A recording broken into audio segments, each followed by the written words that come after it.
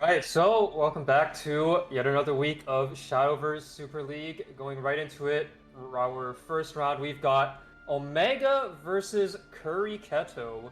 Omega coming in with the signature Dragoncraft, and Haven versus Kuri's Abyss and Sword. So, four different classes here already. And I'm joined by Aeary, who is new to our casting team. Hey, Aery, why don't you say something about yourself? Well, seemingly unlike the rest of this group, I'm also new to Shadowverse. I never played the original, so I feel like I have a couple of years of, well, I'm not sure, experience or baggage to catch up on. But I'll try to keep up as best I can. I think I've played all of these factions this expansion so far. So at least these four I have a pretty good grasp on. I think they're all pretty fun. Yeah, fun is certainly one way to describe Haven. What? This Omega's version is the Storm Haven, which certainly does go a little bit further on that fun scale. We've got the main U as a This is classic, the the Rune Killer one. card. This is what I played Yeah. throughout all of the base set for Haven. I love this deck. Agnes is such a cool card, and I'm really glad to see someone brought this, because I think this is by far the more enjoyable version of Haven. Yeah, Agnes, being able to just hit your opponent in the face and potentially clear a thing essentially for free can be a really nice play proactively. And then similarly for Omega's Dragoncraft, Forte is in there. Not a typical card that you Mm. see on every Fenny list, but he clearly likes going face, so it does suit him very well. Forte is a favorite of his, and so hopefully he's I, gonna be able to drag face a lot today. yes, this is really interesting. I've played a lot of Dragon in the base set, and it's funny to me how Forte was such an incredibly powerful card, and now she's relegated to not even being common in these decks. I think it's just lists are a bit more both offensive and defensive, so it's both harder to just ignore the board and go face, and also to break through enemy wards sometimes. But I think this list with three Fennies is pretty compelling. Yeah, three Yeah. Twilights. Yeah, and cutting a little bit down on the number of Genesis Dragons, although I guess some players were cutting down on Genesis Dragons a little bit anyway, because he is a little bit clunky. But still a Oh, large amount of Storm. Only two Liu Fangs though, so having a little bit less ramp, but perhaps some huh. better, slightly on-curve plays for Omega. And then on Curry's Yeah. side, we have the classic. I was about to say aggro abyss, but it's more like a mid abyss that has one drops. It's got the barrel, and of course Excella. But then we've also got triple So Karen, Charon in one this of list is Undead going to be Soldier, pulling Vuela and the Rotting Zombies with her super. with her So super. strange Yeah, targets. yeah, and the Reanimate 2 can definitely be hitting these Fildows or the barrels, and either of those could be pretty decent Reanimate targets. Barrel, of course, has Yeah, the Heal 5 as an evolve effect, so that can be pretty clutch when Omega's trying to true, drag yeah. face. Yeah. Beryl and Filled Out were pretty great. I think Charon into Filled Out Evo is such a Yeah, Karen powerful Fildow turn. Evo is really, really strong for sure. And the double This is a really cool 4/4 deck that bodies. has the like aggro package, but it has sort of more of a curve to it. Like Cerberus, I think, is a really strong finisher. This deck definitely doesn't automatically concede if your opponent plays like a Salefa. I think that makes it a bit more compelling to me. Yeah, yeah, absolutely. Aggro Abyss typically has some really strong combo damage output from hand, perhaps with the Crypt on board, on its Super Evo turns. And this deck can sort of go a little bit later than that, looking for the Serb Super Evo, so maybe not necessarily Super Evoing every single turn. There is a little bit more flexibility there. The Undead Soldier, of course, is there as just a proactive on-board play, and then lastly, Kuri's sword list. It is a fairly standard and very scary nonetheless aggro sword, although with no centaur. What do you think about that one? I don't think Centaur is very common at all, but I think the two tentacles is pretty interesting. That's the card that choice that stands out to me here. I think that's pretty rare. I Hmm. went through all the data that was compiled of the lists that were brought to the open tournament, and it's arranged in such a great way. You can see exactly how common every like number of cards in each archetype is, and two tentacles was like super uncommon. So that's the choice here that really stands out to me. But 3 Quick Blade is definitely, you're right, leans towards sort of a more aggressive style, but not really too committed. This is pretty sort of standard mid-range. I guess even like just in general, Quick Blader is good with like Zirconia, Gildaria, can push a little bit of extra damage for an Odin or Albert. I think this looks pretty solid. Yeah, yeah. The Quick Blader in all kinds of these sword lists has a lot of combo potential. He's not just like a 1-1 with Storm, although of course against Force, for example, turn 1 Quick Blader can potentially end up pushing a lot of damage. But on turn 5 going first with Zirconia, he's pretty good. In combination with Gildaria, as you mentioned, just being an extra 1 play point follower that you can play out to ping efficiently with Gildaria effect one more time can be really clutch. And of course, like the very toxic play of the turn 10 Albert plus Quick Blader for 13 damage can come up occasionally as well. I guess, yeah, the existence of Quick Blader means that player 1 with Zirconia is a lot better than it normally would be, because I think player 1 it's sort of so awkward on like turn 4. But with this Quick Blader, you can at least go Zirconia, Quick Blader, Evo, which is definitely a lot better than what you'd normally have access to. I think notably this deck has no Prim, so Rose will always draw something that gives it damage to proc its effect, which I think is like one of the main trade-offs you have to decide in this list. And they've clearly gone for the more aggressive Rose one. Yeah, and going straight into it, we've got Omega on Haven against Kuri's Sword. Now this matchup, normally most of the time when you see this, it's like Lord Haven, which is where Sword is going to be pretty favored. I do think Sword is pretty good into Stormhaven as well, but we do already see some pretty good card draw, the Salafa and the Unholy Vessel in Omega's hand, so the board control tools already showing up there.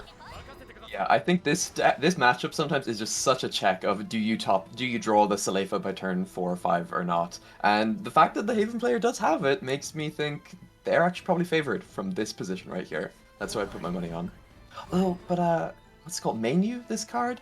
That's an interest. I actually missed that this was in the deck earlier.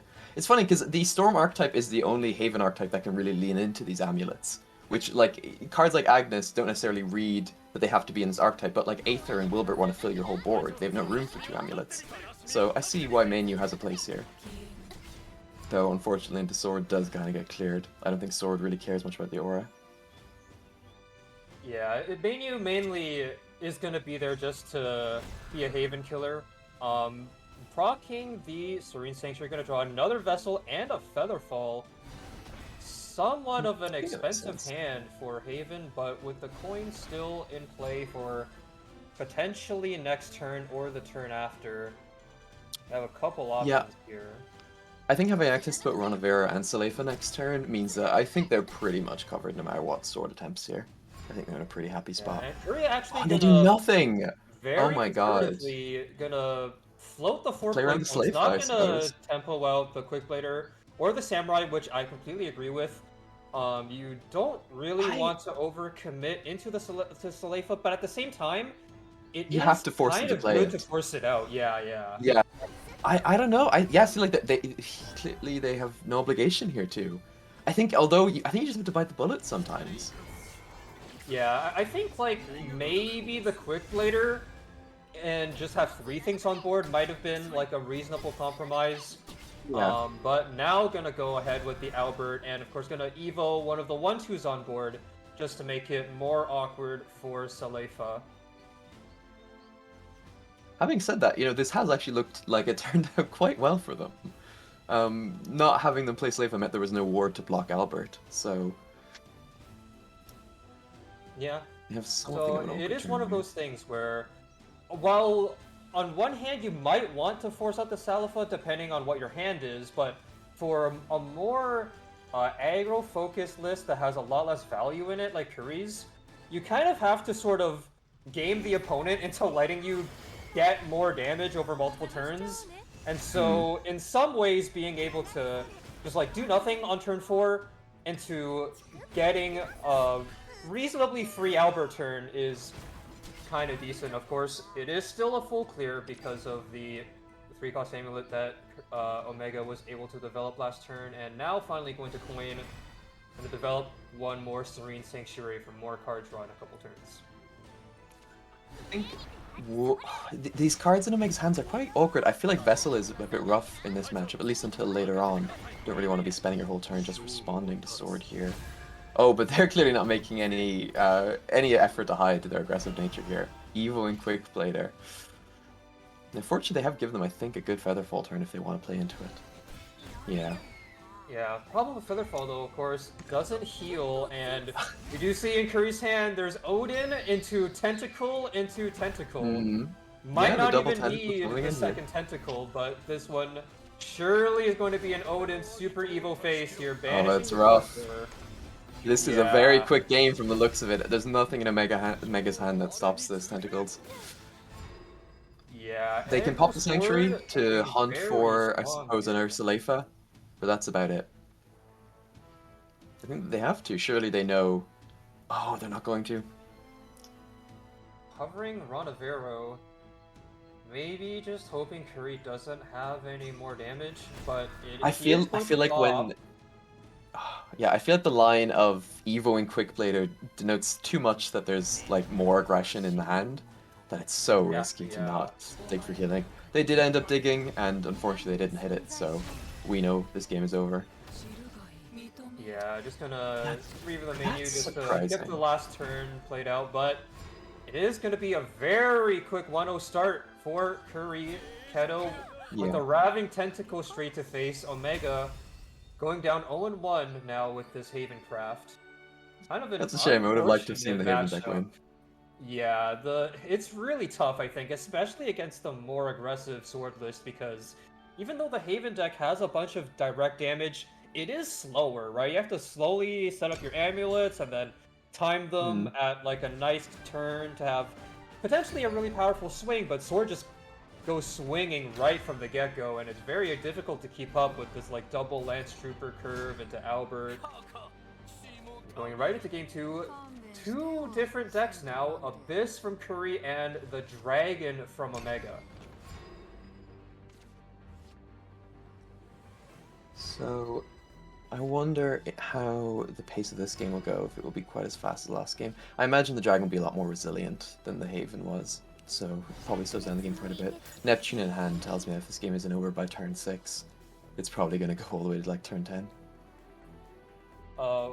It could be possible, but there is no ramp in Omega's hand. He did cut one Liu Fang in this list, so only two of that 4-cost ramp card, so there's slightly less ramp to top deck in this list. Kuri actually gonna open the Soiree and hold on to the Skeleton. Probably planning some other use for it. Doesn't value playing out the 1-1 at this moment because Also, she didn't value knows playing the... Beryl on curve. I guess didn't want to get it value traded by Feline. But Yeah, another it's barrel being hard to drawn now. see it going to be better. I guess she really wants to play out the Rotting Zombie on 3, that's the idea. This trades pretty Yeah. well into the Feline with Bane, so makes sense. And knowing that there are the 2-2 rushes in the deck, playing out the 1-1 was very likely to not have any value, so pretty reasonable I plays think, so far, I would say, from Kuri. yeah. Already, I think the playing of Soiree into the zombie probably telegraphs that this is a somewhat slower Abyss deck, but given the nature of the deck, I think it's probably not happy to have 0 damage on face at this stage. Because while And it here's did a skew a little barrel later. 3 Evo to heal back up to 17 to undo some of this self-inflicted damage here. Now, as you were saying, the Soiree kind of telegraphs that it's more mid-range or potentially a control strategy, but now double barrel coming out must be a little bit surprising for Omega. Yeah, for sure. At least this Merman does clear, but I suppose they're probably happy with that trade. Yeah, it does clear, but not going to leave much on the board. Just going to be a 2-1 at the end after this full clear. So, honestly, Kuri's still in a really good position to make a proactive play again here. Yeah, but I feel like of these two decks, surely you favor the Dragon in this board state, where it's turn 6 and they're still full health. Even though they haven't run into I any would ramp. definitely agree with that one. But Kuri is going to start trying to put on the pressure now. Gonna normal Evo the Lesser Mummy to face. Now slightly ahead of Dragon in health total, but as you said, it's turn 6 now, and this is relatively healthy for Dragon.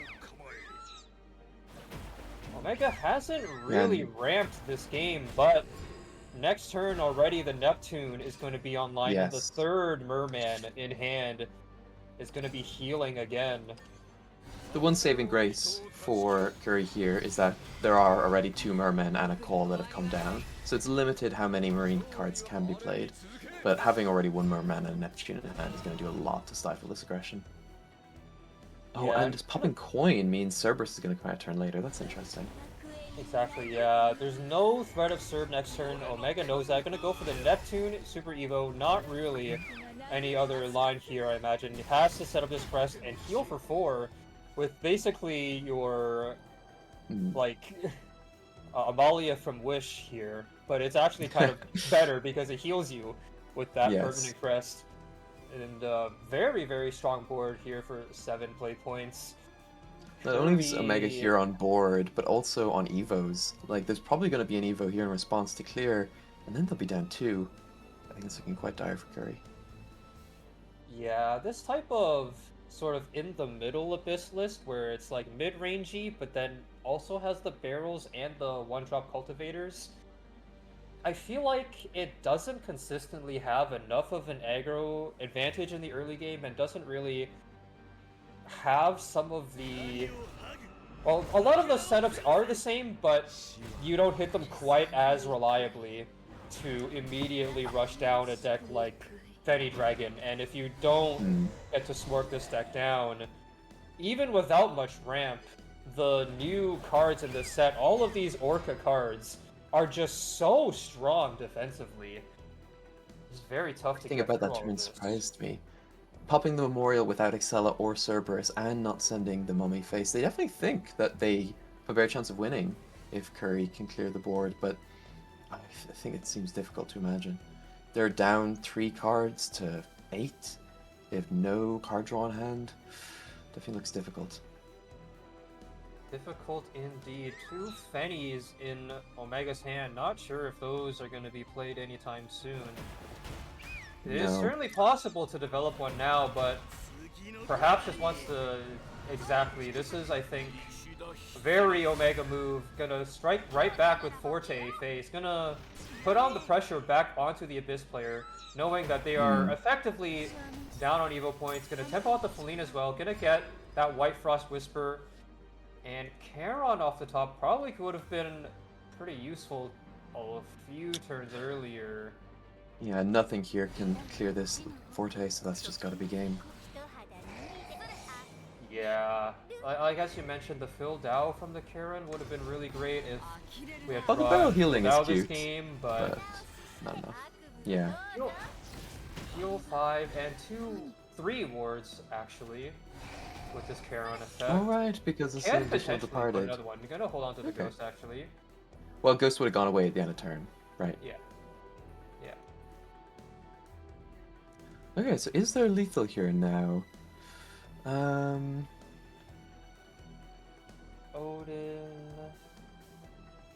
Odin doesn't really pair with much else.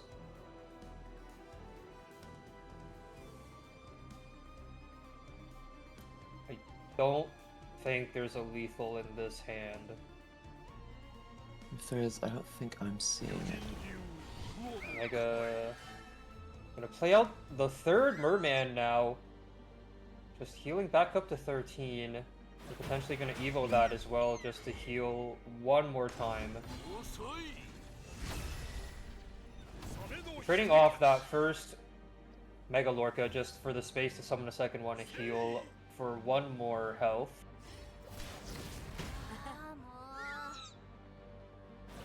Couple value trades here. I wonder if they spend White Frost Whisper just to worsen Kuri's hand. Or if they would rather Golden Oak for healing. Oh, we're gonna send all face. And then gonna increase the cost! Oh, interesting play. I think knowing that Kuri has a Ghost in hand, I think that's probably a pretty strong option. Yeah, yeah. The 2-cost Ghost is gonna be very, very difficult to use. Of course, the Excella combos are just not gonna be very feasible here. Cerberus is still playable, but with no evil points, there's not much the She only Cerb can do, and of course represents there is 4 still no damage. way to get rid of this Forte. Kuri gonna actually go out on her own terms there with the Excella. Yeah. Omega striking back, bringing it back to 1-1, taking a win with his signature Dragoncraft, and now the Game 3 decider are going to be Stormhaven versus this aggressive mid-range Abyss. This is a So far we've matchup that had you don't see every day. no. So far we've had 2 relatively quick games, and given the aggressive nature of both these lists, I can only imagine saying will be true here.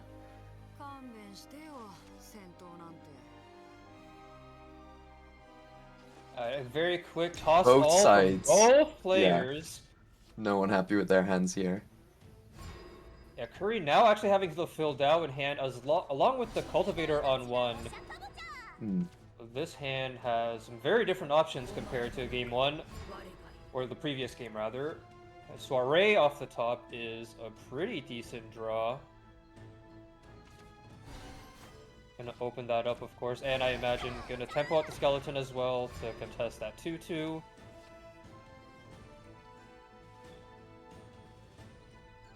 Interesting, no effort made here to clear the menu. Could potentially have been a problem if Omega's hand was a little better. They don't necessarily know whether or not they run buffs for it. And they had an opportunity to clear it with Malice into Ghost, but clearly valuing the face damage a little more. Yeah, Very rough it's a hand little here for Omega. weak to immediately go for the clear to use the Ghost that way. I think with this type of aggressive Abyss list, you really want to put the opponent in a situation where they're forced to trade into you.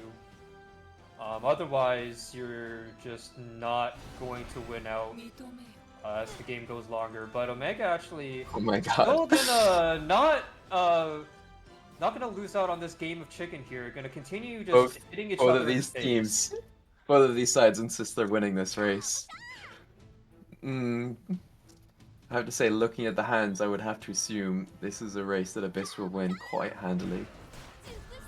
But Kuri so they now have gonna a hand that will decide do a lot to to stabilize. trade in. Perhaps gonna set up for. Yeah, The mummy? probably realizing ahead of the Salefa turn that it's good to minimize your board. Leaving the rotting zombie alive over the others means at least something is resistant to the Salefa. Yeah. And this way, you do actually get double Cultivator back, reviving Oh, yeah. Aaron, so that's pretty good. But if these That's- die, they will overdraw. But I suppose you're probably happy to have a ghost in your hand over just about any other card in your deck. Yeah, these are pseudo Quickbladers, as it were. And we did see how well Kuri did with Quickblader in game 1. Gonna have Yeah, 4 this was a ghosts in hand after really this strong turn. turn from Kuri. This is completely resilient to Salefa. Yeah, these 4/4 bodies are very good. Oh, the Serb burn is pretty bad. Definitely don't want to see that. We use one Ghost to trade. Evo the Lesser Mummy face. Oh, I wonder. I guess it might still be just like coin Odin into Odin. A lot of these Quickbladers coming in. It's still a lot of damage. The burn Serb Oh, wow. doesn't really matter too much if Odin into Odin just ends up ending it next turn with the coin. Yeah, I suppose the playing out the ghost now definitely does telegraph. But they can't Odin next turn, they've just burned their coin. Oh, sorry, they get it back. But yeah, playing out the ghost now definitely telegraphs that they have a plan that's going to take all their mana in the future. So make them probably infer some dangerous cards coming up. Yeah, and kinda deja vu already here for Omega. This Haven deck really struggling against the more aggressive decks here. And this pseudo double aggro lineup from Kuri really showing its worth here against Stormhaven. Being forced to trade immediately with the Rod of Arrow and trade with the 4/4 Storm is not something that you really like to have happen with Stormhaven. Really quick, but that's the game. the Odin coin on turn 6 Super Evil Face is gonna end the game again for Kuri. It just keeps happening to Omega. This Stormhaven deck is just not having the best day. Yeah, not a Kuri strong gonna showing take for it Stormhaven, 2-1 unfortunately. over Omega. It does seem like a Really, deck that folds relatively easily to both aggressive lists and something more mid-rangey lists. It's quite hard, I think, for Stormhaven to eke out a win at the moment. But valiant effort yeah. all the same for Omega. Yeah, valiant effort for sure. Well played to both players. It was a really good showing on the Dragon list for Omega. But the Forte going face and then sort of putting the pressure back onto that pseudo aggro mid abyss, and not trading when he didn't need to, and didn't even ramp, just played on curve dragon and just won out with his very high value followers with the Merman, the Neptune, and then the Forte. No answer from the side of Abyss. But the double aggro decks were just too much for the Stormhaven in the end. Yeah, it did really come down to a mid-range versus aggro matchup 2 games in a row, and both times the mid-range deck was able to out-heal and outlast and win. And then when it came down to the 2 aggro decks left at the end, well, we saw why Abyss is the popular one and Haven is not. Yeah. Code now stepping up to the plate against Omega. Okay, let's Code, see what decks they brought. let us see the decks. As soon as the players are ready. Okay, it is going to be still the Dragon and Haven from Omega with Code. Looks like same decks throughout. Okay, Aggro here. Abyss, this is a much more standard Aggro Abyss. With Yeah, 2 the one of Olivias. Reaper's Death Slash, though, so that's not something I, that you I, see I have been every seeing game. that. 2 Orthrus as well. Probably a little unusual. A pretty Yeah, solid list on the whole, but is I do like the Olivia and the Reaper's Death Slash. I think they probably help shore up some of its matchups. yeah, to Olivia, definitely a good card for Aggro Abyss. Of course, the Mummy Olivia combo is infamous for a reason, and having a little bit of healing in an aggro deck actually goes quite a long way, because a lot of these Hmm. mid-rangey matchups, what they like to do is they try to beat you out on board and then race you by just pushing damage on board, while Aggro Abyss just tries to combo you with big from hand damage on their Super Evo turns. But having a little bit of healing from Olivia can be that difference maker where you're able to set up lethal on your following turn and the opponent doesn't have lethal on board. So it can be very, very powerful, deceivingly powerful. And of course, Code's second deck is going to be the Tempo Forest, the Tempo Roach deck, with 2 of Twin Blade Goblin. What do you think about that card? Oh my gosh, that cannot be in any world legitimate. Surely this has to be a surprise little joke for our opponent. What does the rest of the deck look like here? Nothing quite so standoff. 3 Titania is interesting. It's very tempo forest. God, I would love to see if the Twin Blade can get off a turn, but I struggle to imagine where it'll come up. So this deck does still run 3 Roach, runs 3 Aria, and 3 Titania. That seems... I'm not very familiar with the tempo lists, but 3 of both seems like it's going to have some real stinker draws in the later half of the game. Yeah, it's No always Godwood a Staff. real possibility, especially with Arya, since this type of tempo forest really does rely on that Arya crest effect to give your Fairy Storm.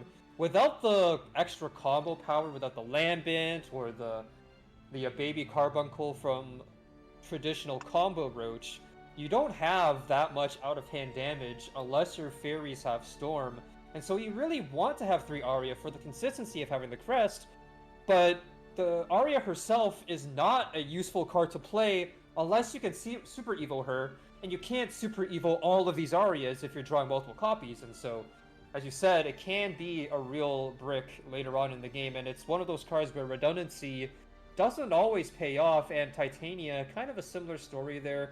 A very strong crest for this deck, especially alongside the Arya and the Olivia, getting so much value from your fairies, but drawing multiple copies of Titania really is just the worst thing in the world. It's kind of just like a 4-cost Lily, if anything, and that's not really something that you want to see.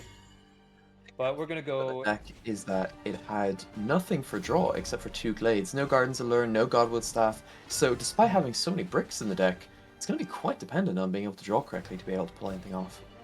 And with a Yeah, Roach, like 3 Roaches but no draw, I think that's going to be... We'll see how it plays out. Yeah, it is pretty common for Tempo Forest to run Roach, but be relatively light on the draws. They generally are not going to be running the Guardian's Allure. That's more of like a pure combo card with the Godwood staff. Glade is still very common. Glade is just a really fantastic card in general, but Yeah, as you I'm said, really Tempo surprised Forest how is they going to deal have to with large boards without Glade, because I don't think that's something the Fairy's particularly strong against. Yeah. You do need Glade to deal with the large boards, but game one going to be Dragon first queued up from Mega against Ko's Aggro Abyss. And Ko curving out pretty well here. The turn 1 Succubus into the turn 2 Winged Servants, and now the Vuela going for a pretty reasonable value trade here. Going to push another 2 damage face. This is already a lot more damage than Kuri was dealing against Dragon. Oh, and to have the Dragon Sign in the face of this board is very scary. There's still another turn yet off being able to Neptune. Oh, I don't know they're going to be able to survive. The Yeah, Merman will do a lot to stabilize here. I suppose they just need to survive that one turn to be able to heal. Here. The Merman being a 5 play point card that just summons 3 2/2 rushes is frankly really insane. This is a very It does good flip card. the whole board here right now. Certainly looks good. It's kind of a Lance Trooper Zirconia in one, if you will, for 5 Yeah. play points. I don't think that Code could have asked for a better start to this game, but at this stage right now, Neptune about to drop with another Neptune right about to follow it up, and that second Neptune being able to Super Evo, looking dire. I suppose the one saving grace here is that there's nothing else really too strong to follow that up. There's 2 Fennies, but those alone aren't going to win you the game. In fact, they're going to do nothing to stabilize against Abyss. So, we'll have to see if Code can pull it out over the next couple of turns. Yeah, hovering the Shadow Crypt Memorial here, potentially thinking about setting it up, but there's really, of course, no real way to deal with this board against decks like Sword and Dragon, apparently, that make these really strong mid-game boards on the first Evo turn. It's so important to have Aragavi. It feels like a lot of these matchups are very consistently just an Aragavi check, and it's also why a lot of Aggro Abyssalists are playing Apollo at 1 or 2 copies. We saw Orthrus as well. Very useful in situations like this, and actually gonna just ignore the entire board, leaving I was going to suggest 11 this exact damage. line because otherwise, how do you play around Neptune, right? By removing the board space. I think your only out from this board is to be able to leave nothing behind for the enemy's units to crash into, because he can't heal here at all. And so it's very possible for him to just die here, right? He's about to... Mummy's 4 damage, the Ghost on board are 2 more. If he can just get slightly more damage and push through this ward, it'll be enough to win. Yeah, I think I respect this line, currently... but... Well, she was 1 damage off from hand, but the Neptune, just for the 5/5 ward, gonna actually be very annoying now for Code to deal with. Can't really push any of these Storm Followers through.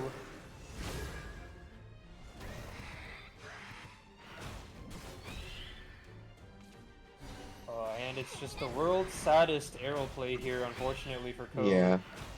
There's not even any net health being profited here. You have to pop your Memorial, otherwise, no, you're just super dead on board. That's game. Wow, that one Merman completely flips the game. Yeah, and 1 Merman, honestly, it's all you need for Dragon. Honestly, like, sometimes you do need to have exactly ramp on turn 3 into Merman on turn 4. But if you hit, you hit, and that is very convincing game there for Omega. It's an Aragavi check, and unfortunately, Code did not have the Aragavi, also does not run Apollo, didn't draw the Orthos either, so no way to answer given that that board. Given Code was out of cards practically in hand by the end of that game, I'm not sure she could have done much else to play around it better. I liked the line of just leaving no board and trying to go face to play to your outs, but in retrospect it's still lost to Neptune, so I don't know that it was necessarily even too much better. Yeah, really. Yeah, here we'll now get to see the Tempo Forest. Tempo Forest now, okay, Fae being drawn here is pretty good. Code only plays 2 copies of the Fae, as the card can be a little bit of a brick. But to have it in your hand this early, especially going second, a lot of possibilities for a really strong Fae turn, especially against a deck like Stormhaven, which doesn't necessarily contest you on board very well on these early turns. It's interesting to see that with Grimnir active here, if they can survive long enough to get to supers and not be in too dire of a position, they will have a very good answer to all of these fairies, even if they're buffs, as we see with Twinkletoes, but it's quite a ways off. Oh, and Complete no passive playable turn. cards for Half their Omega. health gone in an instant. It's the power This of the poor Haven deck. Twinkletoes. The coin Twinkletoe on 3 into just a ton of damage here. Code also going to pass it back. Nothing really meaningful to play out on this turn. And I suppose does the expect inability to play anything telegraphs that there are high cost cards like Sleifa in hand, so not overcommitting makes some sense. Yeah, and Sleifa is going to be the best answer here for Omega to have, but is it too little too late? 12 HP is really scary if this was almost any other aggressive deck, but with Tempo Forest, it's not quite an aggro deck, it's also not a combo deck. It's kind of just somewhere in between, and really is going to be dependent on this next Glade draw on Code's following turn to see whether we can find Aria or Roach or something to find more damage with. I think the best follow-up to the first Sleifa was yet another. Question here is, will they statue or... oh, they go for the extra heal and buff. I think that's a little more vulnerable to something like Titania, but it definitely puts you in a more healthy position. I suppose they figure that if they can survive this onslaught, they'll be in an advantageous position. They'll certainly win a card advantage given the 2 Olivias in hand. Yeah, We're now into the point where Grimnir is active. He will win out on the value game. Agnes and this is a very good Agnes turn. Able to not... clear out this Glade Ango face. Yeah, Agnes is pretty good here.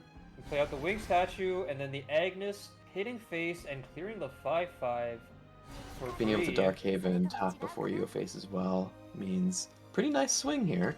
It's exactly what I think Omega would want. The deck is finally getting to do with its design plan.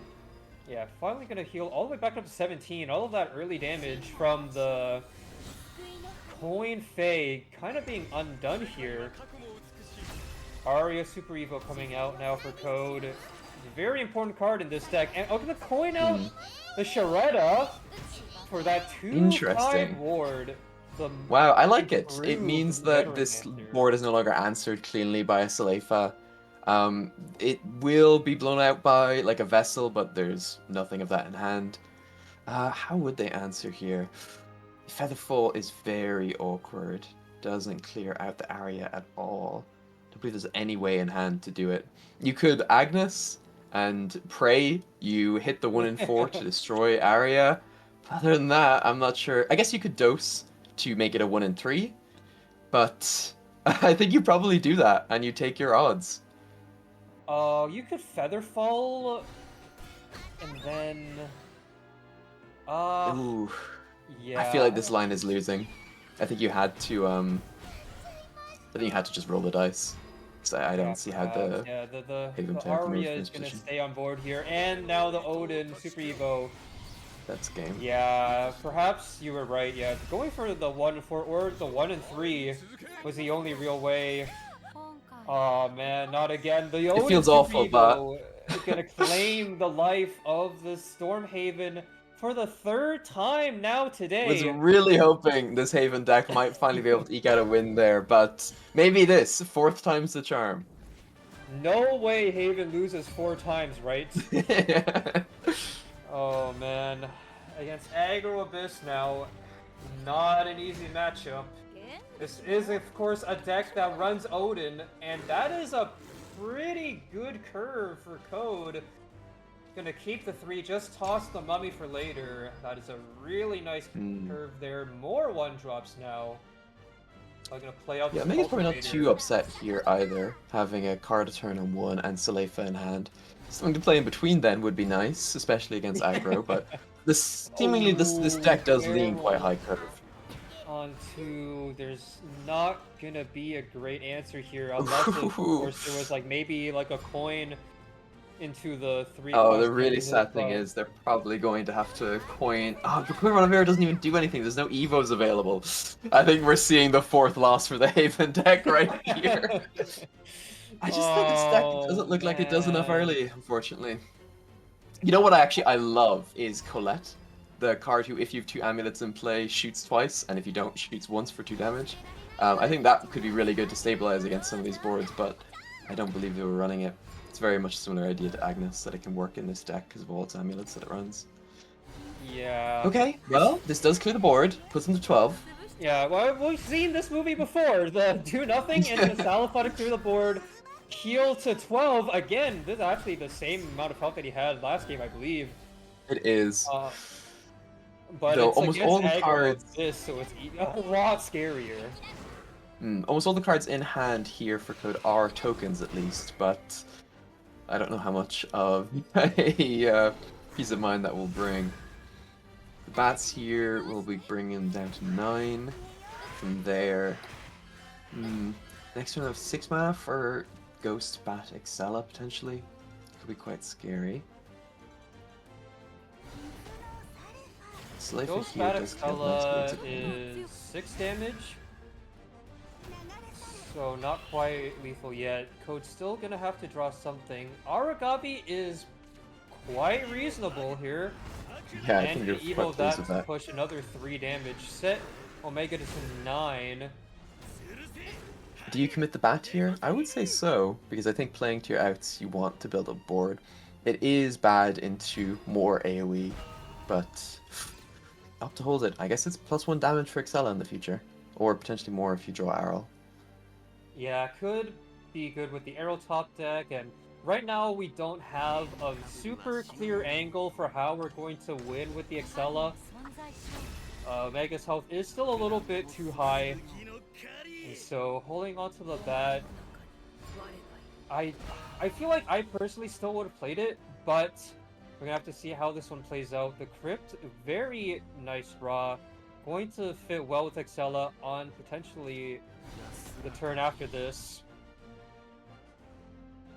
And maybe just the barrel Super Evo to clear out the main U so that we don't immediately pass away on board here. The heal 5 coming in kind of clutch. Suddenly And Abyss Field's a little now bit on the back that, foot here. yeah, the Ronavera is a little bit scary, but the heal 5 does make it so Code isn't in any immediate danger at this moment. The Agneses are not great without any amulets. No, in the play. Chalice at least will clear the whole board and leave Ronavero alive since he's supered, so that is an option. Alternatively, I'm not sure what else you would do here. It's a little rough. You could Ronavero again, I suppose. Yeah, I think it's probably Chalice. Chalice Sanctuary, maybe? Yeah, it's the only way to have a clear that isn't completely awful. But at the Maybe it's better at to the main you. Maybe the 2-2 body and an aggro matchup is more important. You need to win very quickly. I don't know that the card draw on this is going to come in time, but we'll see. Yeah, it's a very tough turn. I feel like I suppose having Aggro- Sanctuary Valve enables the Agnes to actually kill something next turn. yeah. Next So turn, long as you don't Zeus coin can- tap the Sanctuary now. Ooh, okay, so you've just eliminated the option to go Avian Statue Agnes next turn to clear something. Which surprises me, but I guess they feel they Okay. really need to dig for healing. Yeah, and this was gonna be the classic Crypt Unfortunately. into Excella lethal for Code, very nicely played, and this Stormhaven deck just can't play the game against these aggro matchups. It does feel like the deck is not putting up any resistance early, unfortunately. There's no real bodies that can allow it to bridge into mid game. But I'm still glad we got to see it play out a little bit. But I think we also got a demonstration of why we don't see it more often. Yeah, not a very popular deck, and for good reason. There are very, very few early drops in this deck, period. Hmm. It's very funny how this dragon deck, with the number of high cost cards that it has, and having sort of a reputation for being a bricky class, was the more consistent of the two by far here in this Yeah. showing. But well played to Code and to Kuri and Omega on the dragon list, of course. That Haven, very, very unfortunate day. Yeah, well But piloted by all. I don't think there yeah, were any like particular mistakes or anything made by any of the players involved. It was yeah. a nice demonstration of Uh, the decks. Yeah, and I think we're gonna wrap that up for this segment. Next up, I believe we're going to have you, Aeary, versus Tejjy, casted by Okay. Code and Autoaim. So I believe we'll be right back in a second, unless we're going straight into your game. I'm not sure. Okay, yeah, we're oops, wrong timer. Okay, we're off. Except for me, I'm talking. Whoops.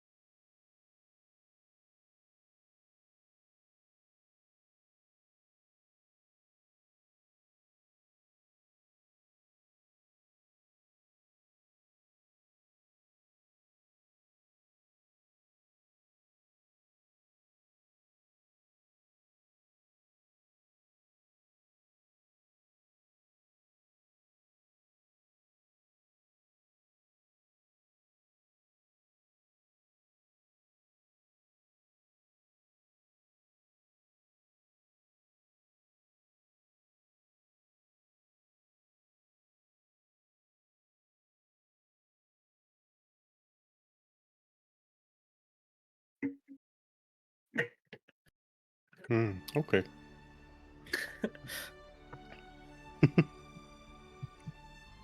Aeary. I don't know how to pronounce her name. Did they say? Uh, Aeary? Oh, okay. I assume Aeary. Yeah. Oh, Aeary versus Tejjy. Okay, okay.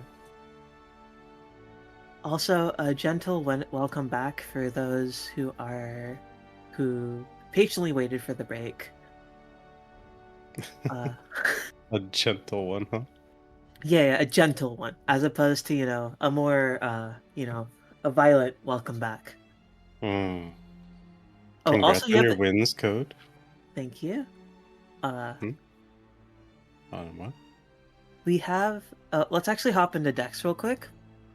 Yeah. Let's start with Aries decks, just to get those out of the way, because he's a newcomer to our SVSL. This looks like a little more of a standard Earth boost. Not very standard. There's William. Oh,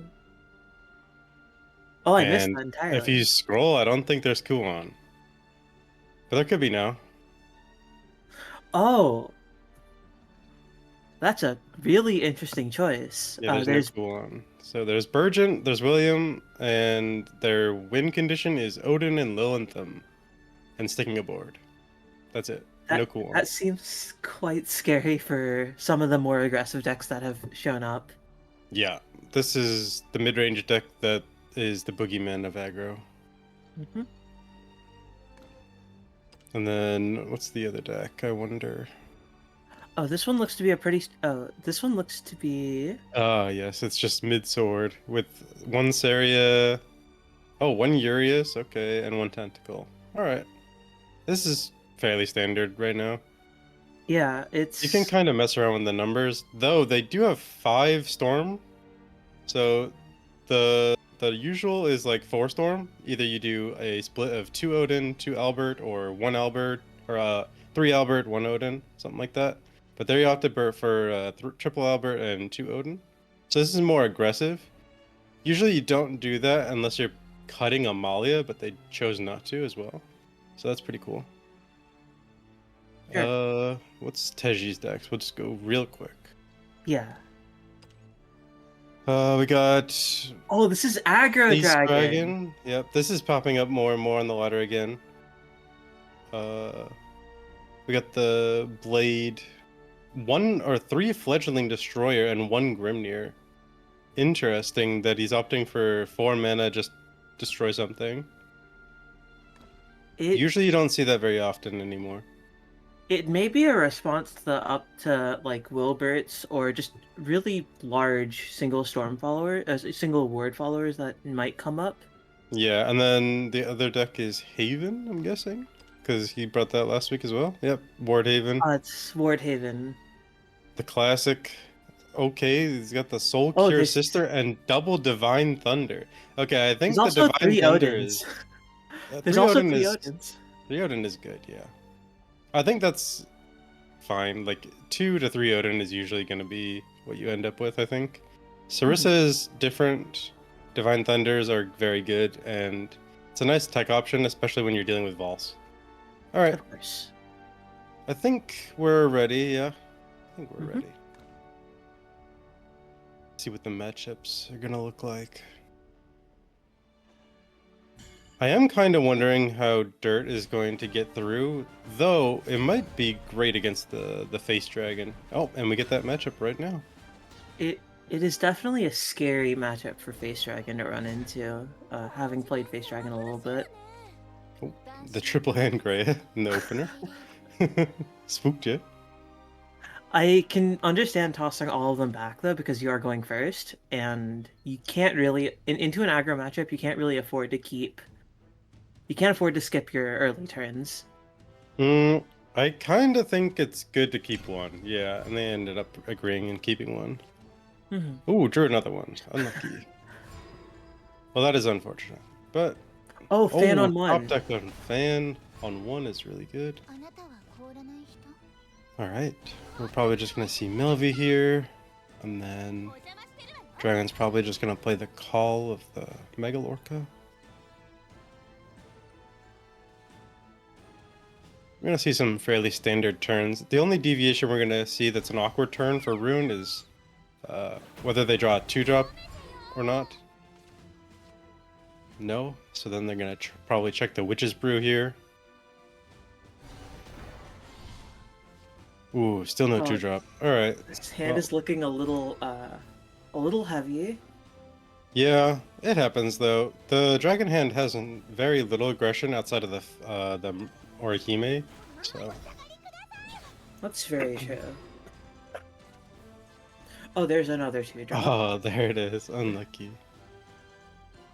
So, probably gonna play this 2-drop, play the Witch's Brew.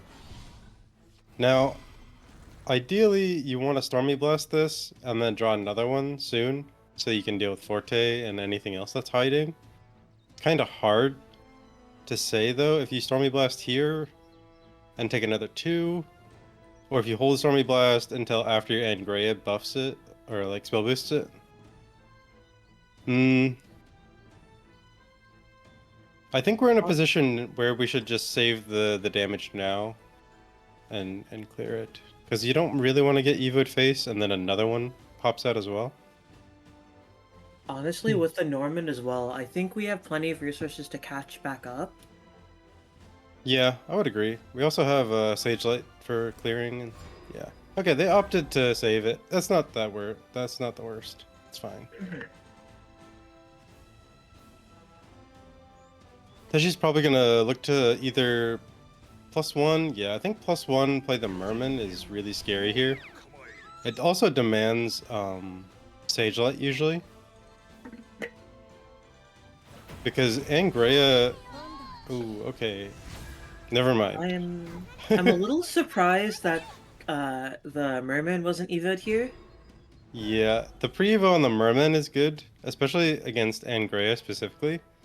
You have a board of 4 and a 5/5, which is kind of annoying. Usually Yeah. Angrea can only clear 3.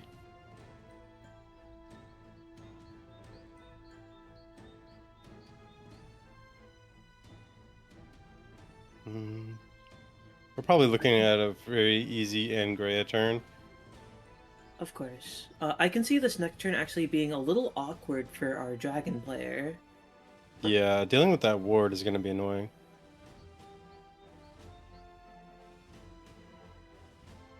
They're just taking their time, deciding if they can get away with playing Burgent here, probably. I like the Angrea play. I think it ends up making the most sense. The one thing I am worried about if a Burgent does happen to come down is actually board locking yourself.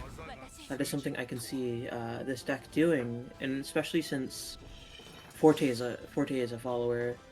Yeah, you can board lock yourself off Forte, that's true. Preserves the HP on Angrea, but board locking versus Angrea doesn't really work when there's Stormy Blast in the hand, so.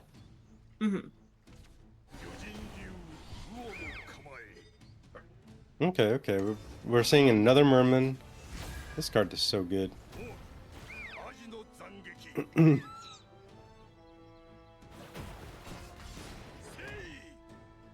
Yeah, we're just gonna do the easy trades. Don't make it difficult on yourself. Just make some tutus. Seems good. The Perfumer top deck shouldn't change any plans for this turn. What are you thinking? I'm thinking there is you just do Anne and Grea and maybe just Evo just to clean up the board a bit. It also denies you a Forte, but you're still a little worried about Odin, which both are in hand. But delaying the Forte is definitely a little helpful since Forte represents 1 more damage. Interesting. I think I'm looking at Burgent here, I think. Oh. I want to save Forte for specific turns where, like, after they've Odin'd. So, I would look at Burgent here, yeah. Okay, I can definitely understand that. Because if they Odin you, that's perfectly fine, right?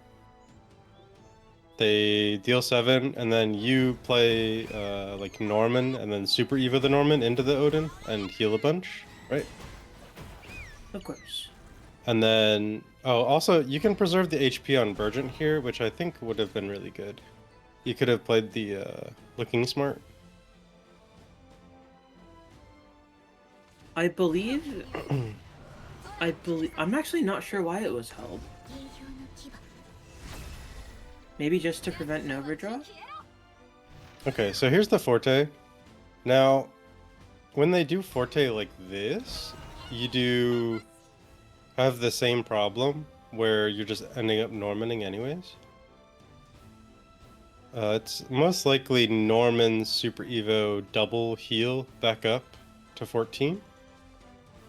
And then throw the Stormy Blast at the Forte.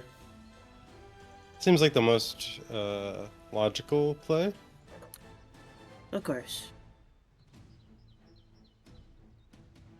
I don't think you have too many options. We need to turn the corner as well, so Super Evoing is fine.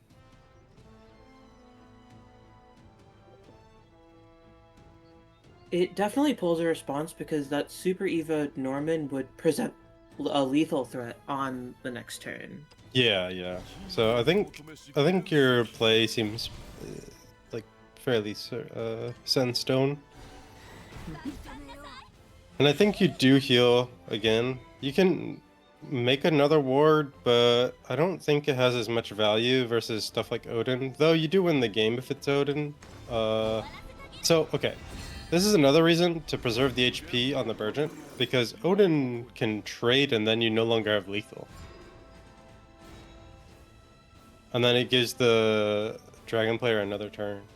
Oh, the fledgling dragon unit actually does hit the Norman from behind the ward, but... That's true. That's really smart. Maybe that's why he's playing it. I actually don't think it's good enough to get him out of this really awkward position that he's in. I think there's like genuine consideration for Odin on the ward, right? And then trade into the 6/4. That damage on the 6/4 now ending up mattering. Yeah. And then you can't even ward on your following turn because the onion takes the board slot. And then you take 12, which is not lethal, on the crackback. And you might actually be able to steal this game, right? Is there any way Dragon can set up another 10 damage? I think it is possible, but that's not the line we're going for. Oh. We're getting a little bit of damage in here.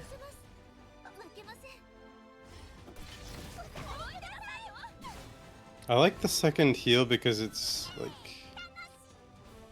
for sure. The Lantern top deck should not change any of your plays here. You absolutely need to heal.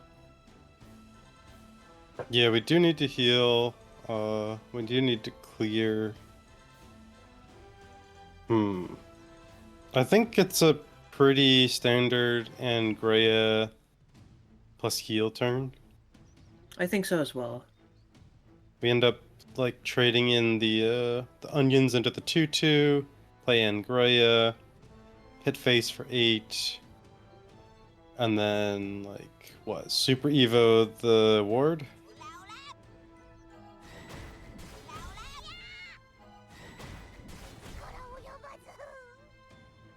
I think Super Evoing the ward is the correct way to go, but I'm not sure that... I'm honestly not sure if there's anything Dragon can do in this position. No, 11's too much, right? It is. Usually you want to get him into the Forte range, especially when you're out of Super Evos. So,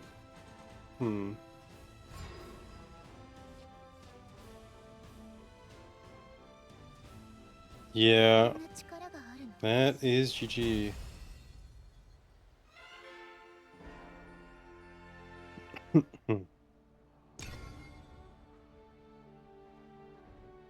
I wonder if it was ever fledgling on the 8/8 and then Orihime's guard into the ward and then Super Evo over the ward. Maybe that's better. You get rid of the 8/8, and then you only take 6 on the crackback, and then maybe you have another turn. But looking at the current game, we've Yeah. got Wardhaven versus mid-range sword. Forward. I tend to think this matchup goes in favor of mid-sword if the mid-sword is prepping for the Wilbert turn. If you make it near impossible to play Wilbert from Haven's side, they cannot beat you. I am convinced. I would be inclined to agree, but this hand looks relatively resource heavy for Tejjy. Yeah. We're drawing a lot of cards. Hopefully we draw Wilbert. Usually people toss everything to get Wilbert, but Tej decided we're just gonna play a bunch of cards that draw cards to hit Wilbert instead. Mm-hmm. The sword player is debating if they want to coin here. I don't think you do. I don't think you +1 play point. Pretty sure we just chill. If you want a +1 play point, you play like you do it on your turn 4 to get the Luminous Magus out or your Rosé. Most likely in this matchup, I don't think you need to do anything like fancy in the early game. I can actually decided- see coin Prim just to have a 3/3 and give you a little early of board lead. It's fine. It just doesn't really do too much, right? Like, it ends up being the same whether you coin now or later, and I usually tend to think that, like, if it ends up being the same, you probably shouldn't have coined. That's fair. Although, we know that Grimnir is the most common turn 3 from Wardhaven, and I guess this lets you set up for 7 damage next turn on Ooh. turn 4. Well, that's unfortunate. Yeah, so, like, okay. My thing is this is the same scenario, right? This is, yes. So coining didn't really end up mattering. If you play the Nonya as a 3/3, it doesn't end up changing anything because Grimnir still can't hit your face anyways. It's kind of small stuff like this, right? Mm-hmm.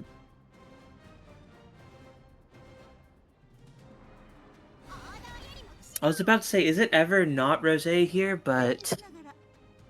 No, I think it's Rosé. I think the debate there is if it's Seria or not, and I think it's very possible to be Seria because we kind of like the idea of Rosé out of draw. Salifa is pretty solid. Also, the Sarissa draw actually makes this next turn a little rougher for Sword. Kind of. Not really, though. Because most of the time it's like Bellringer plus Sarissa, and honestly, she just kind of gets cleared for free. That's true. Especially with like Seria plus the Samurai. You Samurai down the Bellringer, Seria, pings, and then you just Rosé into it, and then you go face. Or you can even do like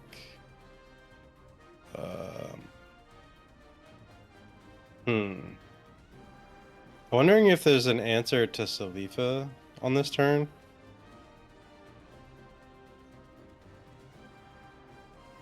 I'm feeling like there's not. The only answer I can personally think of is if you decide to trade in your Nanya. And then I Evo don't... Rosé face? Yeah, that's the only answer I can see. And I'm not a huge fan of it. Yeah. Okay, so we're just giving up our damage this way. Yeah. That trade doesn't work, remember? I think if you do this, you just settle with this board and pass. Yeah, you just get no damage face, I guess? Okay, this was mistrading. That was mistrading. Of course. I think that you should have tried to keep at least the Rosé alive at a 5/4. Not only that, they missed 3 damage, which does get healed by Salifa, right? But it's damage that, like, the previous damage still sticks because Salifa only heals 3. Mm-hmm. Now So- you're either forced to choose between Rosé and Zirconia, because if you don't, Salifa gets to stick on for another turn, and Remember what I said about making Wilbert difficult. We are not making Wilbert difficult right now. This is part of why I think holding the coin, like the +1, is really important. Mhm. Because that turn 2, like, coin out Prim didn't really matter that much.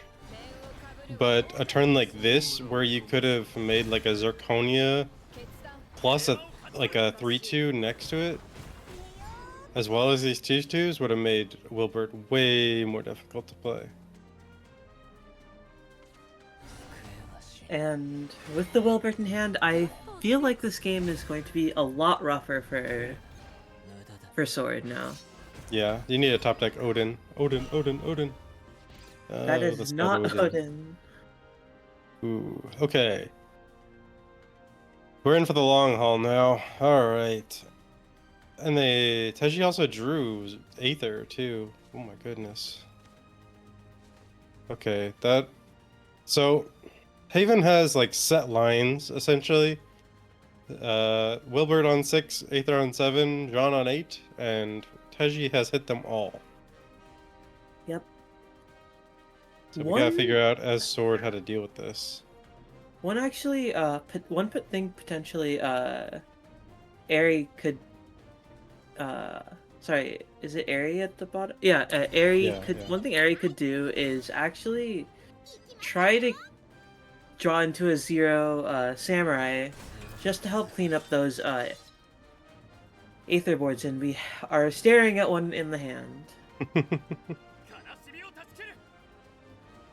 I think you're trying to set up like a big Gildaria this turn. So you probably do like...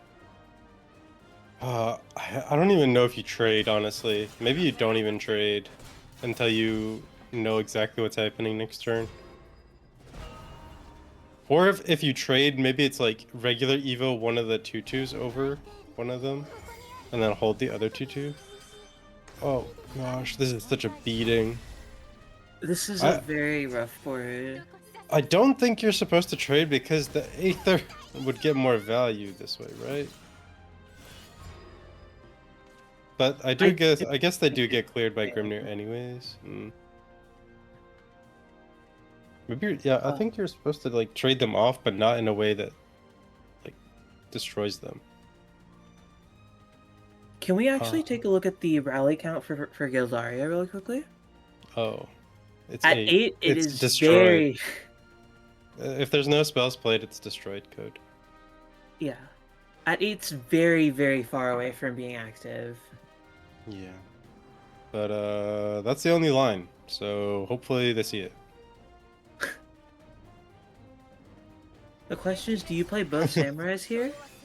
I think it's one samurai and check where everything goes. Because I'm pretty sure you're not supposed to clear anything until that Sarissa dies. So make sure the Sarissa dies first. Yeah. So you have to decide. Oh, and both samurais do get used up here. I think both samurais is incorrect. I think that should have been a prim. I also think so. Yeah, Given we that- just have a 2/1 Bane that doesn't do anything now, right? Yeah.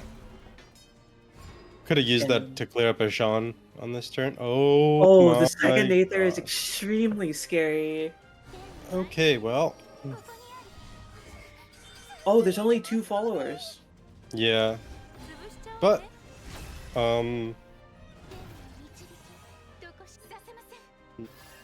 yeah, Grimnir effect is still super good here. Clears everything. Shoom. Odin draw. It's just a little late.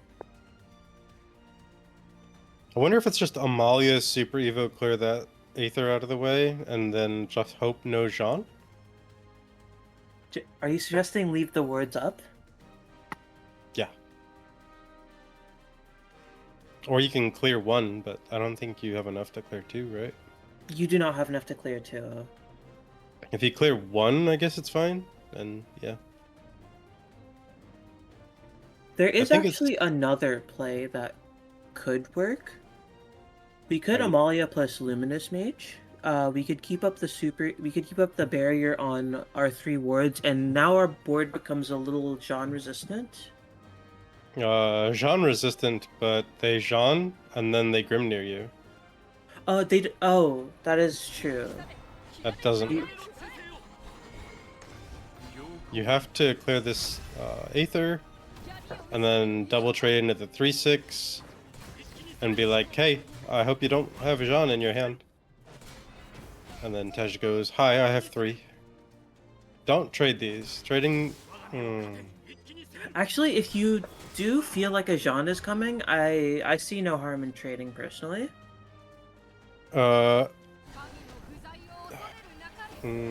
Mainly because they would die to the Jean effect anyways. I don't think you're beating Jean anyway, so you have to hedge against it. That's true. Because Although now you- you're just left with no board as Swordcraft. This board can be cleared by Odin, but you're still very sad about it.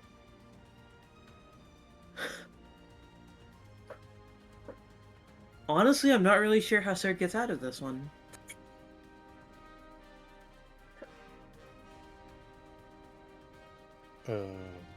We don't. Yeah, we lost our Super Evo. We need to... okay. So, I think we're now in Prage for Gildaria range, so I think we have to Amelia.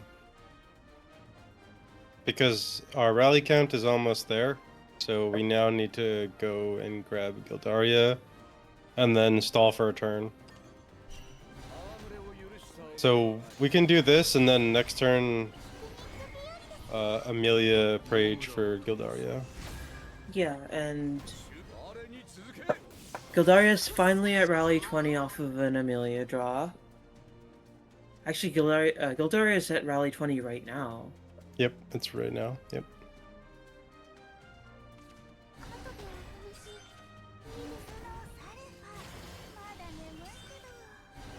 We get to play the Sanctuary and engage it.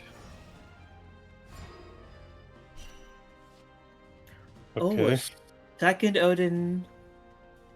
I think you still have to Amelia. I think the game is slowing down enough that we probably just play Nonya, Odin, and trade. But you can do Amelia first. But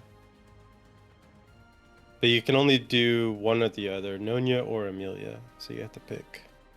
I do think it is Odin and clear, though. Yeah. We cannot leave anything on this board. Anything So I on would the lean board's towards no. Amelia here.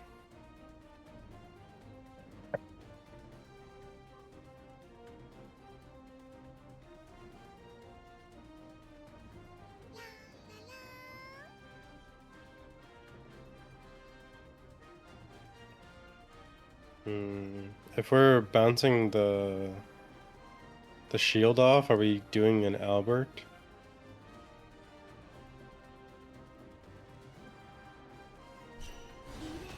Nonya? Nonya plus Odin is the play. Okay, same thing. Doesn't matter which way you trade. Oh, and the Odin top Odin. deck. Oh gosh. Before you play the Odin, though, I think you just pop the draw, see what you get. No, I actually don't think so. I think you just play Odin and play Grimnir. Oh, I don't think you need to see the draw this turn.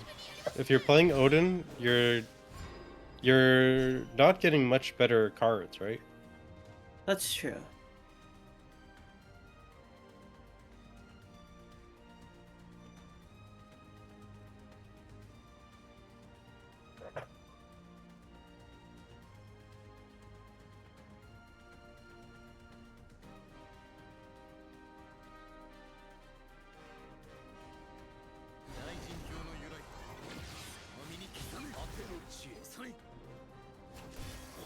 Yeah, it's probably just Albert.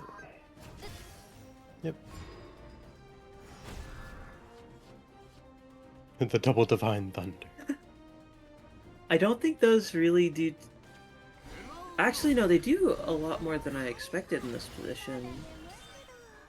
They allow you to set up the card draw, which is, I think, the most important part of this. Oh, and we drew another Vol, and we drew Valse, and we have the divine thunder again.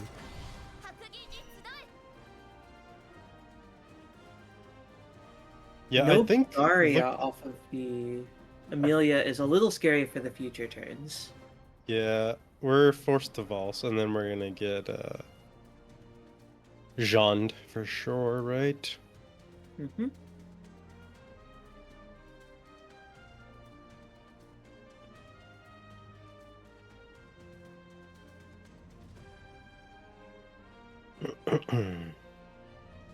Just thinking at the plays. You don't have that many plays. It does like anything you do here is getting Jeaned, most likely. So you might as well clear that 4-5, in my opinion. There's only 12 cards left in the deck. Yeah, it's super likely they have Jean as well. From the sword's perspective.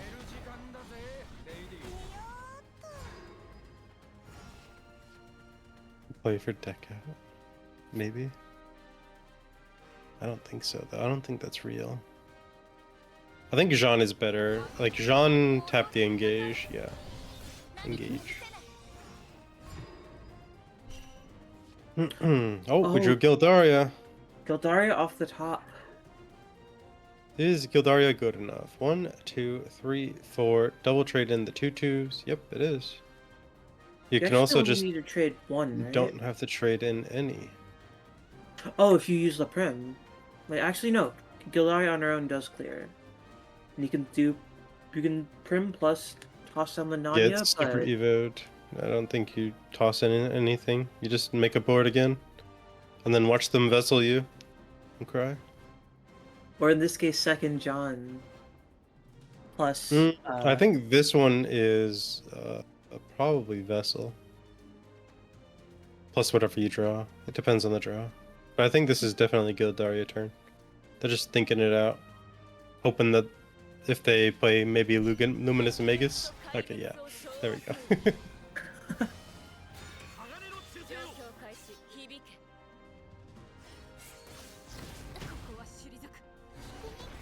Yeah, you can't Jean. You have to vessel this code. But you can Jean and guard. But I don't think that's good enough. The Shredder here, I'm a big fan of this card, honestly. I think it goes in a lot of decks that tend to play for those turn 8, turn 9 games, in my opinion.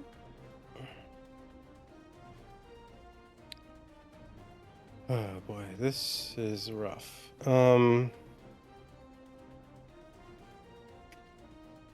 You can actually clear the Shredder with the Lance Trooper plus Nanya, because Nanya is an officer. Lance Trooper plus Nanya, what? And what else? That's 3 damage. Oh, Nanya does not have Bane anymore, actually. It's gotta be, if you want to do the clear, it's either play Albert, and then double trade, which is not good, or you Lance Trooper plus Luminous Magus, and you throw everything in. And your trades have to be trade 1/1, and then trade all the 2/2s. You can still have a 2/2 at the end of it if you toss down the Nanya, but you're actually really sad about the current state of the game. Yeah, we're getting grinded out. And we're sword. And then Nonya. No? Okay. Yeah, this is like really important too, is when they tossed away that samurai for free in the early game, some of these big wards would have been really nice to just catch all with the samurai, you know? Mm-hmm. Now we're in a lot of trouble. Brose does draw That's I believe second Odin. I believe Rose is a really strong draw here Why? because it allows us to clear this Odin and draw, I believe, the last Samurai. It's RNG. It could also be Lance Trooper. Can we look at the number of 2-drops played? It's I actually It's do not more remember if- likely to draw a Lance Trooper. That's true. I also don't remember how many areas we run. Saria, I think it's just one. Okay. I don't think. I think what you're focused on is a little bit niche. The only card that's relevant off of Rose is the Samurai, and it's unlikely to draw it, so we shouldn't play for that until we have to. Also, this may have been a Albert face turn. This is a little bit worried about the third Odin, but you never are beating the third Odin whenever it comes. I think, like, we need to play Jean. Honestly, maybe it was a Wilbert turn. It might have been a Wilbert turn, honestly. Okay, now your Rosé play works, Code, right? Mhm. Because it could be Lance Trooper as well, and Lance Trooper also allows Rosé to clear this Jean. Does that make sense? Yep. I think the play here is Rose plus Lance Trooper. And then hold the 0? Yeah. Yeah, I would agree. Sword might actually be able to stall this out, honestly. Sword might be able to grind this game. There are only 6 more turns left. Or 6 more turns left counting this one. It's like Wilbert and then double Divine Guard? Oh, the Thunder. Ooh, I dislike that. The Amalia top deck here is actually extremely powerful. I wonder.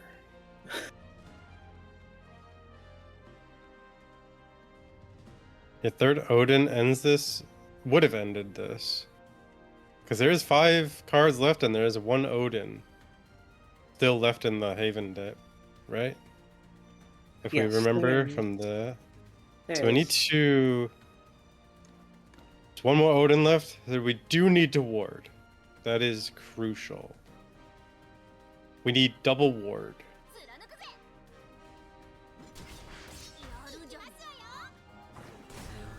What allows us to double ward here? This does not. This does not. Well, no, it does, right? Because of the Oh. Lance Trooper. Oh yes, the Lance Trooper no. also gets No, rushed. no, it doesn't. No, it doesn't. We Oh. only have 1 ward. We lose to top deck Odin. We lose to top deck Odin. No, We lose to no. we I lose think we're to the actually supposed to 20%. trade off our Rose. I'm pretty sure we're supposed to trade her off. Oh, there's no my Odin gosh. here. Oh. Oh. But we're still staring at that clock. Okay. So, if you are a Haven here, do you play the vessel and then pass? I think you do. I think you're literally supposed to vessel and pass. Just to set up Oh, Urius! the Urius play. It doesn't Keeps you help alive. us. Oh, It, no, it it beats doesn't. Odin. It beats Odin. Right? No, No, because no, you it have- doesn't. you have Yeah, the amulet. Haven, the Dark Haven. Oh, There's no. that's not Odin. Oh no. But this Urius does get cleared with Soul Cure plus Divine Guard. Yep. Divine Guard. And then Sharetta plus the buff from the Dark Haven. Just give it to like a knight, I think. Mm-hmm. Actually, At do this you give it point- to a knight? No, no, no. You give it to the Soul Cure sister. Make her 5 attack. Yeah. And is That it ever way just she can clear Amalia like pass? It is. But so you give it to the Sulkier sister there because 5 damage means 1 buff is lethal without drawing the Odin. And that way, if you draw like a way to clear the board, you can use the Odin to clear the board instead, right? And then have 6 damage still. I actually think even with the Amalia top deck, you are dead to Odin. Yes, we're still dead to Odin. Actually, yeah, since there's a Divine Guard in hand. Even without Divine Guard, right? No, no, because we'd only no, have you're 5 right. damage. We'd Yeah, only have you 5 only damage. 5. It's only 5. It would have been 6 if you buffed the Sulkier, like I said. Wait, is Albert good? Albert leaves you dead to Odin. This is another reason to buff the Sulkier sister, by the way, so that Albert can't do this. It's now a 1 in 3, and back hit! in. Yes! Holy. Bottom 3, last Odin. Alright. Congrats to Tejjy. And we can go to a game 3. That struggle of a game. We can go to a game 3. It's Dragon. It's Dragon versus Sword, and in my experience, Sword has a relatively strong handle on this matchup, unless Dragon can run away with it.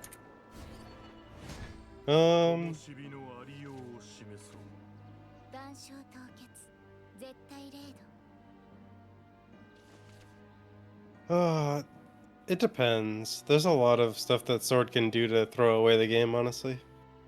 That's true.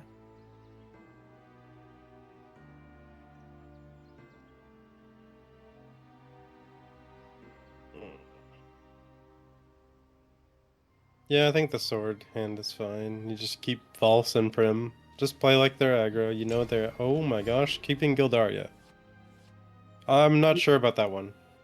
I think the only reason you keep Gildaria is to potentially coin on 5, but that seems way too slow for going second in this matchup. Yeah, I don't think that's... Okay, we're doing this again? Alright. I'm actually not sure why we kept the Gildaria for coining here. I'm not sure. I think a lot of Sword players may be getting baited into this line. You're not leaving yourself very flexible, which Sword isn't a very flexible class to begin with. So using the coin properly is quite important.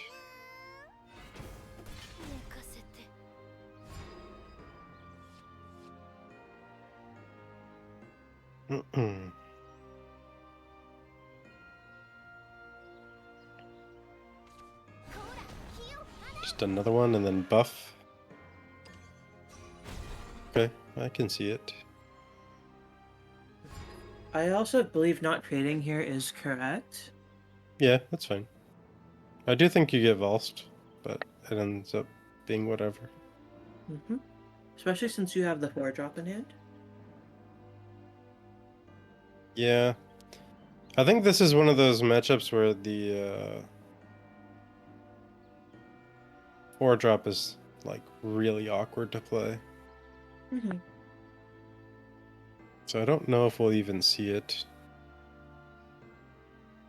We might just see like a buff on the 1/1 and then trade it in and then play Apollo from the dragon side.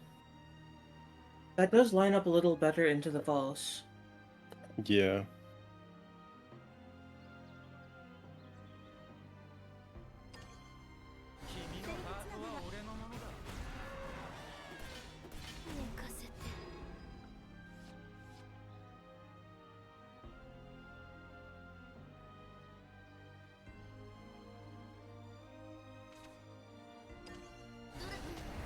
Okay, ends up playing the 4/4 just because it's hard to play. Makes sense.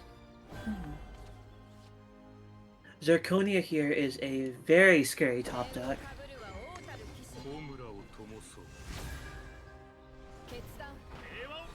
Thankfully, Dragon has the Apollo in response, but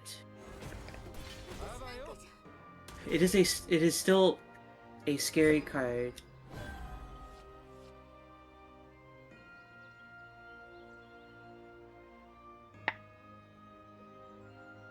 Yeah, this is definitely an Apollo turn, I think. It would have been nice to have a 2-drop. The Merman is not good enough, I don't think. I think you want the Merman to... yeah. Mhm. Uh, I also think you just toss the buff on the... toss the... Do you ever toss the buff onto the 1/1 and then trade the 1/1? And then toss the buff onto Apollo? That's one way of being mana efficient, but I don't think it's actually good enough. I don't think it's good enough And why not? because I think Sword actually on turn 5 lacks ways to interact with this 2/2. And we're seeing it right now that this 2/2 is probably just going to get to swing face another time.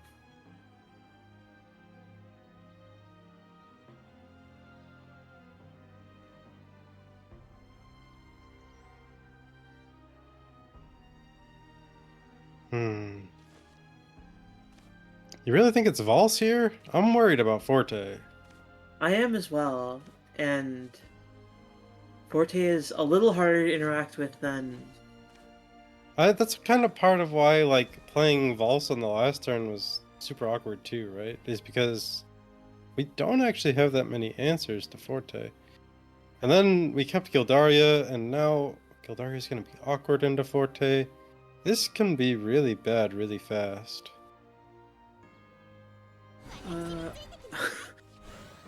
This can get really bad really fast, Code. Oh, this is already really bad, really fast. You have to really pre-evo that Rose, by the way. You can't do this. This doesn't work. This actually just loses you the game. We are in a really scary spot right now. We're about to take 9. Help.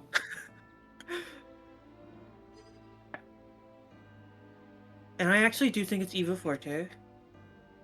Yeah, Just because Gildaria Gildaria does is a clear card. this, at least. Gildaria clears this at least, thankfully. Now it doesn't, actually. Yeah, it does. Oh wait, no, Does no, not. you don't actually have the board slots to clear You it. do not have the board slots. Ugh. You have to Valse last turn, right? No, you can't Valse. No, this doesn't work. None of these lines work. You have to Valse now. I hate this. Why didn't we set up something?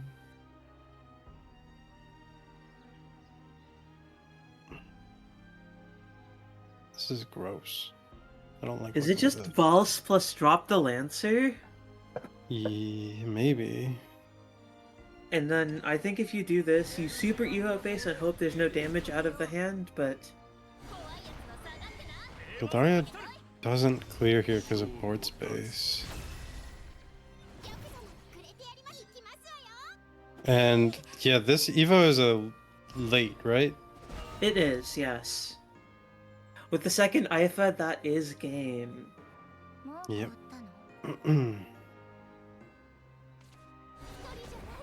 That's really funny. Mhm.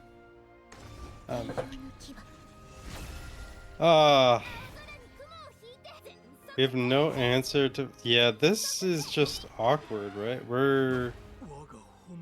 There had to be a different line from Sword, especially keeping Gildaria. Seems like if you're not coining Gildaria out, I think that's a mistake. Mm-hmm. Especially for keeping it.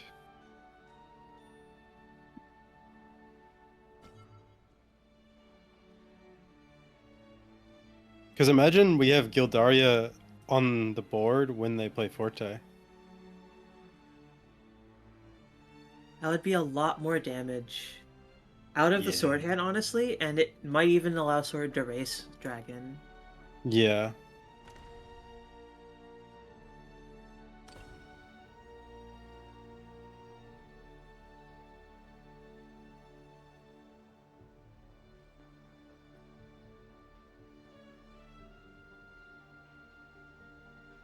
All right. What's our next matchup? We We got actually have Aeary versus Noire coming up. Aeary versus Noire.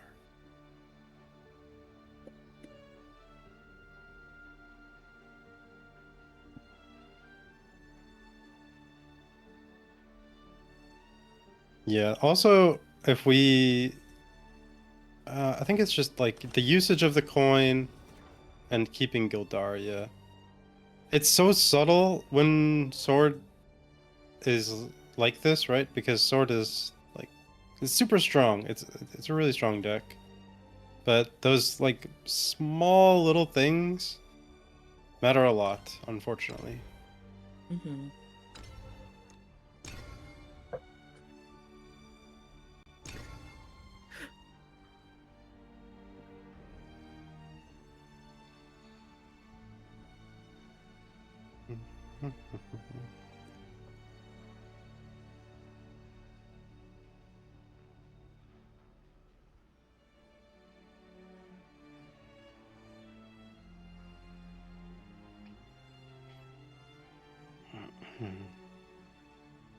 Just waiting for Noire to join. Mm-hmm. We'll check out Noire's decks. I don't assume that Aery's changing decks, but maybe. We'll just tap them real quick, check if they changed, and then we'll go to Noire's decks. Alright, Noire's joined the lobby.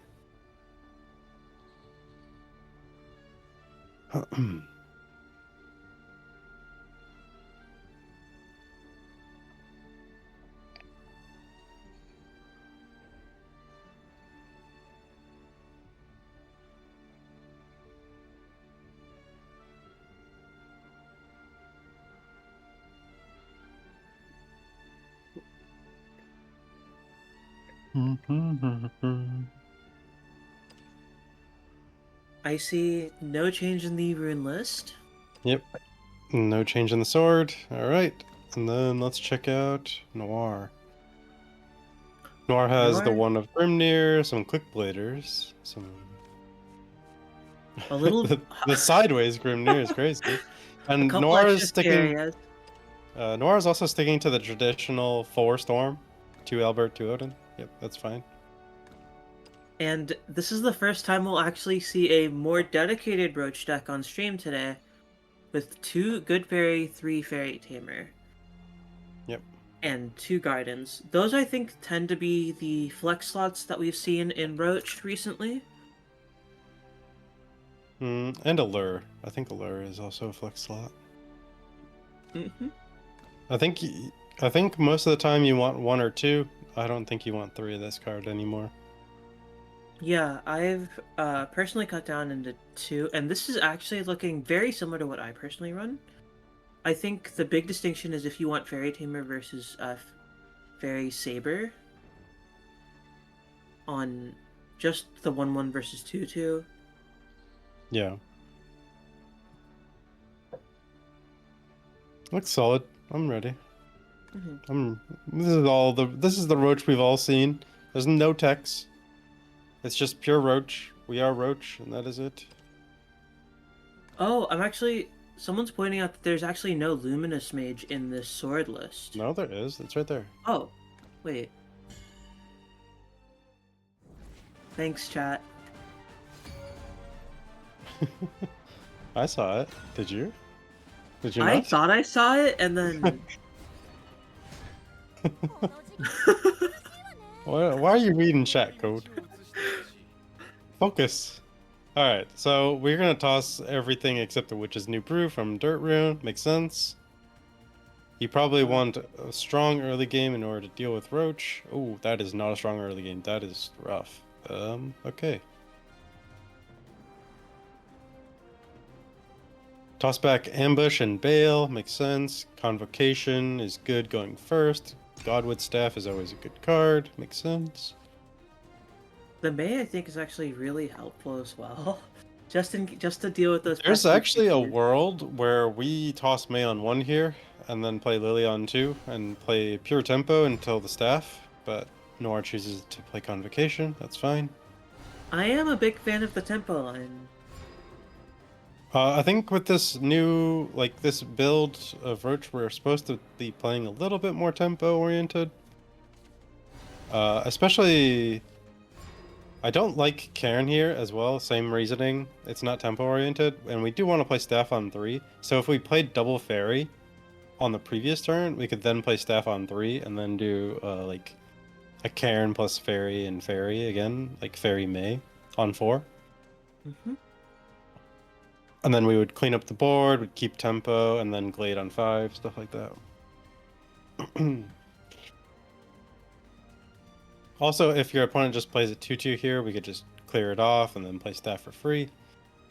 Essentially, you really need the chip damage as Dirt Rune in this matchup, but if the forest doesn't give it to you, then it's kind of a struggle. I think this turn is just a staff setup, and Yeah, which is part of why Fairy Fairy last turn was really good, right? Mm-hmm.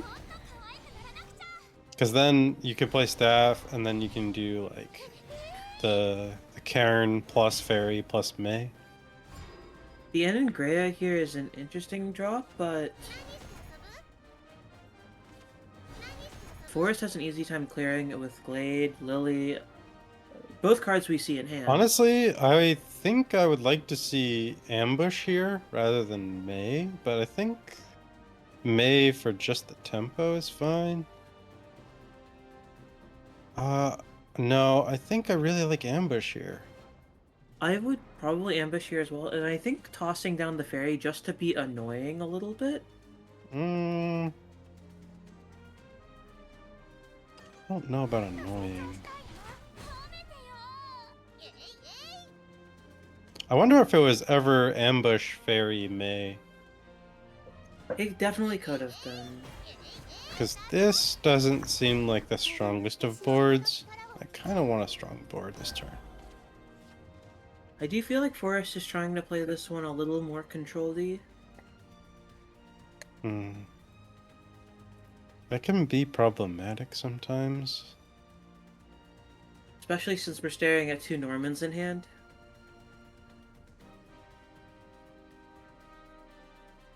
Just because we're not... I mean, face damage is kind of fake if the rune player heals a lot, but... what can you do?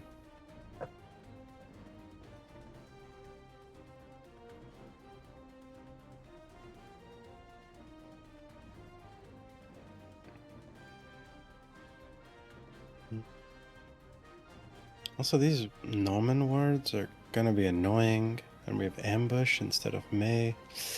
I don't know how I feel about this. It's probably just coin Burgeant Evo. I think so as well. Neither play really lines up great in the Glade, but... We get cleared by Glade no matter what happens, so I'm not worried about that.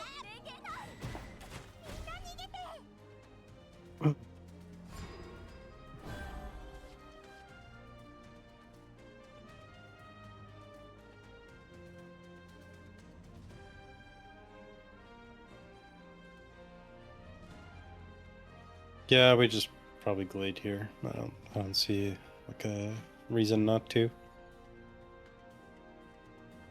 We have a 1-card answer for their board. It lines up well. I'll take it. Sure. It's also actually a little annoying into the specifically for Anangrea to clear Glade on zone, because they could either choose to, just have a 4/4 standing or Evo. You definitely don't Evo. You just have a 4/4 and a 1/1 for sure. Trading the onion seems irrelevant. You're not like boosting a climb, you're boosting Williams and looking smarts. Honestly, that onion might matter more for damage than anything.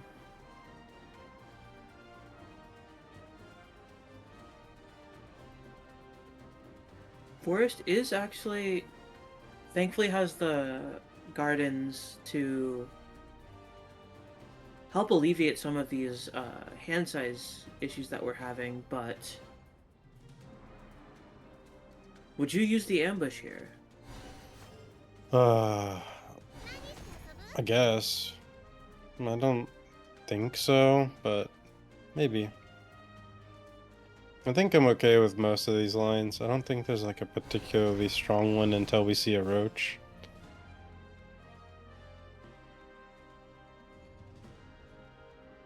Honestly, yeah, we just like buff a fairy and then and then play fairy and then full trade out. Yeah, seems fine. And then make sure to fuse. Fuse away what? Lily? I think it's Lily. Yeah. Seems fine. The blade draw isn't really that impactful here. I think.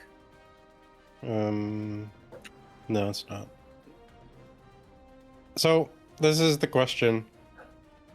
This rune deck has no real win condition other than make a board, have it stick. This is similar. This is like sword rune. Okay?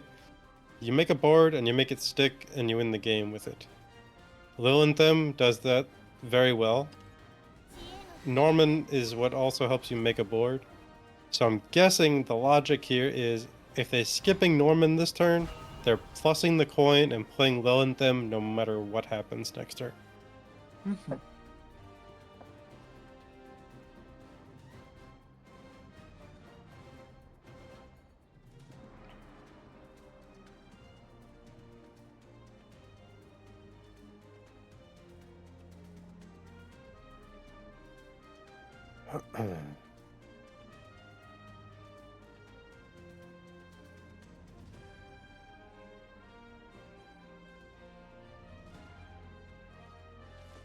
Drawing all three lilies here is a little unfortunate. Oh, fuse We're 3. triple fusing just to open up our hand, I guess.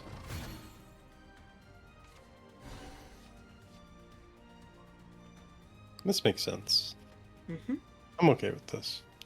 I think Lily ends up having not a lot of great targets other than Norman in this matchup, so... And I think- one of them can't even be a target, so... Correct, yeah. Yep, so... Okay, we drew another staff. Roach in... nowhere to be seen. Alright, so I think we stay consistent with our making sigils last turn and play Lilanthem.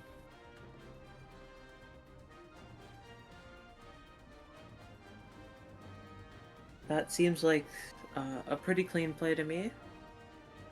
The question is, if we make the Lilanthem, do we Evo? No, Or in this case, Super Evo.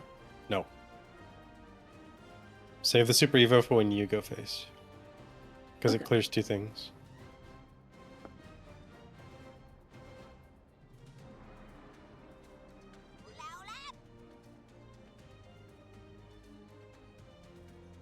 Just +1 play Lilanthem. We don't have like a real recurring threat outside of Lilanthem, so we might as well play it. Yeah, there we go.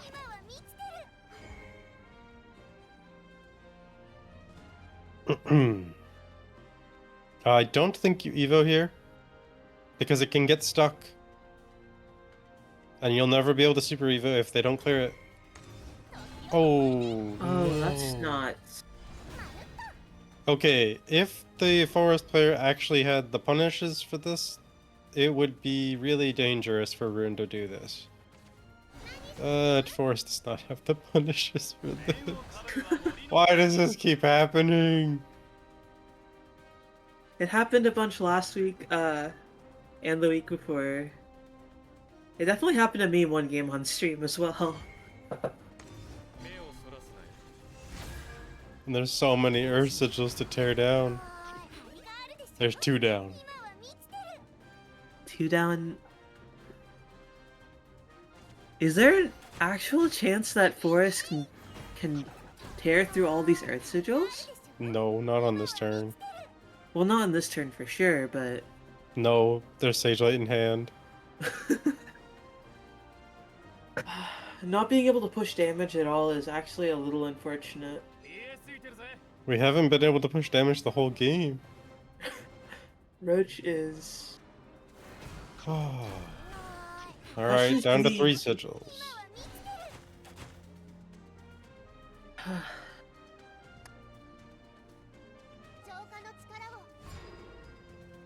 Oh my goodness. Oh no, another sigil.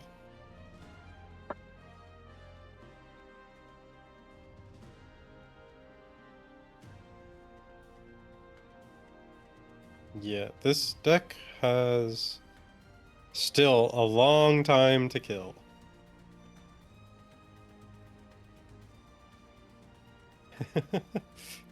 This is the unfortunate part of the deck, right? You still are only dealing 5 damage this turn. Or 8, I guess. What else do you even do this turn? You probably make some more sigils. That And makes sense to me. maybe you play like a Angrea. I actually don't like the Super Eva here because it doesn't actually change the threshold of how many times you need to swing. Nope, it does not. Unless an onion connects face. Could have had an onion connect face earlier, potentially. Oh, we're keeping the staff? Okay, interesting. The only reason I can see to keep staff is that we're potentially playing it this turn.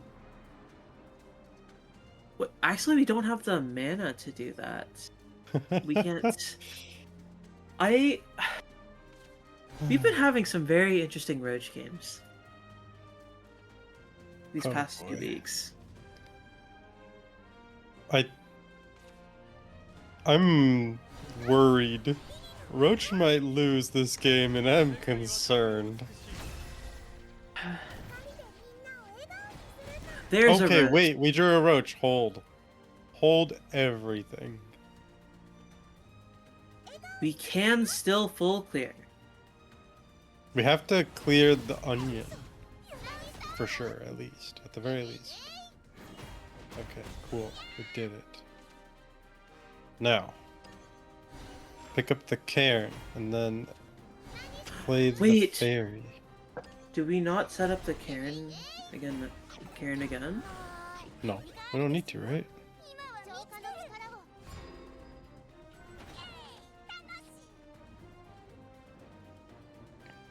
Our bales are not zeros. Huh. It's really hard to lethal here.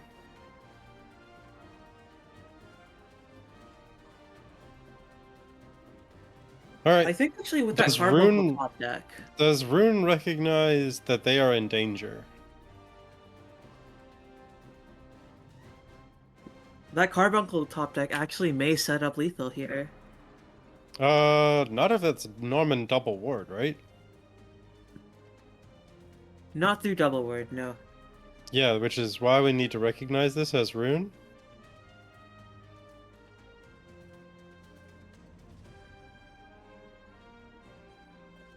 We need to recognize this as Rune. Surely if we're playing this deck, we're double warding this turn.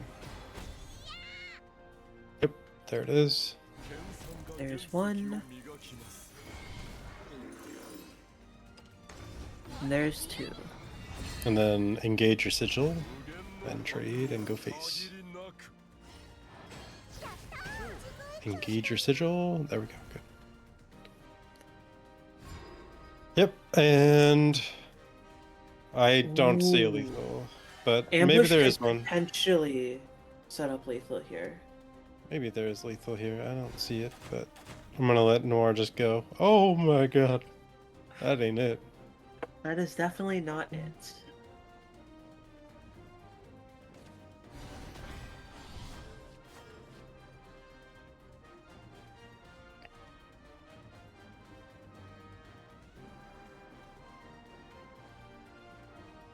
Okay. Any roach lethalers in the chat? There is no Anyone? lethal here, given that Bale is at 1 instead of 0. Yeah, right? That's what I'm thinking. We did need the RNG, as far as I can tell. Any single Wait, roach. are you sure? Oh yeah, because we can't double roach. Unlucky, unlucky. But you can roach clear. Oh.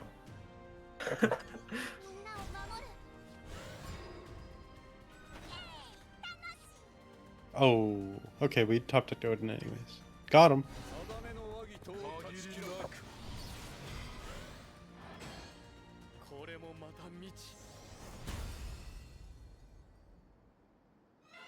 On to game 2. Ah, another loss for Roach. Another win for the Evil Empire. I think if we have fairies from the Tamer and we set up to beat Norman, maybe it was possible. And instead of the staff, we like fused away the staff, right? Mm-hmm. Because we never actually got the chance to set up that second staff. Yeah. All right. The sword mirror is an interesting one, actually. Is it? Is it really? I find it to be a little interesting. Pretty sure it's. Did you draw Zirconia? Did you draw Gildaria? Okay. I drew my Zirconia. You drew Gildaria. You drew Zirconia. I drew Gildaria. Now we fight.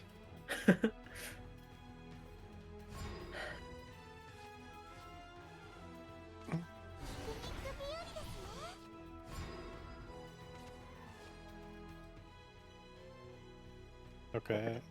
This one is the Lancer. Yee. Oh! And we saved the coin. Okay, okay.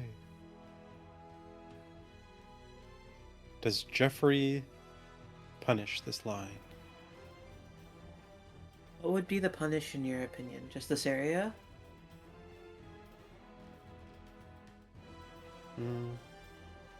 Honestly, we can kind of just do a Nonya and then tap the 1/1, right?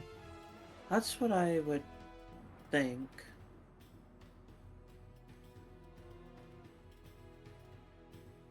If there's a Volscian response, you have a Saria. The other possibility is Rose and then trade the 1/1. Oh, okay, this works too.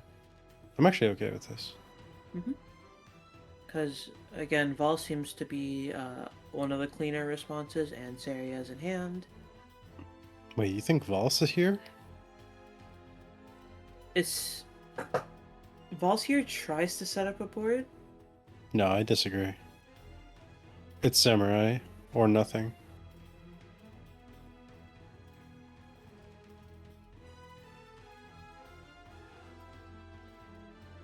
I'm fairly certain Jeffrey's looking at this as a setup Nonya into the Zirconia turn, so that Zirconia clears herself off.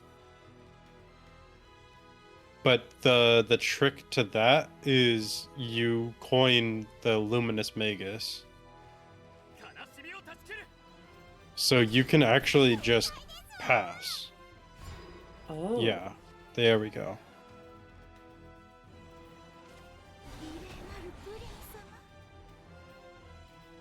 Yeah, this is actually really smart. I don't think many people would have done this, but I'm really glad. Yeah.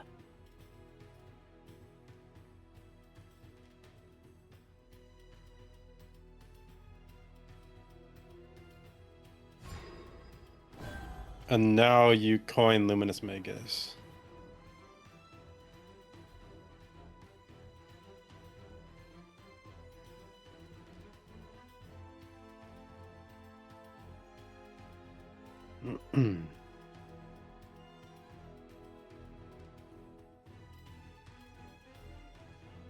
The question is, do you Evo one of the wards, or do you Evo the Magus herself? One of the words.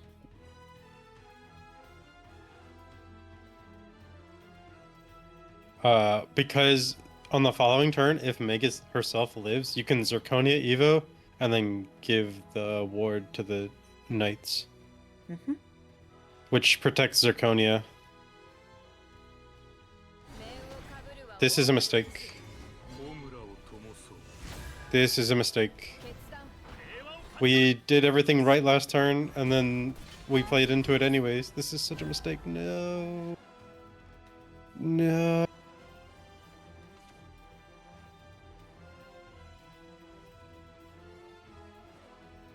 Oh, this is backbreaking now.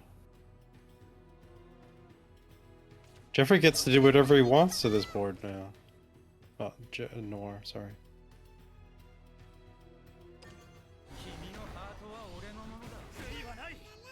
Dang, he's ahead on Evo now too. Oh. Ah. I mean, the coin Gildaria finally gets to be played this. Oh, wait. We're coining vols. Yeah, I get it. It's just you're hoping and praying that you don't get like Omega punished though. Oh boy.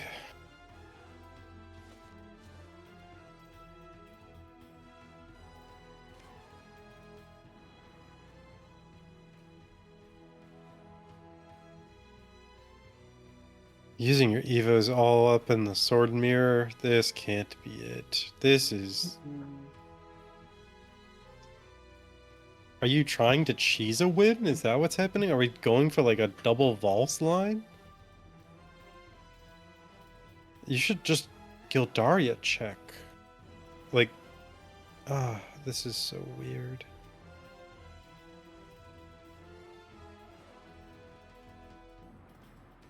I think the cleanest response from Noire might be another Amelia. Oh, No, this is fine. Just Evo face.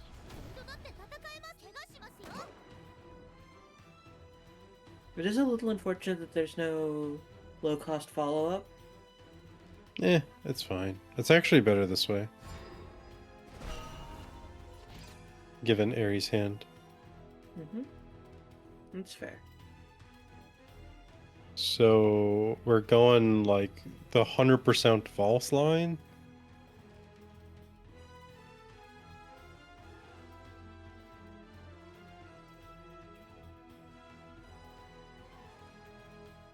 If we're going the Valse route, we stick to it and play another one, right? Mm-hmm. And at this point, You might as well Super Evo. although the game still doesn't end until turn 8, Yeah.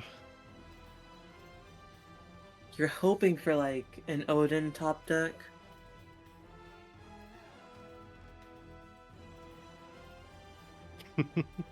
I mean, from Aery's perspective, you've already committed to this line from turn, what, 4? Oh, yeah.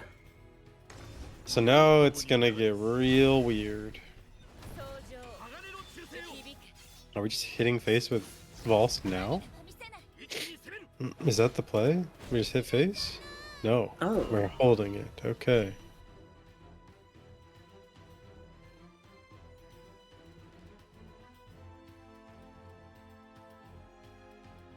So, what's the play here? I actually think the Odin? only play here is Odin. Odin Super Evo face? Yeah.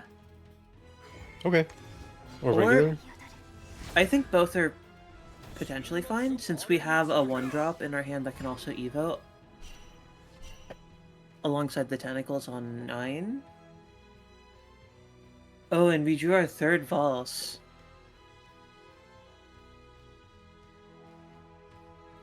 Oh boy. Okay, well. I think the play here is Valse plus... You just keep on going face. You might actually open up the, You might open up the Valse on board alongside this.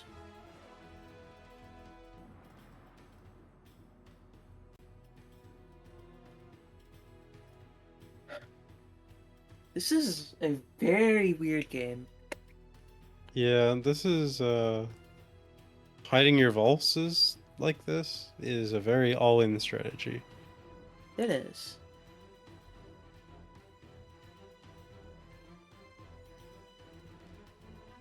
But I think it's going to work.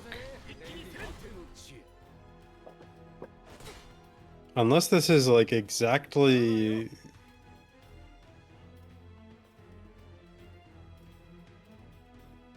Gildaria plus a ward, which it's not ever, right? You have no answer to these Vulses? The hiding Vulse? There is This no ended up response. being fine. This is not usually how this mirror goes, but this ended up working a lot.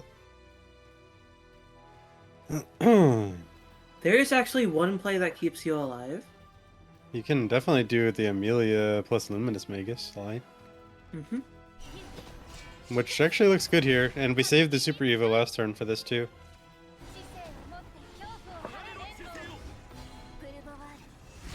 Really glad we drew another Amelia. This now is looking scary. You have to Gildaria, most likely. Although the samurai does help clean this up a little bit. Hmm. Yeah, it does, yeah. And I think at But this we're point- in range of Albert. We are in range of Albert. We're also in range of Ravenous Tentacles plus Quickblader. Indeed. Which is actually something I think we might see this next turn.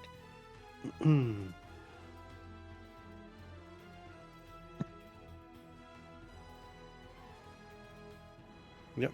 And the Super Evo save was really nice on the Odin turn from Noire. Mm-hmm. Set this up really nicely.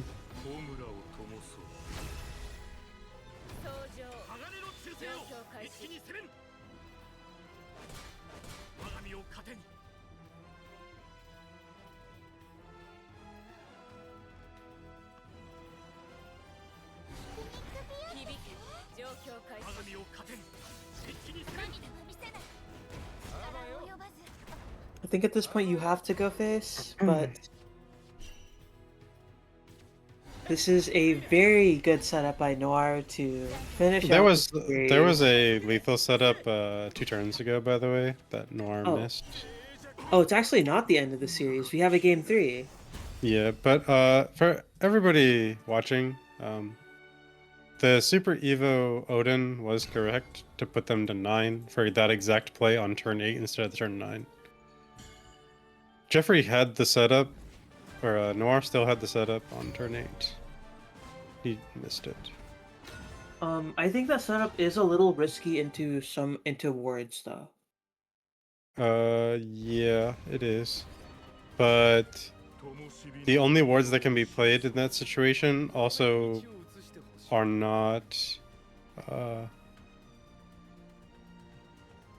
it just depends. Like your opponent's kind of all in on Vol, so you can just kind of crack him back. Mm-hmm. All right, we see the classic sword versus forest.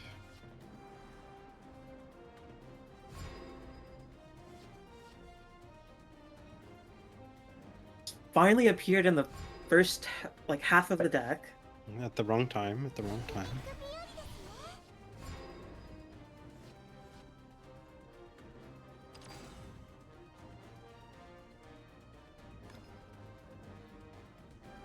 Thinking about the coin staff here, I'm not a huge fan of it.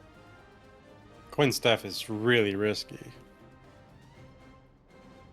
I would be a bigger fan if we had a card like May in hand, but Oh we my do goodness, we're just slamming Karen? Okay.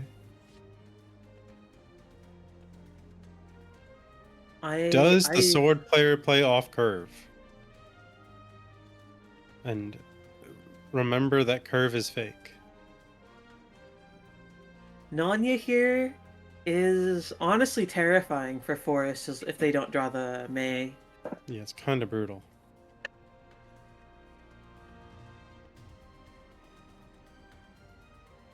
Curve is fake. Curve is fake. You ignore the is curve fake. and just play the most There annoying we board go. for your opponent every single There turn. you go. There you go. Yes, you have no reason to not swing. It's okay. I promise you, it's okay. Honestly, the Alright, little bit there of we chip go. damage does add up over the course of this matchup, since Forest has It very does. little healing. And now this board is kind of awkward. I actually think Noire is forced to bug alert here. You could go for the consistent clear of Convocation Fairy into Coin Lily, but actually, now that I'm saying it, that seems a little better. Why were Just you thinking bug alert? That's crazy.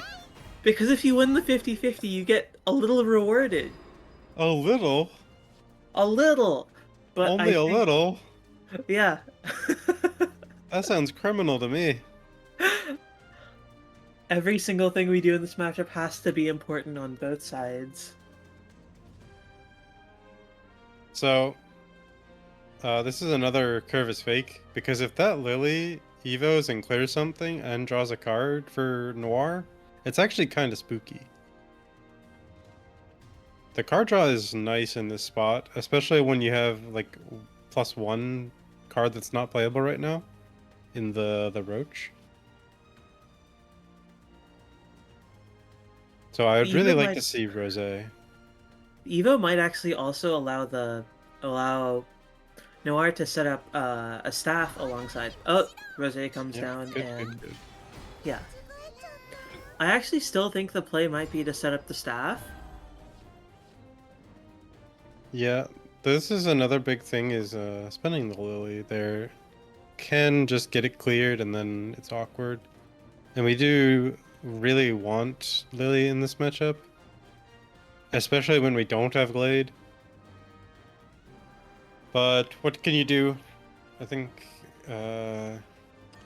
You actually might skip setting up staff entirely. I think you're not supposed to in this matchup, honestly. I don't really worry about playing Steph for a while in this matchup. And they just Megas and tell you, do you have Glade? Yep. And is 8 cards, don't Evo. Correct. That does actually allow you to get a better shot at clearing. Yeah, I think it's Staff plus Fairy plus Ambush. Yep. Oh, unlucky, Ooh, unlucky. that's unfortunate. I also still think you hold the Evo here. Yep, seems fine. Draw card. Nice. We like Ambush. Are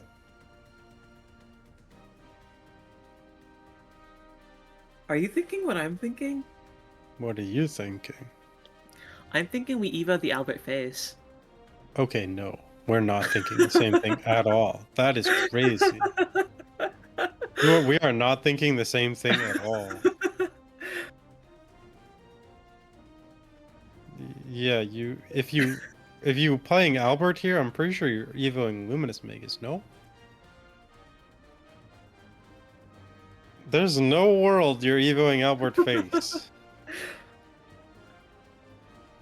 The only reason I would consider Evoing Albert face is to force an Evo Glade to leave you with an empty board. Huh? Because if Magus gets Evo'd alongside the Albert, they'll have a 5-2. Okay, but what about this board? This board seems a little better, and Thank we're not you. using up our face damage. I was waiting for this.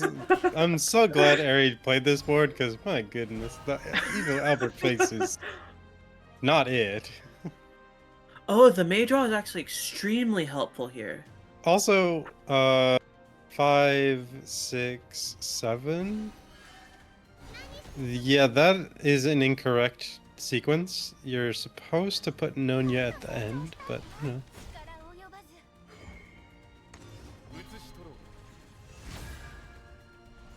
This Evo is a little curious. Oh, No, you have to do that. It's so that you RNG this ambush.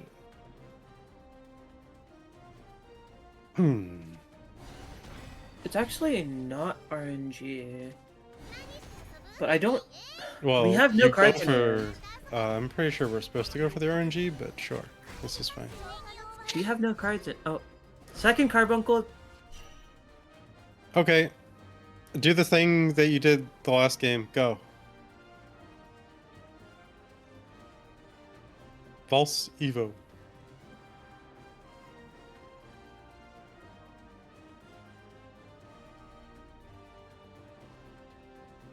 Do it.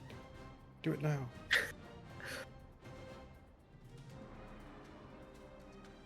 Honestly, Actually, I feel like I think it's correct. Roach is gonna have a really hard time here with Yeah. anything that sword does. This board, sure, fine, whatever. It's kind of annoying, actually. Yeah, it's fine. I think Vals is slightly better, but it's fine. I think Aries picked up that Noire has had an issue with clearing any board. Oh my goodness, not another Roach loss. What can we do? What are we gonna do, team? What are we gonna do? What is happening? A lot.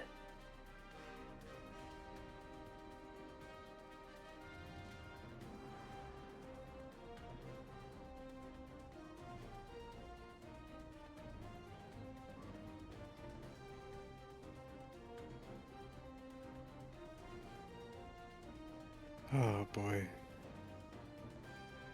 This is just not winnable.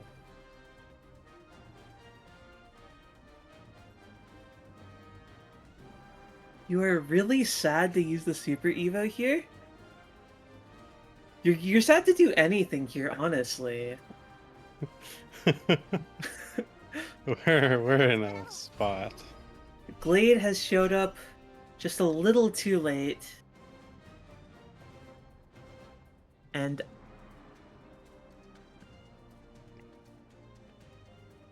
that is Alright. actually lethal. Yeah.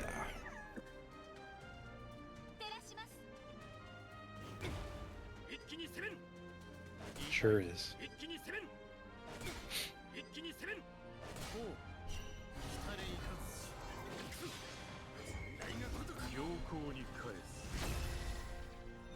Oh boy, not another Roach loss. It's so cursed. It is.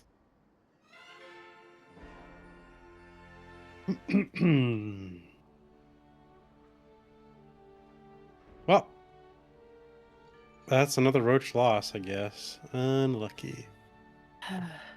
Congrats to Aeary, congrats to Aeary. GG's, everybody. Glad we got some good games. Of course. Noire will actually be playing Lust in our next match, and we'll be passing the casting over to Jay-Z and Tejjy. Yep. Bye-bye. Bye.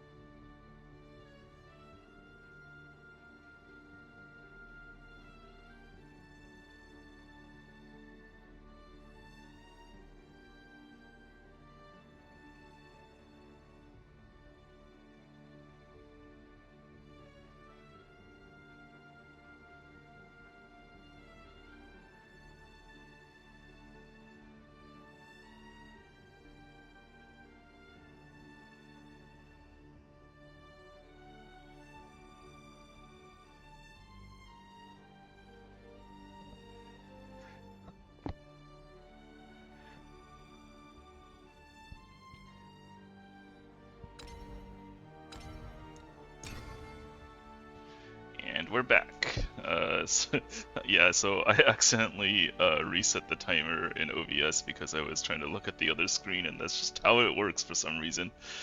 So, alright, let's. Well, hey there. Hello. How's it going? Good.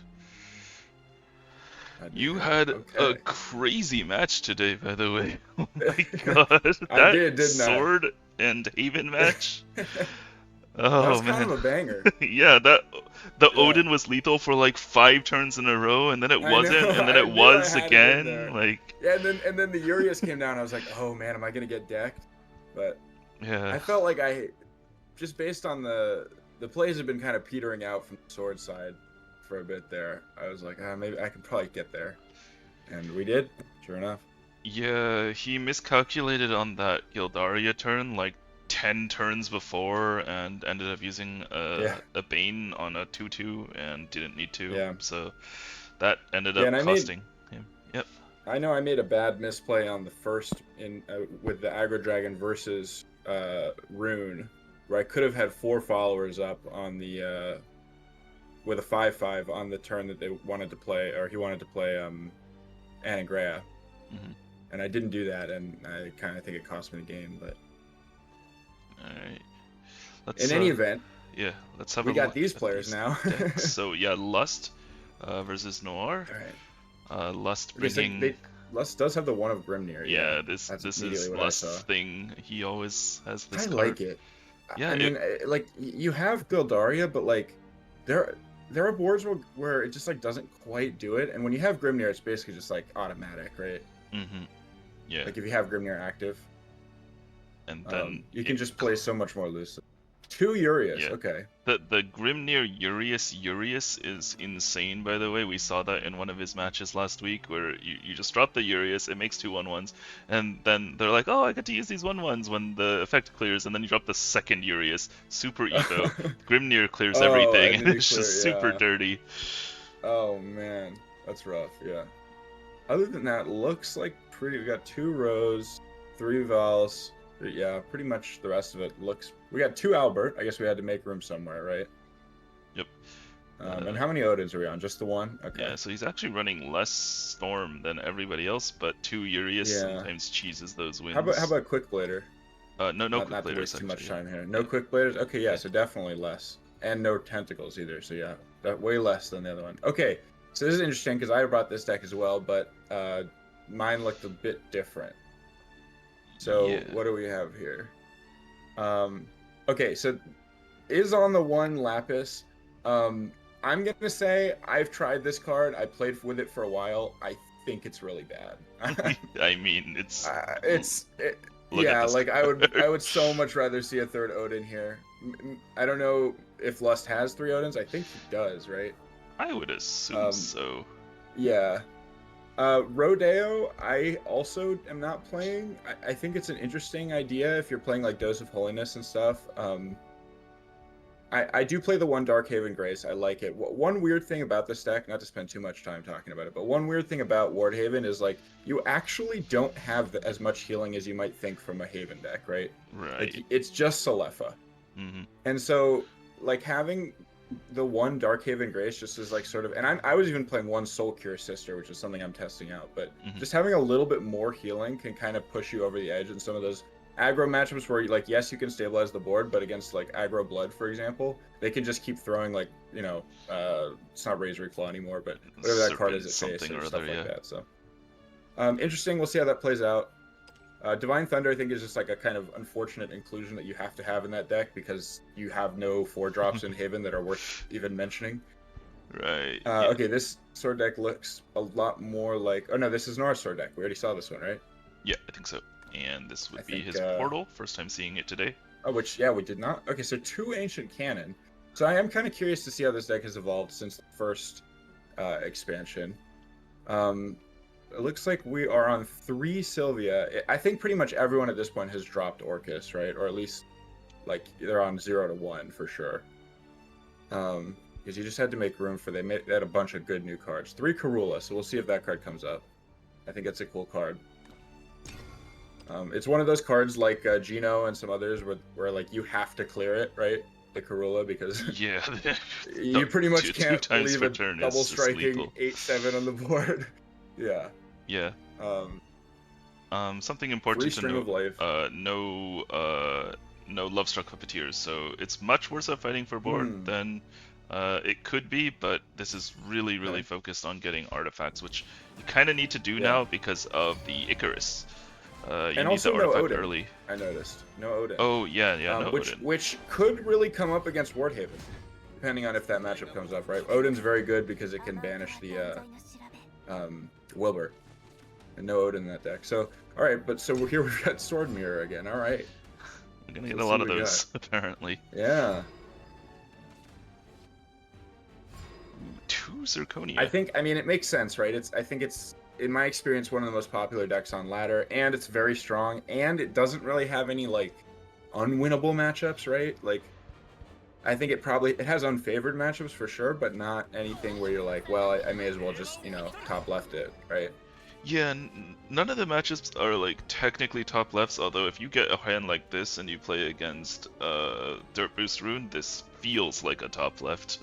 Yeah, though I assume the mulligan, I didn't see what was kept, but this is even rough against Sword. I mean, oh man, this is an opportunity to do something really dirty. You know your opponent just didn't do anything on board, and if you drop a Bane Nonya on your next turn, they're kinda cooked.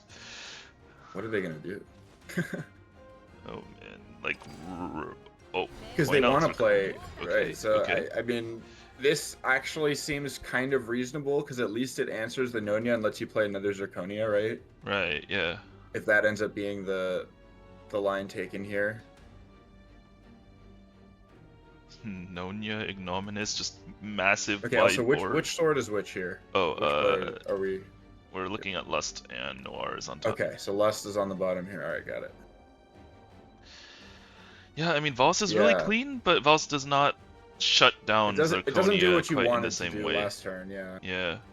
Yeah, it doesn't do what you were hoping to do, but I mean, it keeps you ahead on board, and like it's just a lot of followers to deal with. So all right, decides not to go for that. Interesting.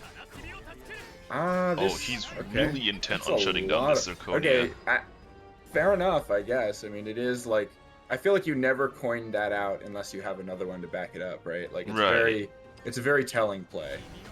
But also, like, you just haven't forced it, right? Like, because your board is not. You know what I mean? Yeah. I guess if they don't have a Vulse, then you feel pretty good. But it's one of those things where you try to play around something and then realize that they can just be like, okay, I'll just do something else. Yep. So now, Classic.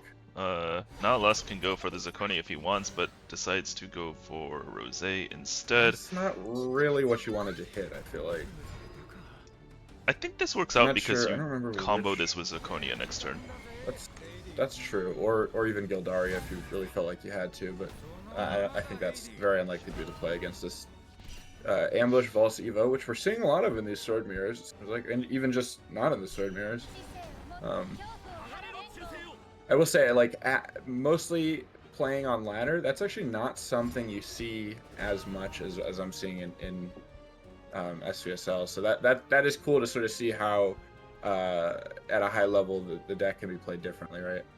Yeah, I mean it's the classic stereotype of Sword's got no like plays to make. You just play on curve and just hope things live. But we're seeing a lot of variation. Actually, yeah.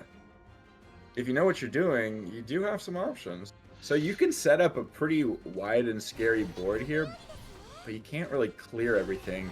And this is something, like, without a Gildaria in hand, these wards are really meaningful, right? These wards coming from Lust. Because, like, how are you ever going to clear this Luminous Mage? I mean, obviously now the burden is on Lust to clear the huge board in front of him, right? But these wards are, like, you're just going to keep playing wards because you have a Luminous. This is something I always wish to see more of in Shadow versus board tension. Where, like, you know, people's cards are sticking to the table and you have to, like, trade or go face, but you don't usually see it because this is such a board flip game. But hey, we finally get some here. It's true.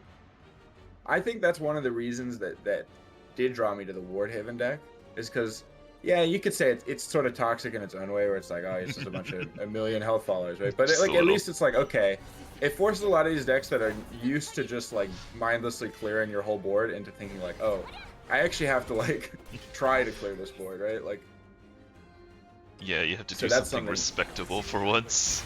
yeah, exactly. You got to do something with your life. Uh,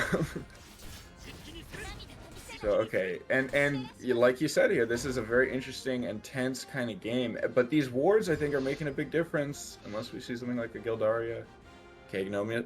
The samurai is always good, right? You always like seeing that. You definitely But- do, but man, the plays are This is awkward this turn. yeah. I mean, Yeah. like, one thing that you actually don't want to see is you don't want to see this Prim with the shield on it. This is actually super bad for you because you can't clear this space off. Kind of unfortunate here That's for Noire. actually really true. You know what? I don't play a lot of StarCraft. I didn't even think of that, but that makes a lot of sense. Like, because this Amalia is just gonna play followers until the board's full. Right now, it's Right. only getting half of what it's supposed to get. Right? Like, Yeah, starting to You look know, like a it's- reasonable card instead of Yeah. an absolute Right. bomb. yeah. I know what you mean. But, and it's just like, do you have to just do it anyway? I mean, you can full clear the board with Amalia still, right? Which is like, wow, Sure, that card yeah. is really good. But it doesn't, I don't know. Yeah, Still not don't to feel mention, super great about it. Like, it- you're gonna have to reveal your Vals, which is not part of your game plan, I'm sure. yeah. This is lethal from Albert if you don't heal or ward or something. And I just don't think it's yeah. possible with the board that he set up on the previous don't turn. think you can, yeah. I mean, this is one of those spots where you kind of just have to play into it because you can't play around it, right? Like, Yep. and you feel, I don't want to say you feel foolish when it happens, but you don't feel good about it, but you're like, well, nothing I could have done there, I guess. All right, so Lust takes that one. It was kind of tense there for a couple turns, like you said, but those wards made it so awkward to get that clear off, and like you said, just maybe a little bit of board space mismanagement that didn't make your sort of board clear turn quite as impactful as you would have hoped. So it's little things like that. Alright, straight Okay, into so, Sword versus Haven. I feel like I'm a little qualified to speak on Yeah, this one. I'll let you talk. Yeah. Yeah. I think, and I'm gonna get lambasted in chat for this. I think this matchup is slightly Wardhaven favored, and because this is one of the matchups where they actually struggle a little bit to clear your Aethers, right?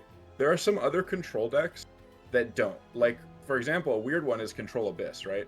Because either they just clear 3 followers right away with Medusa, or if you play it a little bit later, then they clear the whole thing with Ginsetsu, right?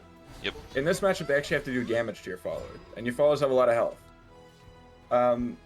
So, like in the grind game, yes, the Gildarias are scary, but you have a lot of, like, your deck is pretty good at grinding, right? Now, I don't love this Lapis, and I think it's just going to be so hard to find a turn to play this. Actually, I think that's probably the hit you wanted there, right? Keep the Maybe, ninja actually, off. yeah. Maybe. Yeah. Because that 3/3 is a lot more annoying than a 2/2. Just in like, so if you can get to that Wilbert, play it, and we do see that there's an Odin, right? Mhm. And one of the annoying things about Wilbert is that going second, no matter how they spend their coin on turn 6, they're gonna have coin Odin available, right? Right. Because that's the turn it comes back up. So I suspect that we'll see that anyway. There's kind of no way around it. As a Wardhaven player, you kind of just sort of accept, like, all right, well, it is what it is. You know, if I get Odin on this, I get Odin on this. You try to do your best to make sure the board is as small as possible on that turn. Unfortunately, we don't see kind of the crucial Selefa here, right? Yeah, that would and be that the is big one of the card. cards that's really important in trying to get you over the hump. Usually you need some combination of that or Divine Thunder or both. Like, obviously here Divine Thunder's not going to get you out, but you really kind of have to top deck that. And you just pass here and lose Have the game you on the spot. All right. seen a hand where you Well, play a card on turn 5 like this? I will say, this is another strike against Lapis in my book. Yeah. Because at least the rest of your cards look reasonable in the coming turns. Lapis just does not, ever, right? Nope.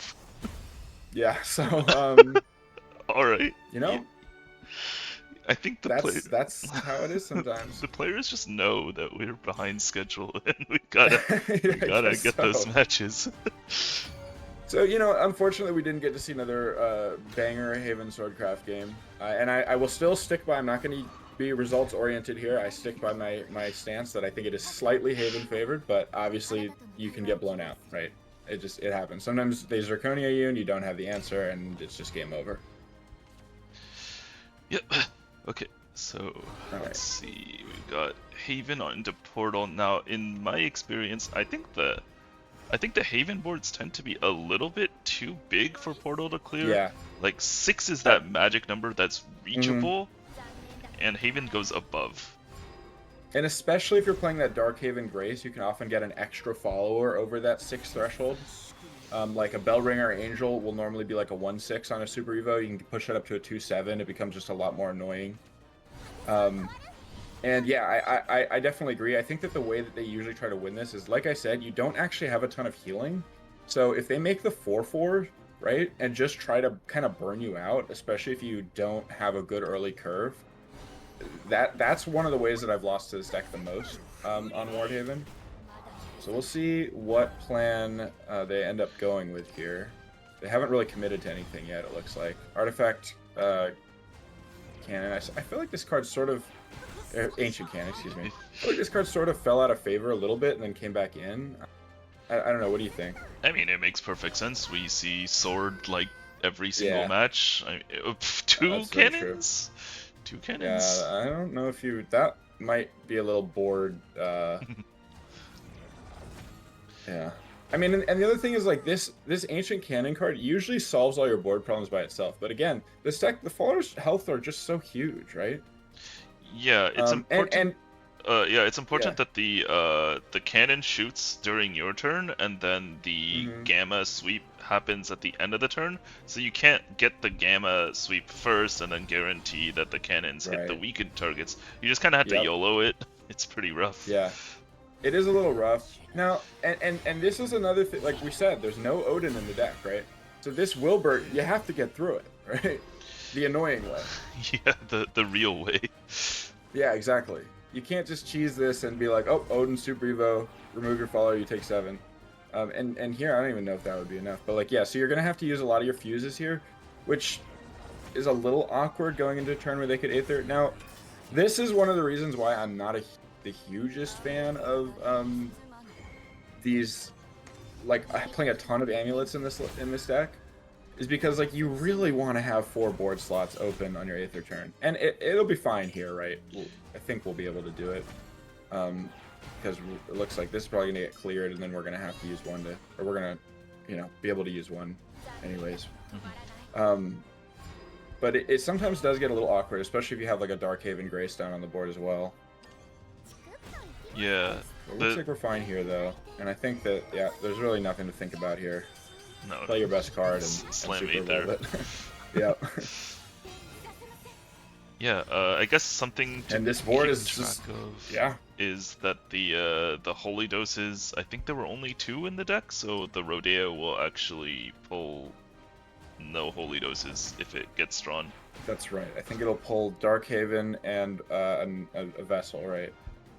Or does it pull only small ones? I don't remember. Yeah, it pulls only the small ones. Yeah, Okay. so I think so it's it'll like... pull just a Vessel and a Sanctuary, right? Yeah, it's an interesting choice in a deck where you're frequently playing cards that make 4 things on the board to play another card that makes 4 things on the board. I'd be interested to hear what his thoughts are on why that particular card, but I don't think it's a bad card, right? I just think, like you said, it's you have to justify its inclusion in a deck where, like, you really do want to be you just want to be playing these, you know, bangers. Ooh. Okay, so we did make double board clear artifact, And which I is going to think mean he's we're got not. the clear. Yeah, so he does actually have the clear here. Exactly. Very nice. And okay, well, there's that Rodeo. We don't have another. We do have a Jean, and this is where sort of the decision making in the deck really starts, right? Like, generally, your turns 5, 6, and 7, you're trying to play Wilbur Fable, and then you're trying to play your first Aether Fable, right? Now we don't have a second Aether, and even if we did, it's like a bit awkward to play it here because of that ward, right? Yeah. Although I guess we have the unholy, or the holy, the dose of holiness to deal with the ward. Looks like a Jean, just... It kind of looks like a Jean angle. I mean, again, like, Jean is actually kind of annoying for them to deal with, right? It's a 7-8. Like, how do they deal with that without using an evolve point at least? Well, with the double cannon and the artifact recharge, it may not actually be so hard, That's true, yeah. It's actually working out. I'm eating my words. Yeah. I mean, this double cannon has really turned all these boards into nothing, and I think the first Aether board is the one that you are really scared of, and if you can get through that, things tend to look up as the artifact player, because your cards require way less evos than the Havens. It's true. Now, I will say, like, if it's like Aether, you clear it, and then they immediately can play another one, then sometimes the second one's even scarier, but yeah. In this case, you know, you got to turn off, and now you really are, you're feeling pretty good about this match. I feel like if you're the Portal player, the only thing that you're concerned about is like, okay, I do have to win eventually, right? Well, Haven tends to deck itself pretty fast due to pulling all these cards out of deck. Yeah, I think I've seen like one of Cocytus in this deck, just because you get down to that point where you have like 2 cards left and you're just like, alright, Cocytus, I mean, let's keep this game going.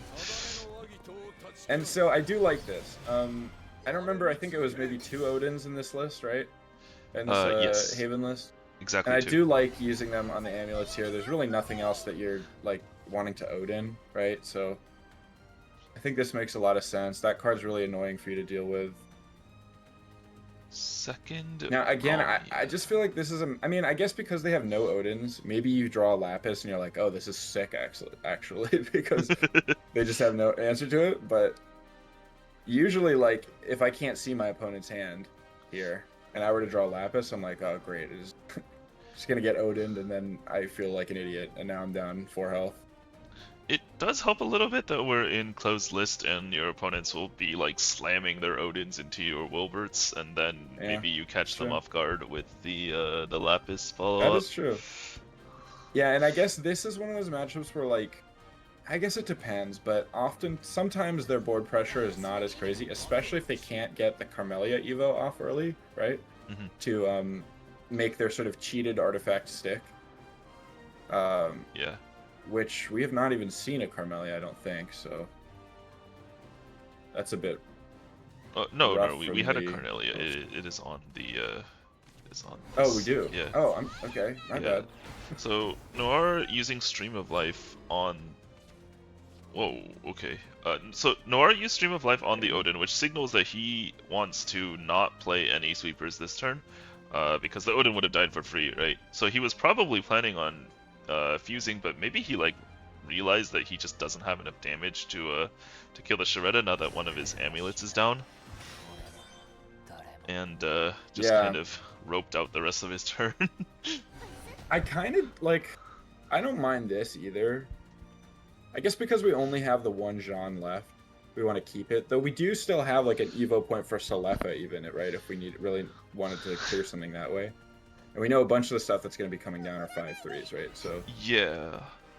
Now, I wouldn't have minded Jean, but I think this is totally fine. Yeah, Noire might Evo the Ralmia, but if he does, there's 2 Unholy Doses already in play, just kind of staring down like, your we have board. so much board clear, I wouldn't have minded just like... But I think this is fine, especially like... We didn't see an Odin earlier. I guess we still don't necessarily know if they're playing it or not. But we didn't see it on the obvious turn, right? So... At that point, we know they didn't have it, and they're not really drawing extra cards, right? Right. Not a lot of them.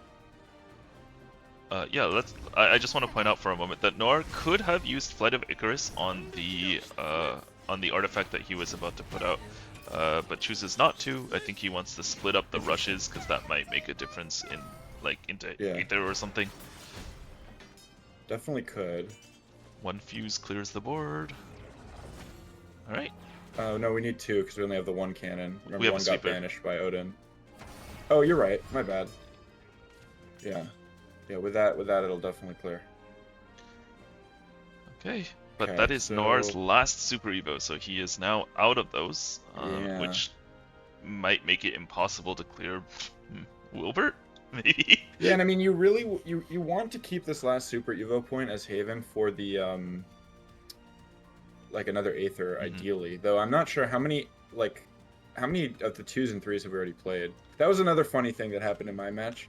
Was I still had a bunch of like 2s and 3s in my deck. I just happened to only have 2 distinct names left. Right, yeah. So one of my Aethers only pulled two guys. Yeah, I Okay, think so we this Aether played- is still live. I think so. I think most of these lists are playing about 12. Somewhere like 10 to 13. 2 to 3 drops. Dose, Same mode. Divine Guard. I guess what I mean is that's what my list is playing. Yeah. The important one, right? Yeah. So yeah, now we have a 610, and you're out of Super Evos. So this, okay, well, So that is, you that know, helps. This helps. But again, that's your last evolve point, period, right? Mhm.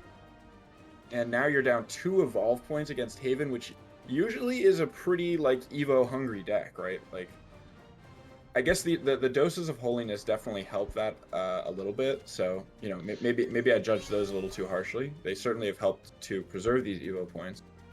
But you know, you want to spend 1 on Wilbert, you want to spend 1 on Aether on Curve, right? Usually, I think it didn't really end up that way this game, but usually you need to spend 1 before Wilbert just to like not die on board, right? So in Yeah. that sense, we're feeling pretty good as a Haven player here. Okay, so something interesting. Noire went for the Flight of Icarus before playing the Sylvia, which, Hmm. like, maybe I would have like seen what I drew with Sylvia first before Yeah. deciding. But it's probably fine. It looks like he's assembled enough to make the mech. Fuses away the beta because he's not gonna need it this game. Let's be honest. Okay. So we have the mech. Oh, Divine Thunder, and I mean that answers the mech, right? So. Yep. That's sort of that question dealt with, at least for the time being. Is it time to Rodeo for like 1 card? Yeah, I I don't- believe is all that's left mean, in this- the deck. This doesn't feel that like You have to discard a card still.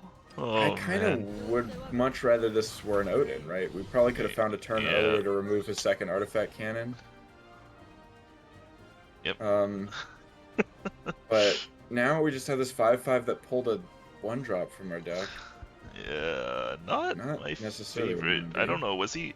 Maybe he We could invest thought a that there was Super one Evo to more clear, but I don't like love that dose of either. holiness in his deck or something, and got surprised to see only only the 1 amulet pop out. Alright, so what do we do now? I mean, are we regular evoing this? No, we're just okay. That's scary, but that's extremely scary. Okay, so I guess we don't actually have the mech, right? We don't have the 4/4. no, he just fused that away last turn. Oh, it's already fused into Yeah. that. Okay. Yeah, I mean, the artifact hard to deck is keep very track. hard to keep track. We're Yeah, you know yeah. we're not the player. Yeah. So I yes, know. I There we believe go. it's like it shows you when you click on it. Oh, Artifact beta is fused 1. Oh, I and really it thought has we were not gonna had see anything mech. else fused. Yeah, that would have put you to 3, which feels like a pretty good place for you to be as the artifact player. But maybe wants to set up like a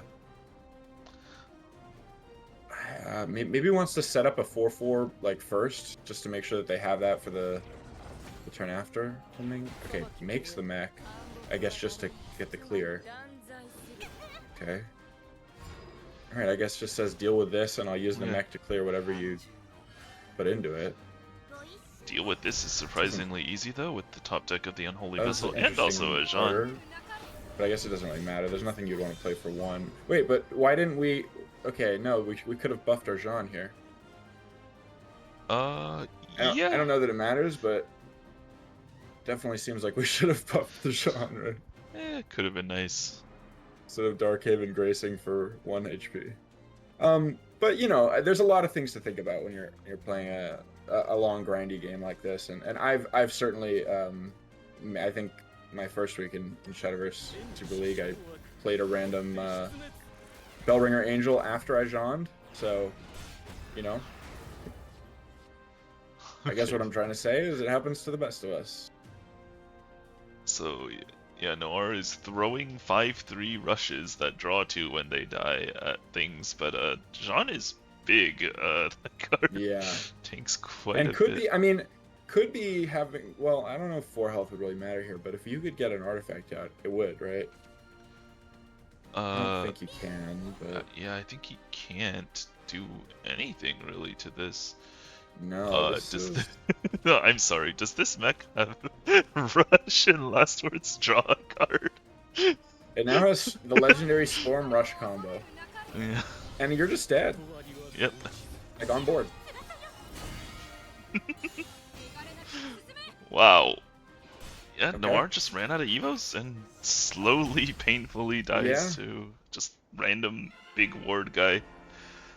I mean, that is kind of, I think, how this matchup goes a lot of times. That's why I said, like, I feel like one of the things you have to do is you actually have to be applying pressure with those, the deal 3 to face artifacts. Because you saw there was a turn where, you know, if he had had 3 more damage on face, the mech would have just ended the game, right? Yeah. But because it would have left him at 3, and then he could have started healing with the Darkhaven Grace, and then it's like, okay, well, at 4 or 5 health, it's actually kind of hard to finish this. You know, so it felt like he had to keep fighting on board, and was not able to win that fight. That is a hard fight to win against a deck with Wilbert active. Yeah, I wonder if that turn that he had the opportunity to play mech, he should have. Like, I know it's like really bad to play the mech and not finish the game a lot of the time, but that is a pretty intense board to have to clear. Like a 10-10 aura and like a 7-5 or something, and then maybe like he doesn't know that there's a Divine Thunder in hand, or even necessarily in the deck, right? Like, you might think like, oh, my opponent's gonna have to spend 6 Unholy Vesseling this, right, and basically pass their turn back. Yeah, and like it's hard to heal much on the same turn as you do that, so maybe like you can assemble a beta, play a beta, win the game, maybe. I don't know. Yeah, maybe. I mean, I think, you know, the Darkhaven Grace on board, so it's like, yeah, for 1 mana they can get out of range of that. But again, I think earlier on in that game, you need to try to find a time to play at least one of the 4/4, right? With either Ralmia or with, you know, with something, because it's just really hard to win otherwise. All right. Alright, so cool. Lust is playing again. These decks look identical to what we had before. His opponent will be Autoaim. I believe this is his first match today, so let's have a look at these decks. Ooh, she's back. Oh, so we're playing a Royal Coachman. Interesting. What does that card do? I don't know that I've ever seen. Is that the one that heals? No, it's okay. It's like Bone Chimera? Yeah, it's secretly a Shadowcraft card hidden away in my sword. Yeah, that's a strange Swordcraft card. This card was all the rage last expansion, but it fell out of favor because of Rosé tutoring it being bad, and there are no Rosés in this deck, which is super interesting. No Rosés at all. Okay, so we have 1 Hound of War, 1 Grimnir. Okay, we've still cut 1 Albert to make room for other stuff. We have 1 Urias. Okay, all right. So we've got a couple of spicy techs. Like, basically, we've got a Royal Coachwoman. We are on the full 3 Quickblader. So we're trying to get out and under some people, right? Yep. Depending on the matchup. We have the 1 Grimnir, of course. I would like to note that I had not seen anybody playing one of Grimnir until Lust came on last week and drew it every single game. And it was so good, and now I see everybody with the 1 of Grimnir I didn't in their mean to sword say, decks. of course, like, everyone I see is playing 1 Grimnir. I just meant, you know, like, he's got a couple of spicy 1-ofs in there, and of course one of them's Grimnir, right? Okay, and then here is the Autoaim Classic Ultra Control Abysscraft with the full 3 Gensetsu. Oh my god. Like I said, I really hope we get to see this versus the Wardhaven deck, because I think this matchup is actually very bad for Wardhaven. Oh, so like, you I think want this to deck- see it lose? Well, I mean, I want to be just like I want to be vindicated in my statements. Uh-huh. But like, yeah, you're playing the Odins. Again, like you're. There's two things going on here. One is that you have great answers to the boards, right? The Aether boards. Right. And the other thing is that you actually can put on significant like life total pressure, right? You have the Shadow Crypt Memorial plus Cerberus, all that kind of stuff. Like Haven is really just trying to grind you out, and you can actually like kill them as the control Yeah. of this deck, right? Gotta be one of the few decks that can make Aether boards look bad without even evoing. Yeah, it is, and that's one of the. I think it's one of the worst. It's not as bad, obviously, as Decline, but it's bad. It's not a good matchup. Right. Well, first very up rough, we've okay. got Sword versus Abyss. This matchup. I'm interested to see this one. I tend to believe that Sword is favored going second, and then maybe like a slight underdog going first. But the one of Grimnir might change Full everything. keep. Who knows? Whoa, full keep there from the Sword player. What do you think about that? It looks think that's fine. good? Like if you're going into mid Abyss, guess you know you that have- this is good. Yeah, that's true. True, yeah. Well, I mean, it's sometimes good. Like, what if they were to play like Ghastly Soiree and then slam a skeleton? Like, then you look a little silly, right? Yeah, you do. You do. Ooh, interesting choice here, because Vela has Rush, but Vela, Yeah. looks like it'd be like a little bit of a waste, but if you don't play Vela, then you kind of have to awkwardly curve out. So, this is awkward. I think probably I'd just play one of the 2-drops, but I could be convinced either way, really.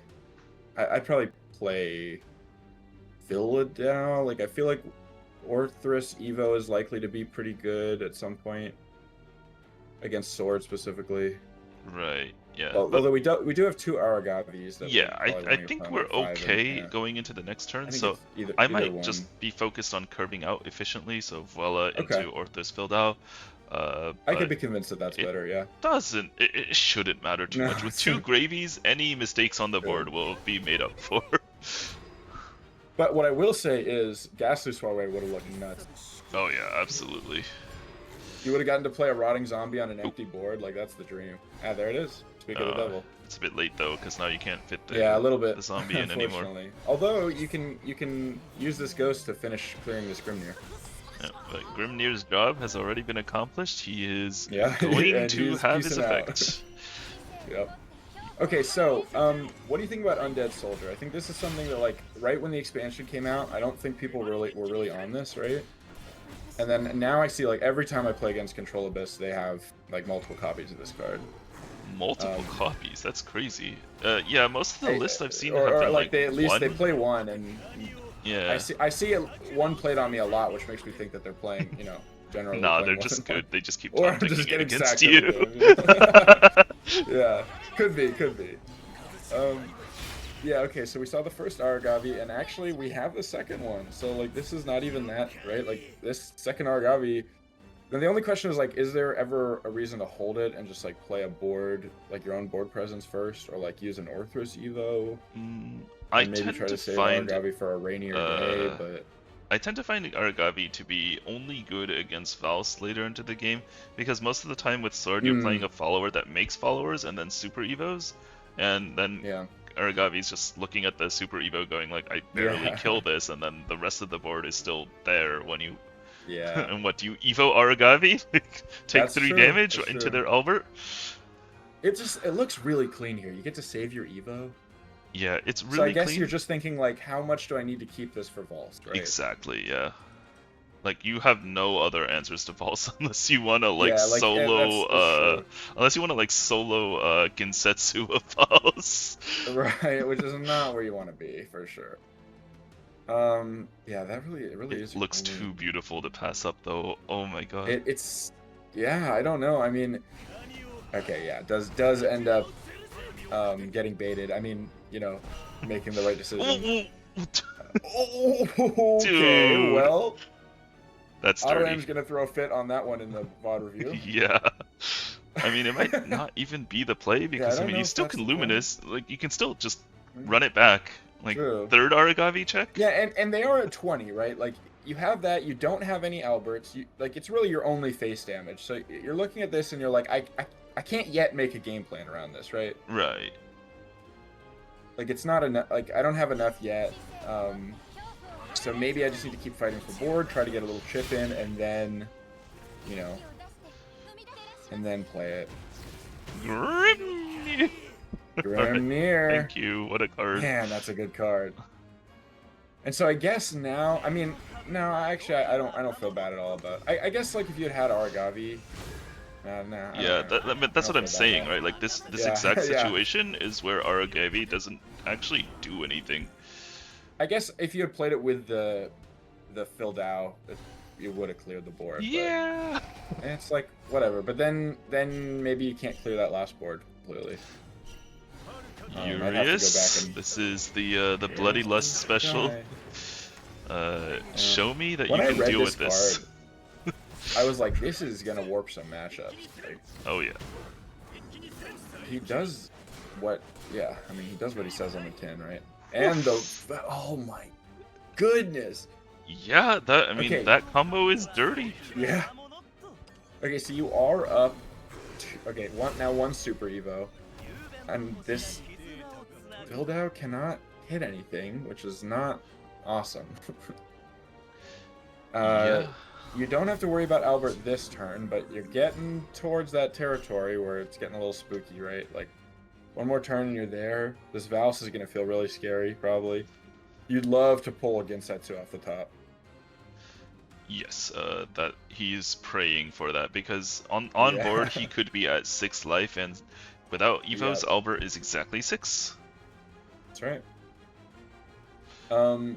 Yeah, so against that 2 off the top, and he is playing the full 3 of them. Like, let's Yes, not, he is. Let's not forget. So, it's not crazy to find 1 in 13 cards. It's probably about average, right? Yep. So, I don't want to say that this has to be a... Yeah, okay. It's not what we wanted it to be. So, now you have to think, is there any way I can survive Albert? If no, what do I do instead? Like, what's my plan? I think the answer is no. There's no way we can survive Albert, right? I We can have put up 1, to 2, 2. imagine- I guess we can make it a 5/5 ward if we wanted to Super Evo the Orthrus. I guess we could Super Evo Orthrus and clear this Valse even, right? Oh, maybe he'll do that.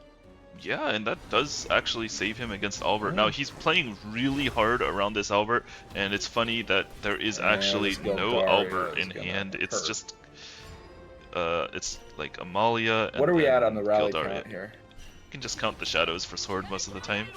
Oh, okay. Little There tip we that I go. picked up while doing the VOD review. Huh. Oh, Okay, so this is where I mean, Medusa feels good here, I would say. Medusa certainly feels good here. Yeah. Can't. And we managed to find a Much turn to else. stick this this undead soldier, right? Yeah, and it's Which is doing a lot. also awesome. Yeah.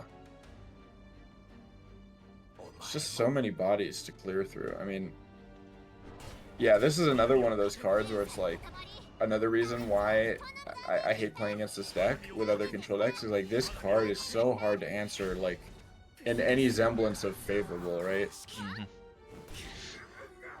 You just have to. It just, yeah, it's hard to answer 1 for 1. Alrighty, here So is now I think we Gildaria. are- This is a Yep. full clear for sure. This card is absolutely nuts. And we have the Grimnir too. Yeah.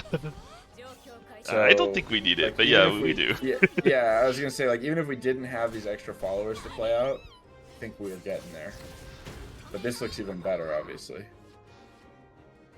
Okay, here is And now we're out of second Evos. Medusa. Okay, so yeah, second Medusa does the second Medusa thing. You're still a little upset about the fact that you're dead to Albert, but what are you gonna do, right?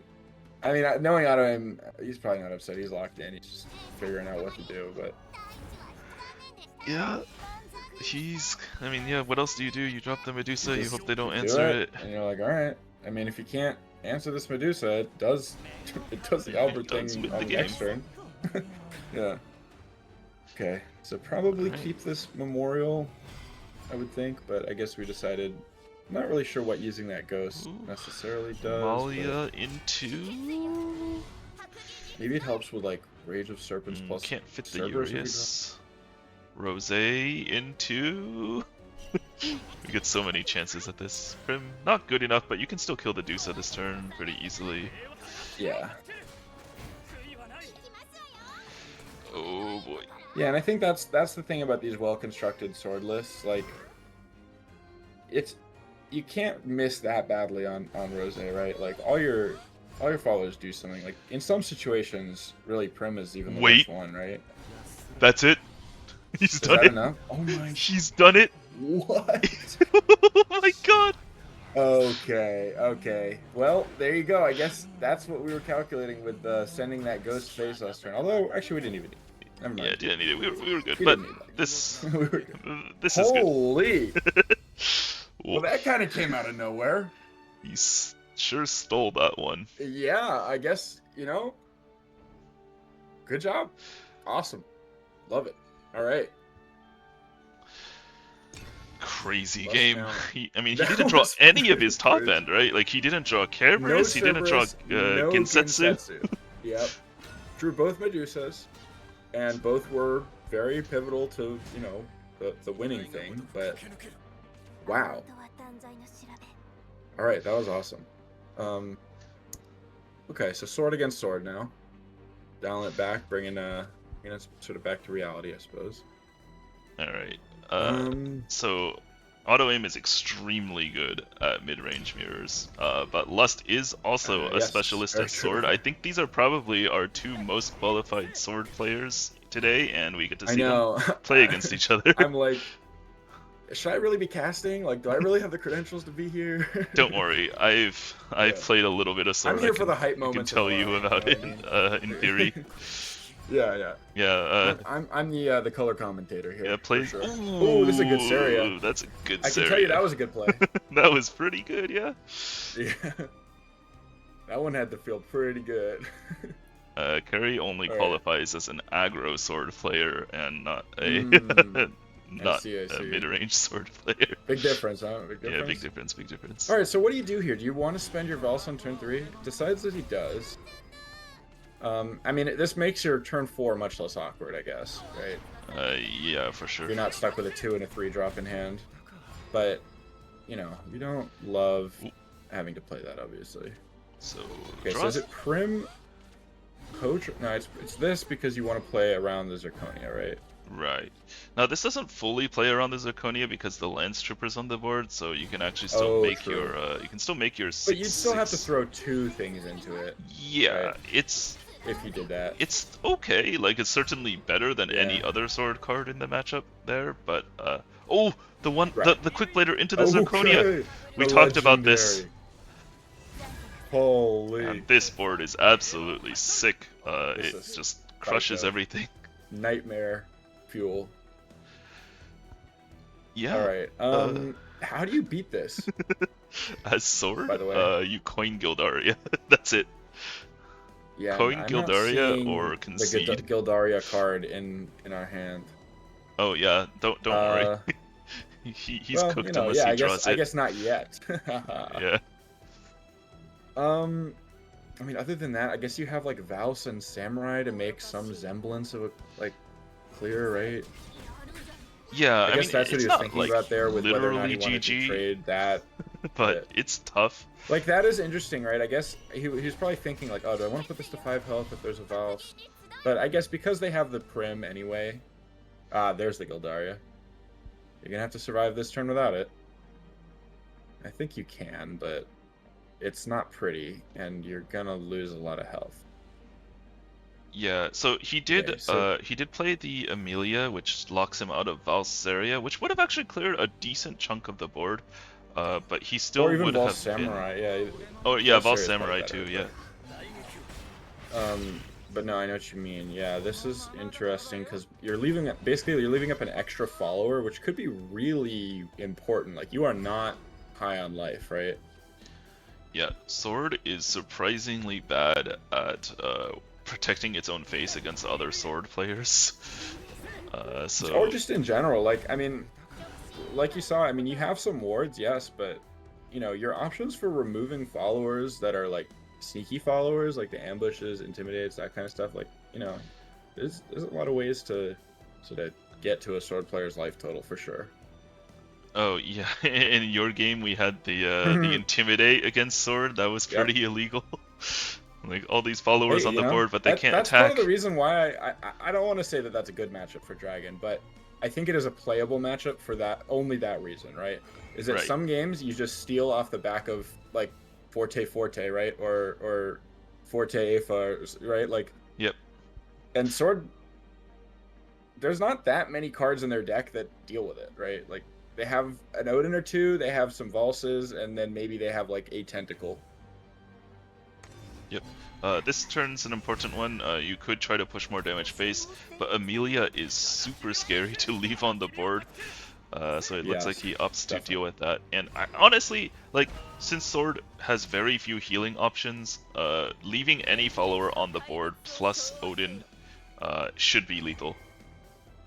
So Yeah, okay, so this is really tough now if you're, I mean, because the Skildaria is going to clear the board, but then you have the Odin and the Urias in hand. Between them, that is 8 damage. You do have Olivia, or it's I guess 9 or 10 damage even, right? yeah. You do have Olivia, but that doesn't get you past 10, Alright, and second that's a Odin. second Odin. So yeah, I think now the play is really obvious, right? Yeah. I don't think that this is probably lights out. Yeah, that should be game. I don't see a way that you can. I mean, is Amalia? I guess if you full clear and just drop Amalia and don't. No, then you're still at 1, right? You're just gonna die to Yeah, Super Evo trade. can't. Yeah, You can't survive. I don't Yeah, think you can. Yeah. you Wow. must Olivia this Okay. turn. There is no way that you can allow your opponent to just Super Evo kill you. So you Yeah, must. and obviously knowing what we know, that's not gonna get the job. I can't think of a cannot. card that you could draw off Olivia that would Yeah, it's be just playable impossible. with her, and yeah, there's nothing, right? So yeah, I mean, we'll see what they decide to go. Oh, okay, interesting. Yeah, see, I don't get this play because this play literally dies to any follower that has more than one attack. Right? Yeah, and it seems like the sword deck has a lot of followers. I I don't mean, think again, this- I'm not a sword expert, but I don't think you can actually make 3 cards from this deck that don't meet the condition. I think Don't it's kill actually here. impossible. Like I'm trying to for think. this Like, deck it's in literally particular. Quick Blader, You right? Like, definitely- What else? Yeah, it's literally the Quick Bladers, of which Autoaim doesn't have 3 He's already left in his played deck. 2 of them, right? I think he's Right? already played literally 2 out of those 3. Yeah. So now oh we're getting another baby, DM yeah, from this is Udo Bim. exactly what I wanted to see. It is Yeah. so rude to kill Lust with Urius Super Evo. Oh Oh, man. Funny. The better warrior won. That is, you know what? Might be true. That was Might be dirty. onto something there. Wow. Okay. Well, a convincing win from Autoaim. That was awesome to see. I mean, I love seeing that Control Abyss deck as much as it haunts my nightmares. I think we got to see really just Auto. I mean, yeah, just Autoaim's kind of mastery of that sword matchup, playing against it. Sort of knows what to do, knows how to play it, right? Yeah, I think it's worth mentioning, to give Lust some credit, the Sword Mirror, I believe, tends to be favored for the player who is playing more Storm cards, because as we Yeah, were I talking think it's about, fair. like, Sword is Mhm. not good at protecting their face.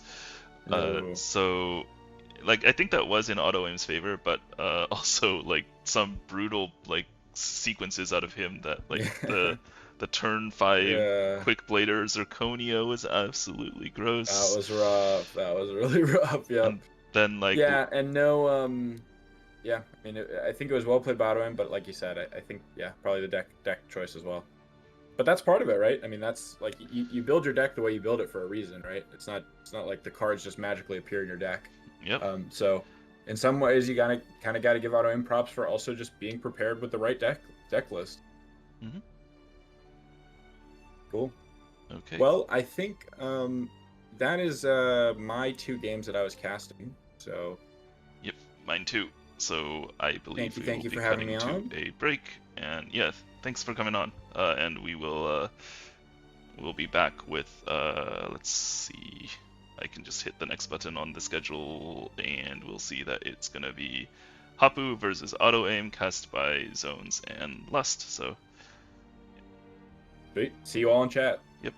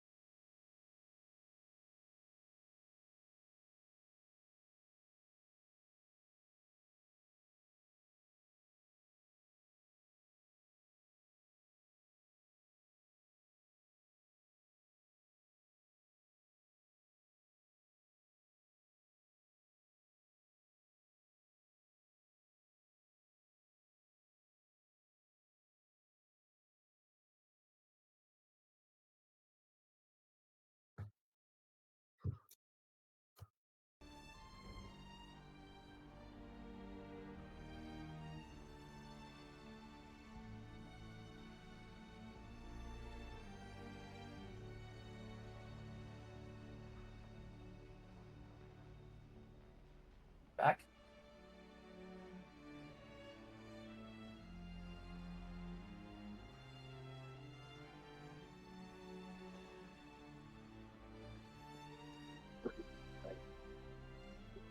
Okay. Alrighty. Well, sorry guys for the embarrassing games last set. Oh, that was hard to watch. Hey, Yeah. it's alright. I mean, I'll say a couple times that I know I fumbled. The first time was the Grimnir Gildaria sigil. I shouldn't have traded the 2/2 in. I forgot about it because I don't know, I'm stupid. And then the second one was the sword versus Abyss. I should not have played the Amelia. I should have just played double rose. Double rose wins the game there. And even Yeah, after I played the thing, I should have just played the Prim and the Nanya, and that still wins me the game. so it happens, man. It happens. Like I think this. I mean, this is why I don't play sword, because I think like the small decisions matter so much. But also, if I made a drinking game out of like scrims, watching scrims where people mess up Grimnir interactions, I probably wouldn't remember what happened in those scrims. Yeah. So like, I think Grimnir is like a card you forget very So- often because it just comes up a little. But I remember the Grimnir the first 2 Super Evos, but the Gildaria Super Evo I did forget I had the Grimnir. I'm sorry. I'm sorry.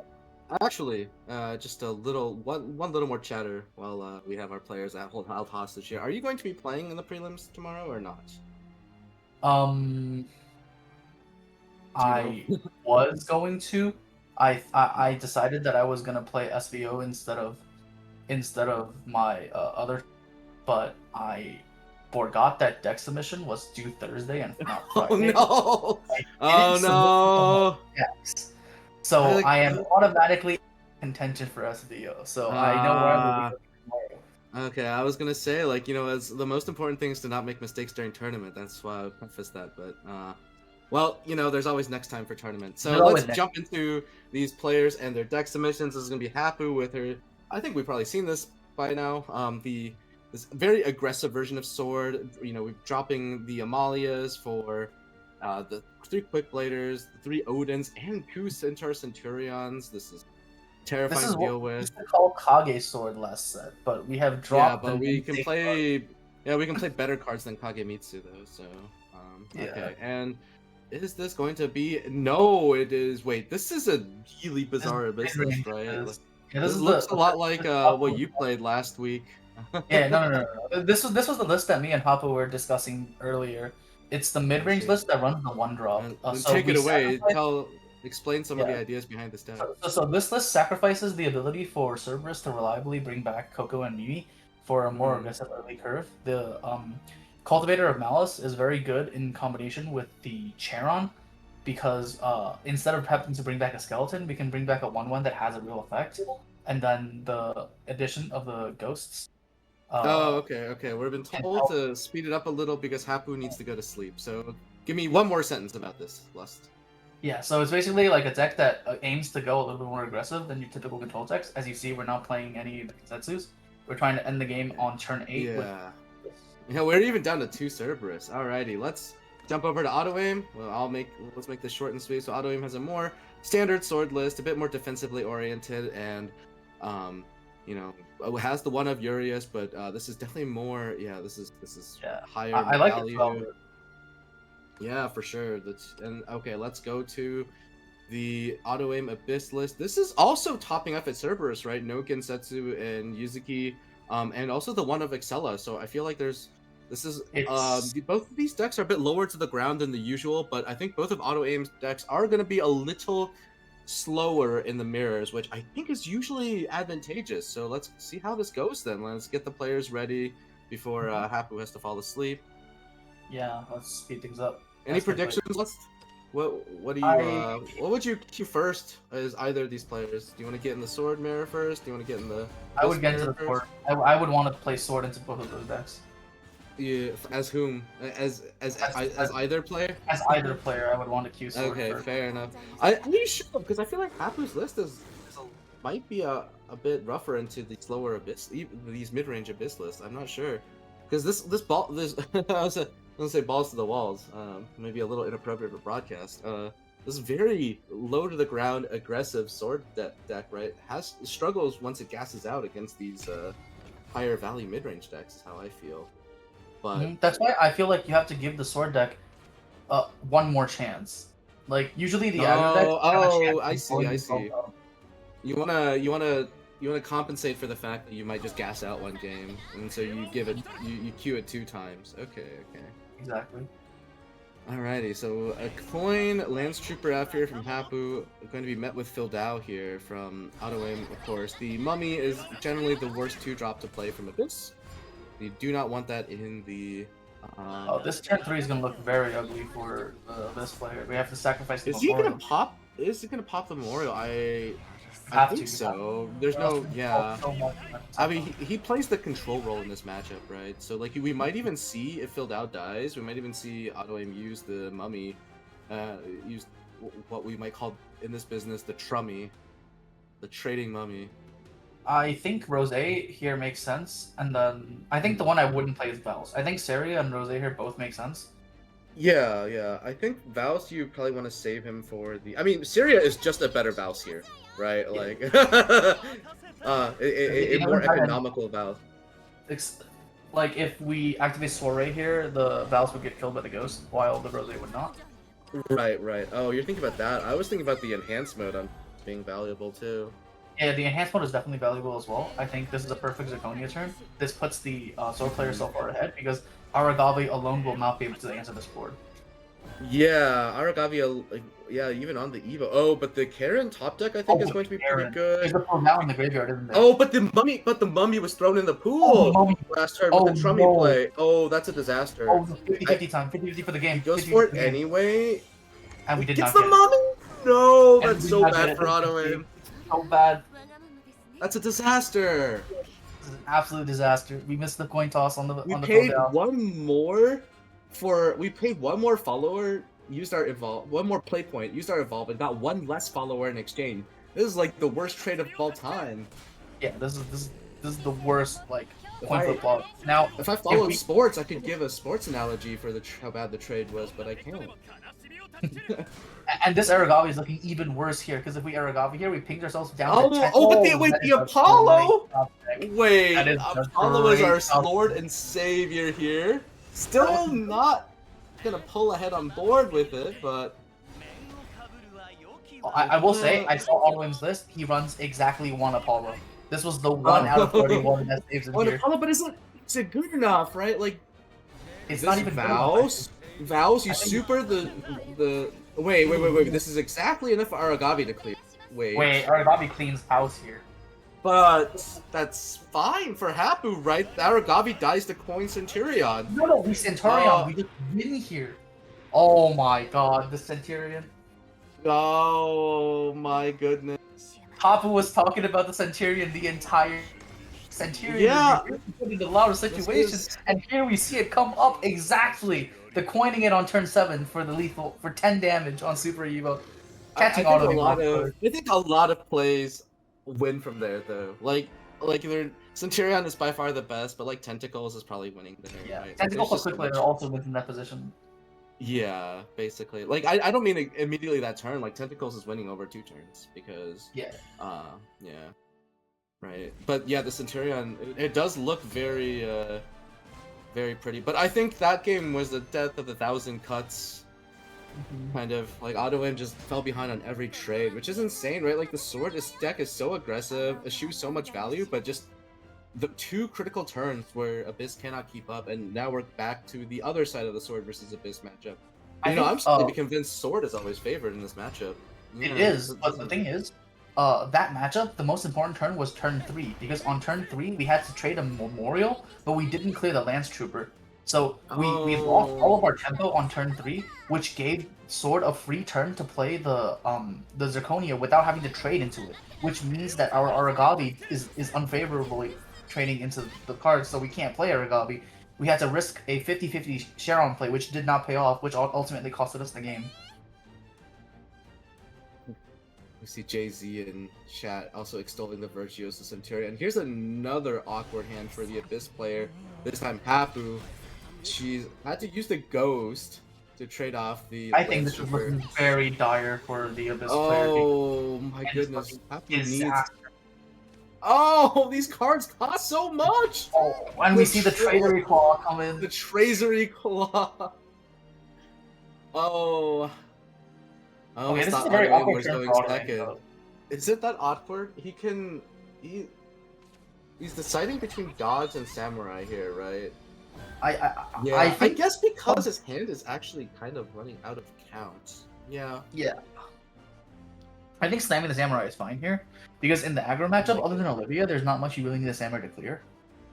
Mm-hmm. And also, like, most of the things that clear us are Aragavi, Orthrus, Phildad, right? And therefore the stat line doesn't actually matter what we play here.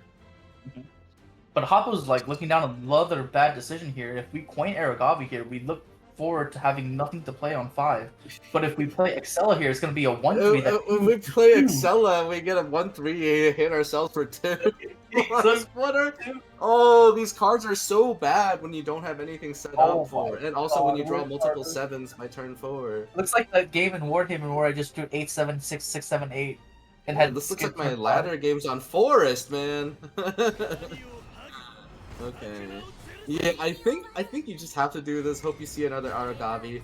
Oh, okay. Respect to And the Draconia here. pre-evolve, yeah, because while you can't really afford the damage, losing Oh, this instantly to Zirconia is not the play. Would you?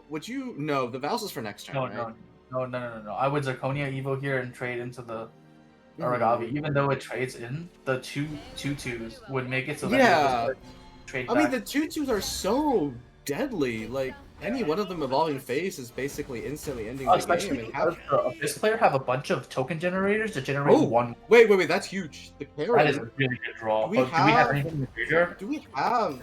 Wait. We don't. We don't.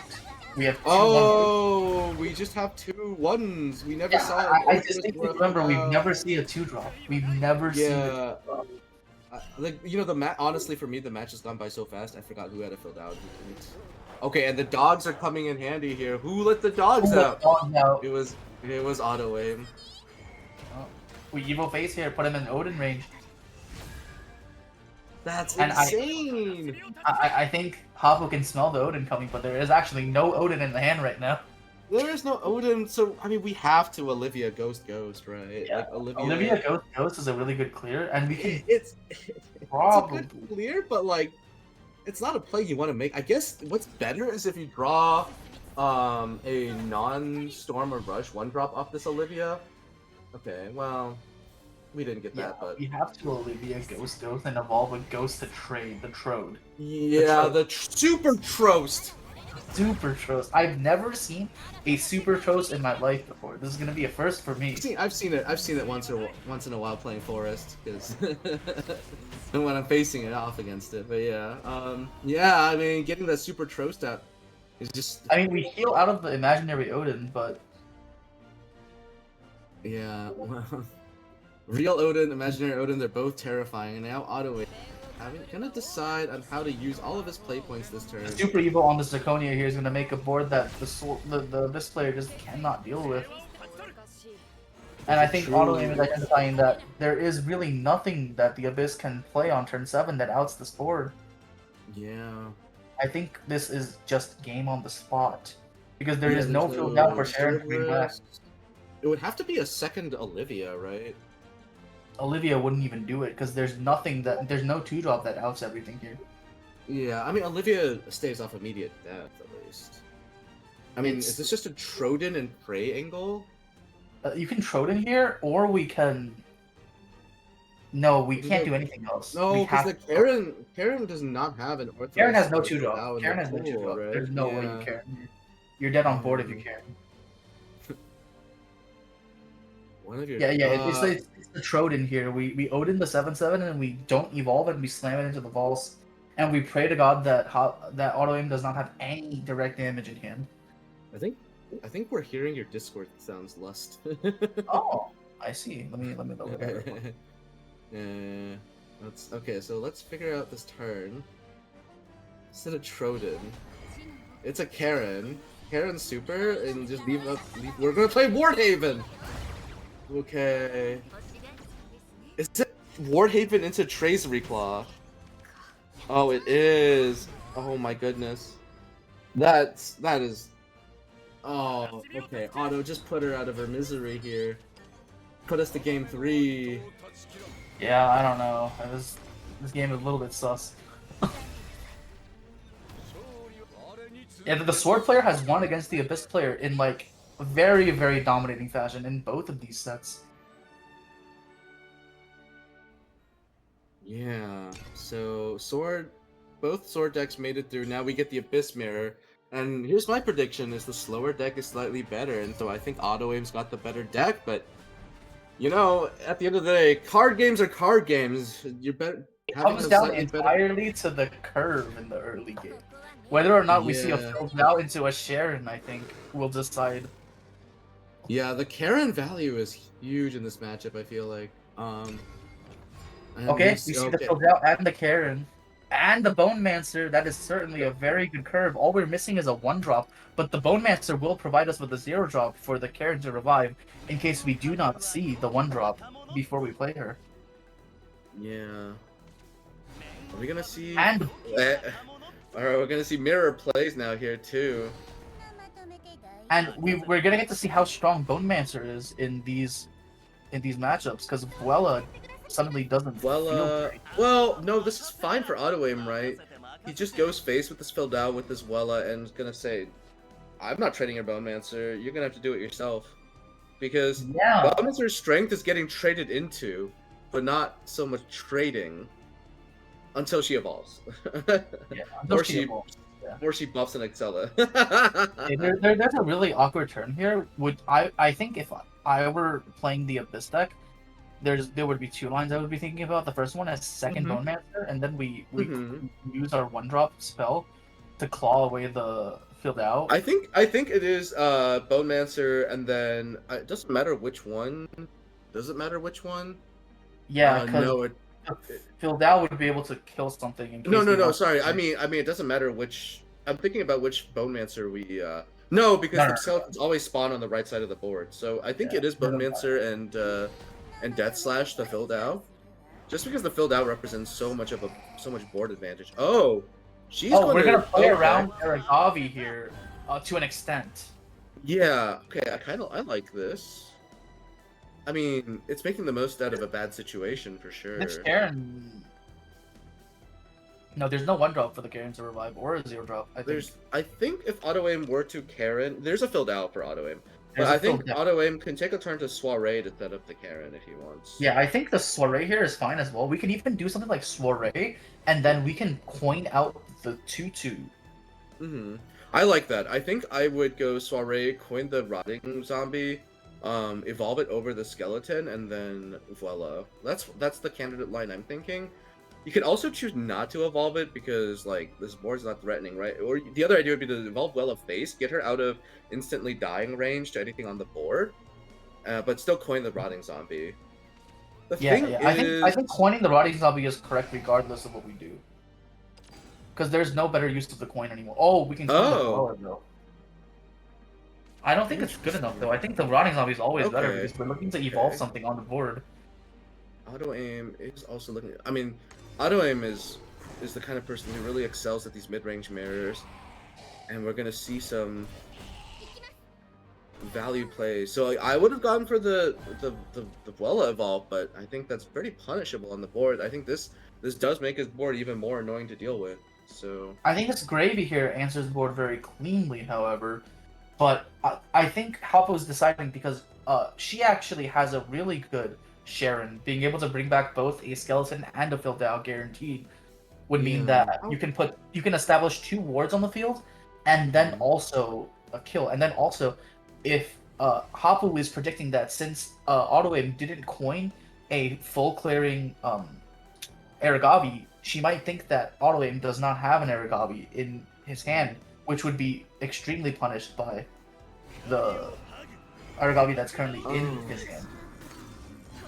Is she evolving Aragavi? I thought maybe she does have the more aggressive list, right? So I think she has the aggressive list, so she has to. Yeah, she has offensive. Yeah, because I was thinking Bone Mancer evolve into Aragavi, but that's the play you make if you're trying to. Yeah, this is the optimal Sharon line. This Karen is very strong here from Autoaim. Do you trade out the Bone Mancer here? I would trade. You would trade. You have to get this Bone Mancer off the field eventually. You do have to get rid of her eventually. If this Bone Mancer's on the field, it forever makes your Aragavi not that good. True. But I think the critical line to think about is whether or not it matters this turn in particular, because it also makes it easier for Happu to clear getting rid of this Bone Mancer, right? So. But also the thing is, if we get rid of it this turn, Excel is not exactly a play that you want to commit into 2 wards.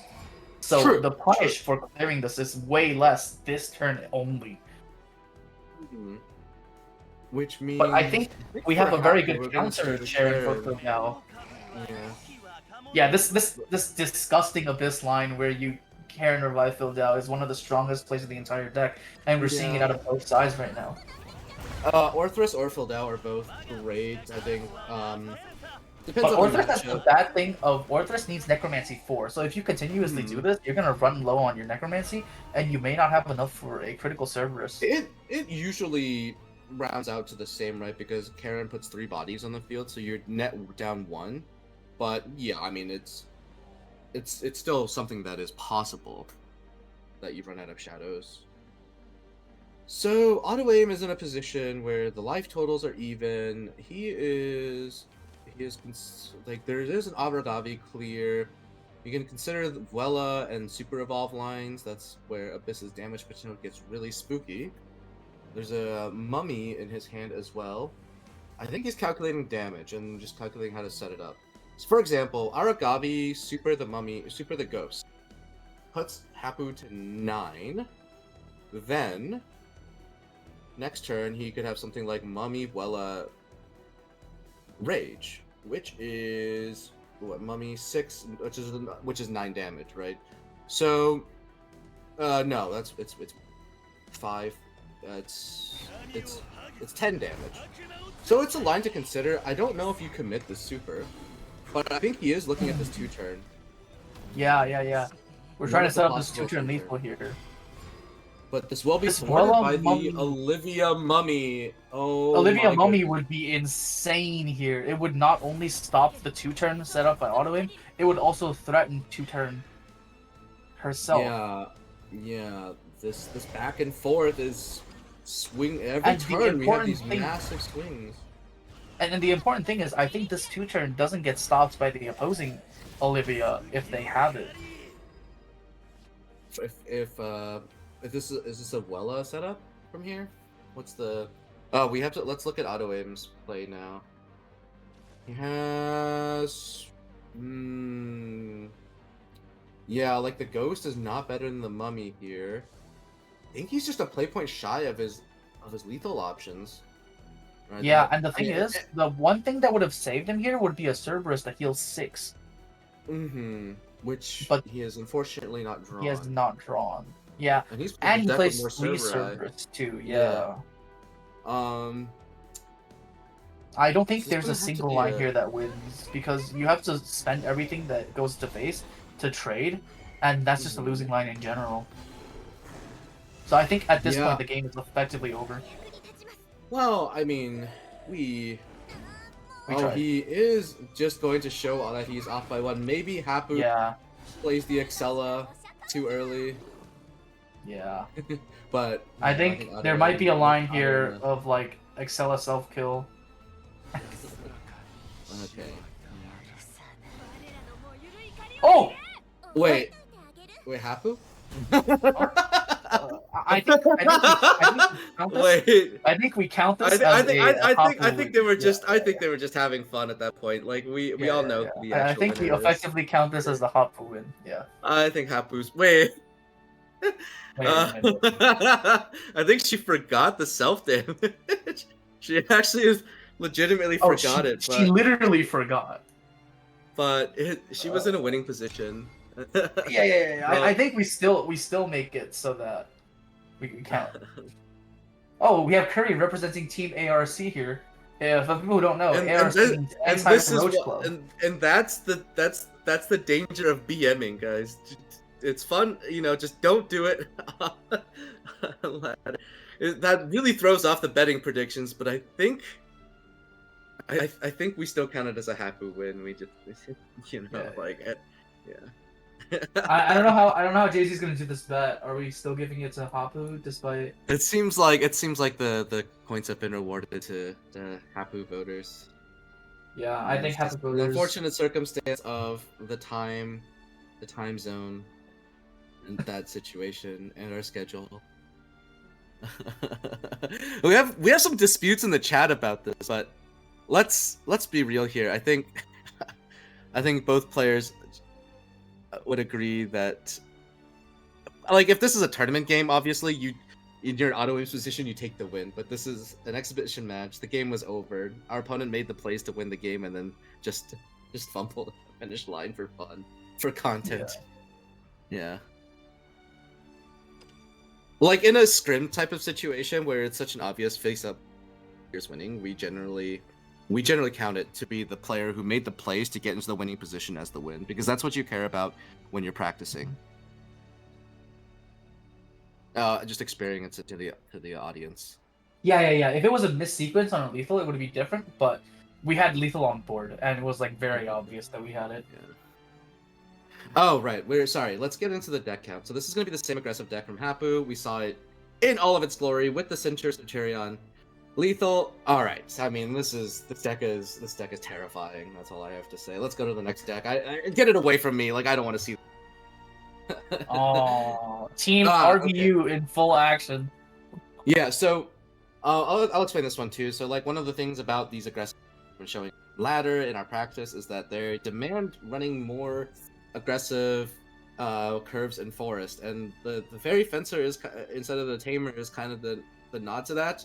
I don't know how much I like it because it's so annoying in slower matchups, but it is good to get the fencer. Like, I don't know, sometimes I miss the draw, sometimes I like the tempo. Like, it's kind of just trying to anticipate matching up into more aggressive decks, and it does. Fairy fencer does a great job of grabbing those matchups. I think usually we have either good fairy or fencer, right? No. I think you want to play them together because they create this curve that lets you like go even or beat the aggro decks. Let's jump over to Kuri's decks. Let's take it away. Let's see.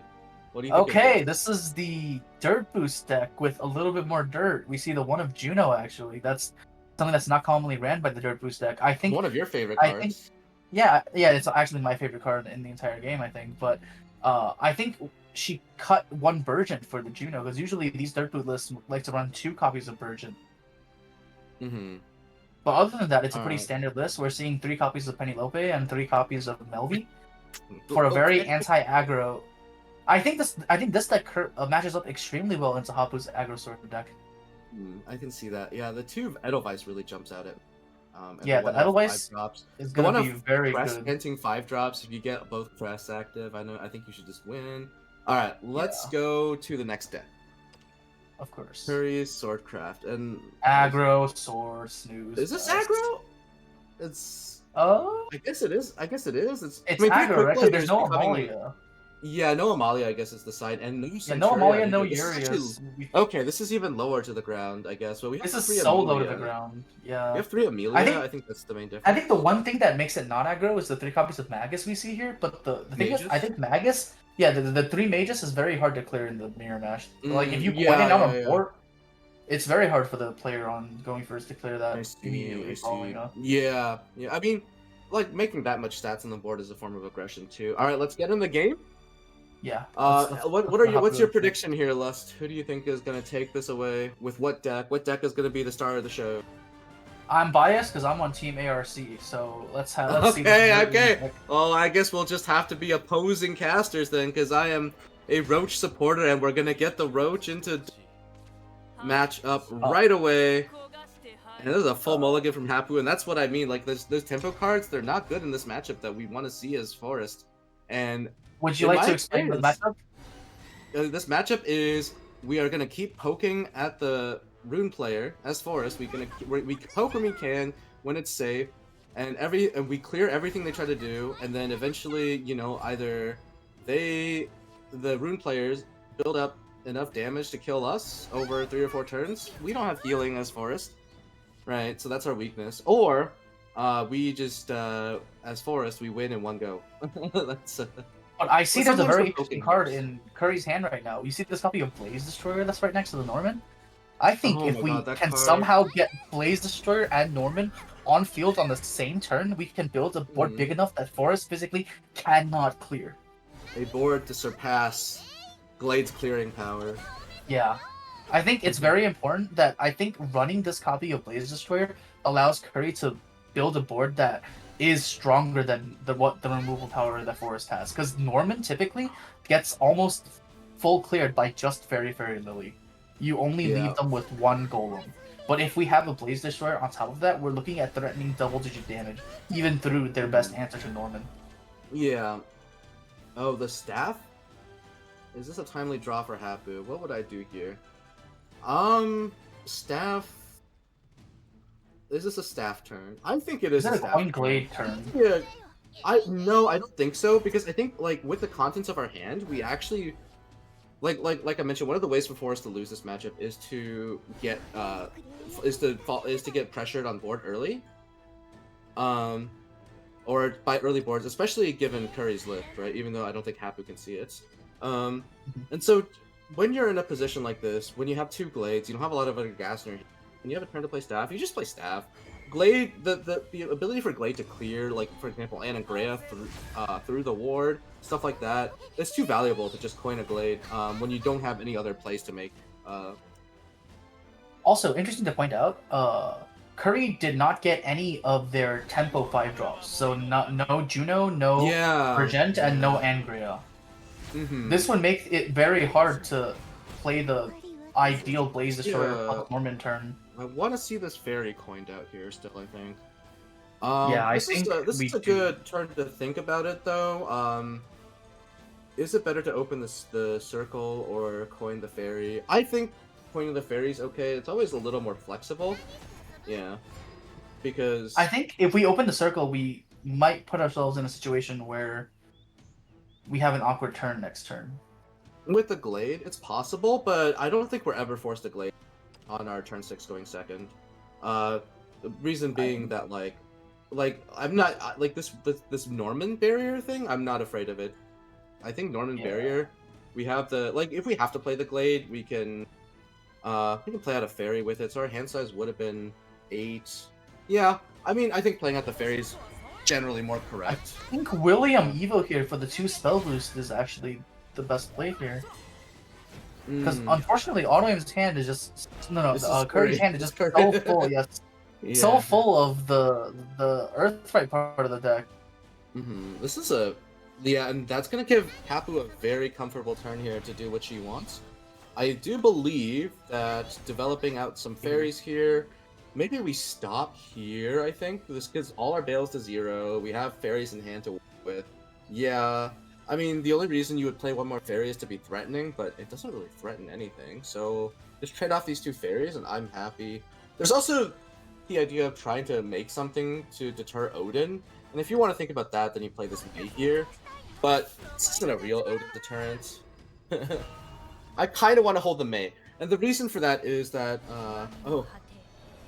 Lust, I think I lost internet for a bit there. Gotcha. Yeah. The reason I kind of want to hold the May is just so that she is very efficient at dealing with Norman barrier golems. So when I haven't done any chip damage, that is some consideration I'm going to make about what the rune player could be doing to defend against my setup. And so now Happu is in this situation where she does not have the signature, the titular card of the killer rhinoceros. And so I think she's gonna use this carbuncle to just make a second staff and possibly staff the carbuncle back. No. Also, maybe. From playing this matchup, I think Forest does have a real lose condition in this matchup, which is once they run out of all their Evo points, it will be significantly harder for them to try to push for game. Oh, I mean that is true. Oh, actually, Happu's decided to make a board here with this play. Okay, that's one thing. I mean, that is the thing you could do with this board from the spot. I don't super love it, but with the William played though, it's not bad. What would you do here if you were in Kuri's shoes?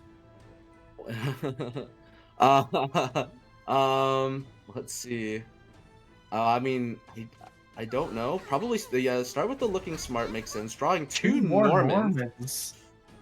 I think we go for it. We go for the Norman plus Blaze Destroyer, and we hope our opponent just can't answer Norman that. Blaze Destroyer. It doesn't clear though, right? If you're committing to Norman, you can start with Brew here, and Angrea drawn. I think Kuri is committing to the play. The Norman double barrier. Yeah, I mean with a Magon with Bale played, it does get a lot better. That is true.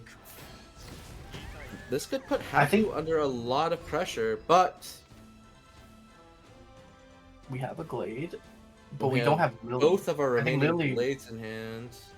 So I would, if I were Happu, yeah, no Lily, no way to down this Norman. I think this Allure is a huge draw, though. I think we start by Allure eating something to see if our Glaive can draw into potentially a Lily. No, I think you can start with the Bale here. You can start with the Bale here. And right, because another Carbuncle drawn. You can start with the Bale here, but now Our board is I think full. Yeah. we fuse away something, we bounce a Bale, we play a Fairy to poke away the barrier. Yeah, there we go.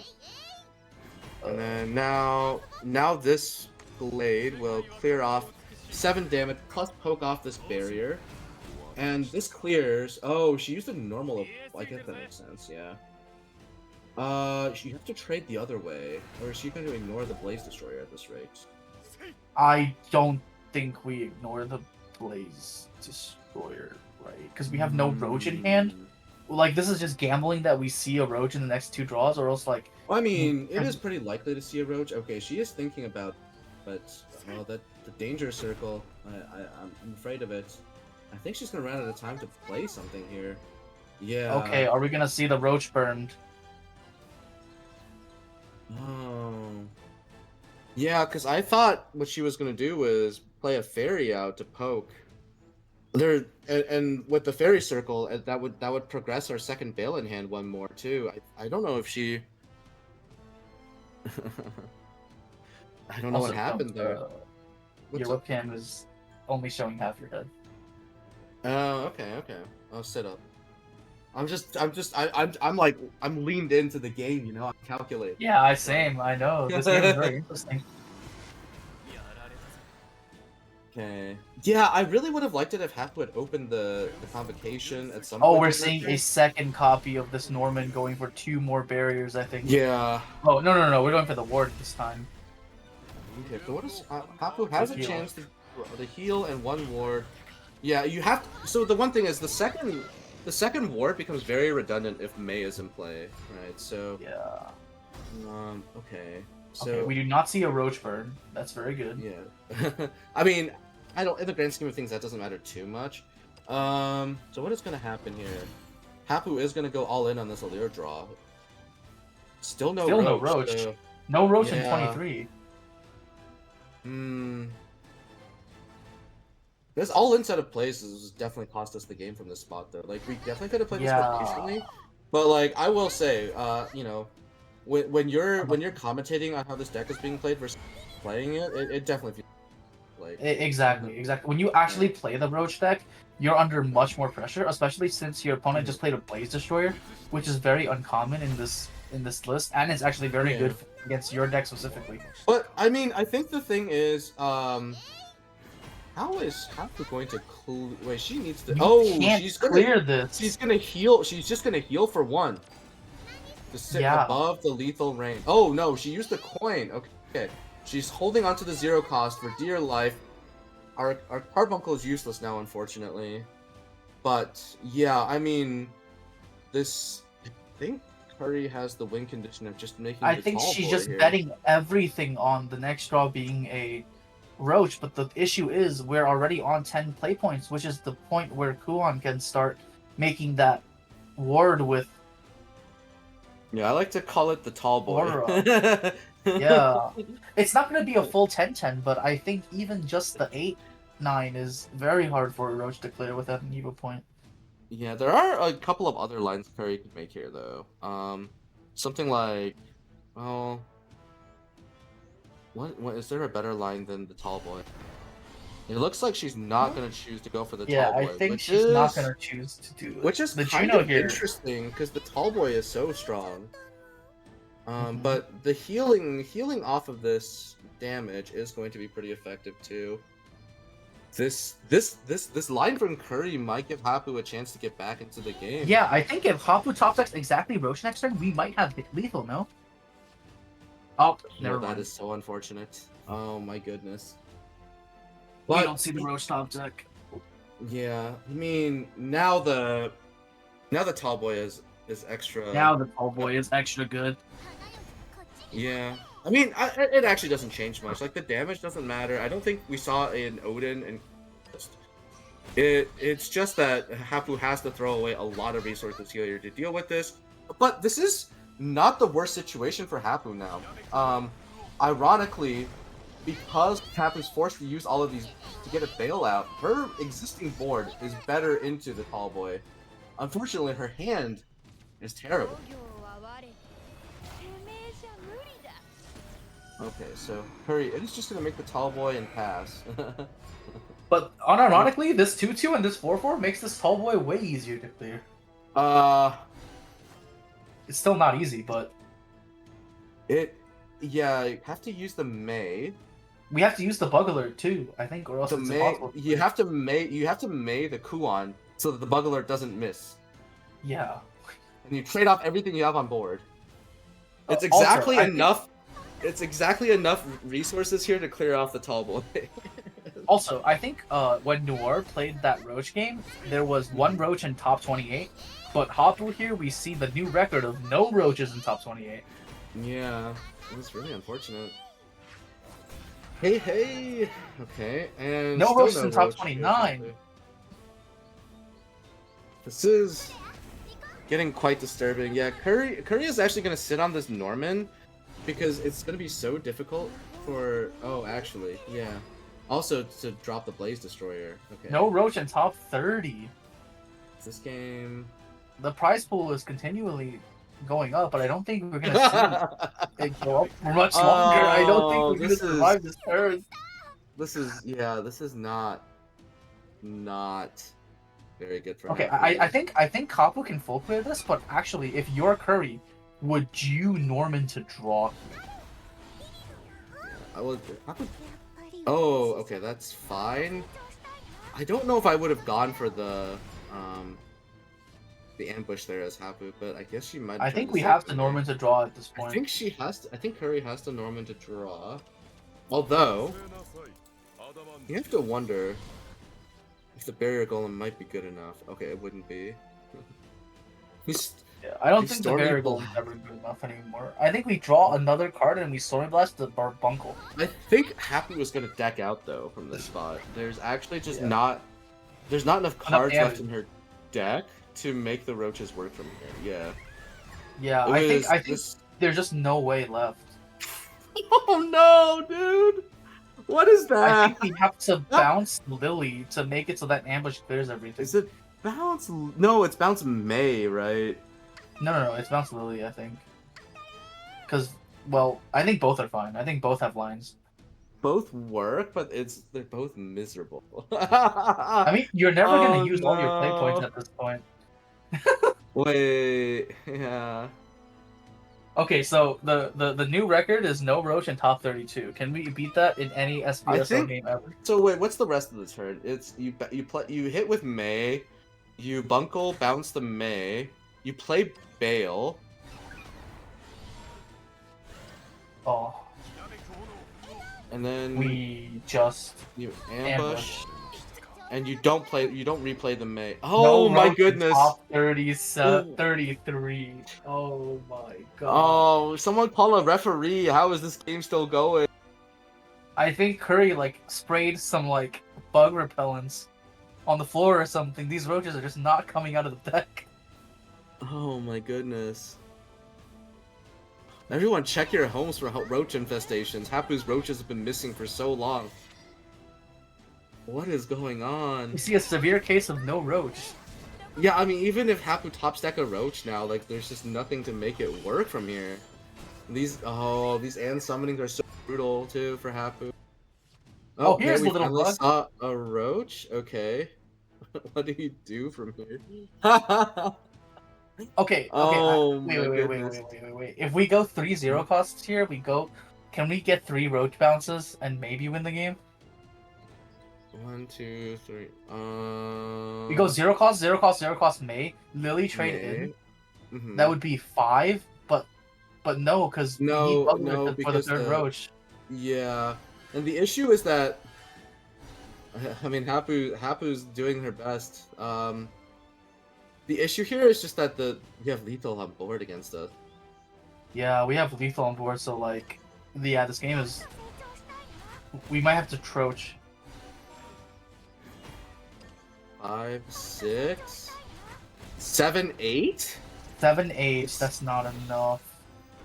Oh, it's so close. It was actually one It's card off. so close. Yeah, She we're it one actually card just off. needed one more card to win this game. Yeah. Roach in bottom 34, and we still almost won. That's how good this matchup is. Nah, I mean, it is what it is. That was It is what it definitely is, one of the yeah. draws of all time for. All right, and This we're does gonna not go bode right well for back in. Happu's sleep schedule. Oh. If what? No ward?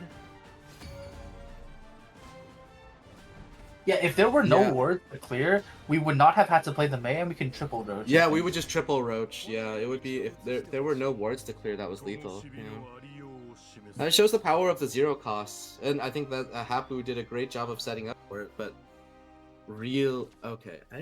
Oh, we see the Saria here. Target the hate. Yeah, Saria is so effective at clearing fairies. I'm not sure about tossing staff with that hand though, because one of the issues is that like we already have okay, we got the staff back. That's pretty good.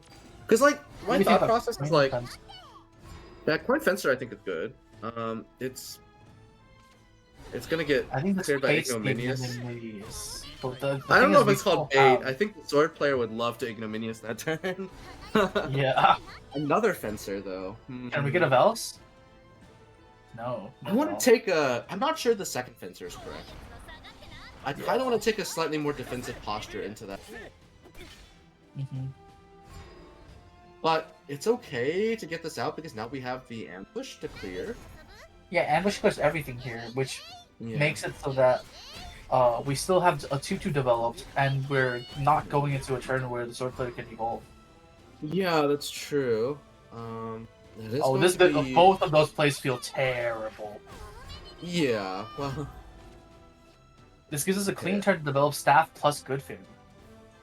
I think that is a good play here because the rest of our hand is good for a more defensive posture. The issue is that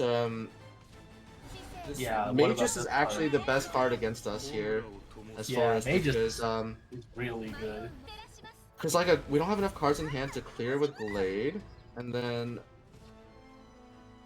we have to make a Lily play on the Magus, which clears everything but one body. So it's not that bad. But I think the issue is we only have Lily on field, which makes it a prime Val's target. Yeah, that is... I think if we go Val's, kill the Lily, Evo face, the Forest player is looking at a really dangerous life total, especially into an aggro sword list. Correct. What you need in that situation is Glade. Yes, we need Glade. No, Glade is not big enough. It is, right? Oh, it is just barely big enough. Oh, the Tentacles is going to make this play look much more appealing. Tentacle is crazy here. I'm actually thinking, though, is there a world where you still pre-evolve the Vows? And here's why. It gets Vows out of range of Ambush. Ambush. But this is looking to be exact lethal next turn. Yeah, getting the 2 damage... Getting the 2 damage now means we can kill on turn 7, so I think it's always equal to 9 here. Yeah, fair enough. It is worth taking that risk, and I mean, there's no answer here for Happu. There's no answer just here, going to yeah. be game. It's just game. This is the unfortunate part of dealing with a very aggressive sword curve into Magus, and not seeing Glade. Glade would have saved us here as Forest. I think this exposes one of Forest's weaknesses. I think it's not a big weakness, but there is just some games where you don't see the one card that you need to see to save you, and you just snowball lose from there. This happens not exactly too often, but it does happen often enough that it is a small issue. Yeah, it is in individual games that happen. We're going to see the Tentacle Super Evolve Lethal. Oh my god. I think Aggro Sword has won every single set today, no? It is very good into... I think it does have a very scary spot in this metagame. It is a deck that demands a lot of respect to deal with. Yeah, I mean... and it's not one that you really want to run into, as that version of sword is definitely less advantageous as Forest. Forest is really good into the slow mid-range decks that don't have a lot of face threat, but when Forest's biggest weakness is unable to heal. No Its healing. inability to No heal off healing. damage. Yeah. Yeah. Lambert Low is amounts of the only healing in the deck other than Olivia if you play her, but it's just not Yeah. worth it a lot of the time. All right. Yeah, I mean, like Happu said in the chat, Glade was winning. I think we called that out a few times. Ambush was also potentially winning. Ambush was really good. Glade was really good. If you Yeah. just saw one of those, it would be a very winning line. Yeah, I think Happu said Glade was winning, but Ambush is even winning. I think Ambush always wins. And that is going to be the match. What are your thoughts on the two matches that we saw, Happu? Is Face the Place nowadays? Wait, did I say Happu? I meant Lust. I'm sorry. I think Face is the place. I think there are very few matchups that you truly are unable to beat as the aggro decks. I think like one of the big decks that this deck struggles against is like Puppet. Yeah. But Puppet's just not popular. No, I mean the pure control decks also, or the more control-oriented decks sit in this place where they're hit by the other boogeyman of the format, Yeah, right? Between Rune and Forest, like the Rune, you cannot, the boost deck.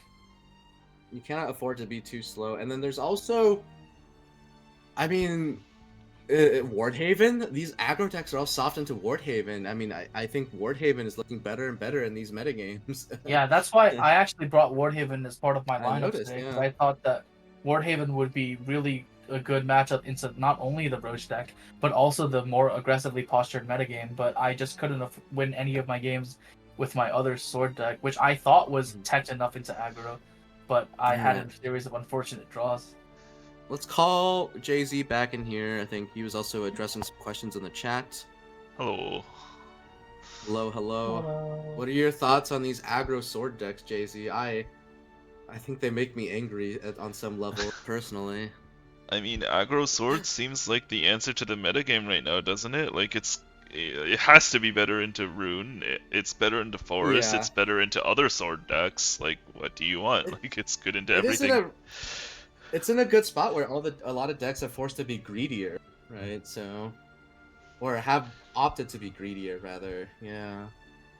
But like, it's also taking advantage of the sword card pool, right? Like they're aggro, but they have insane one-card board makers like Zirconia, Magus, and Gildaria, which like, okay, like I can't make a board into this aggro deck. What is up with that?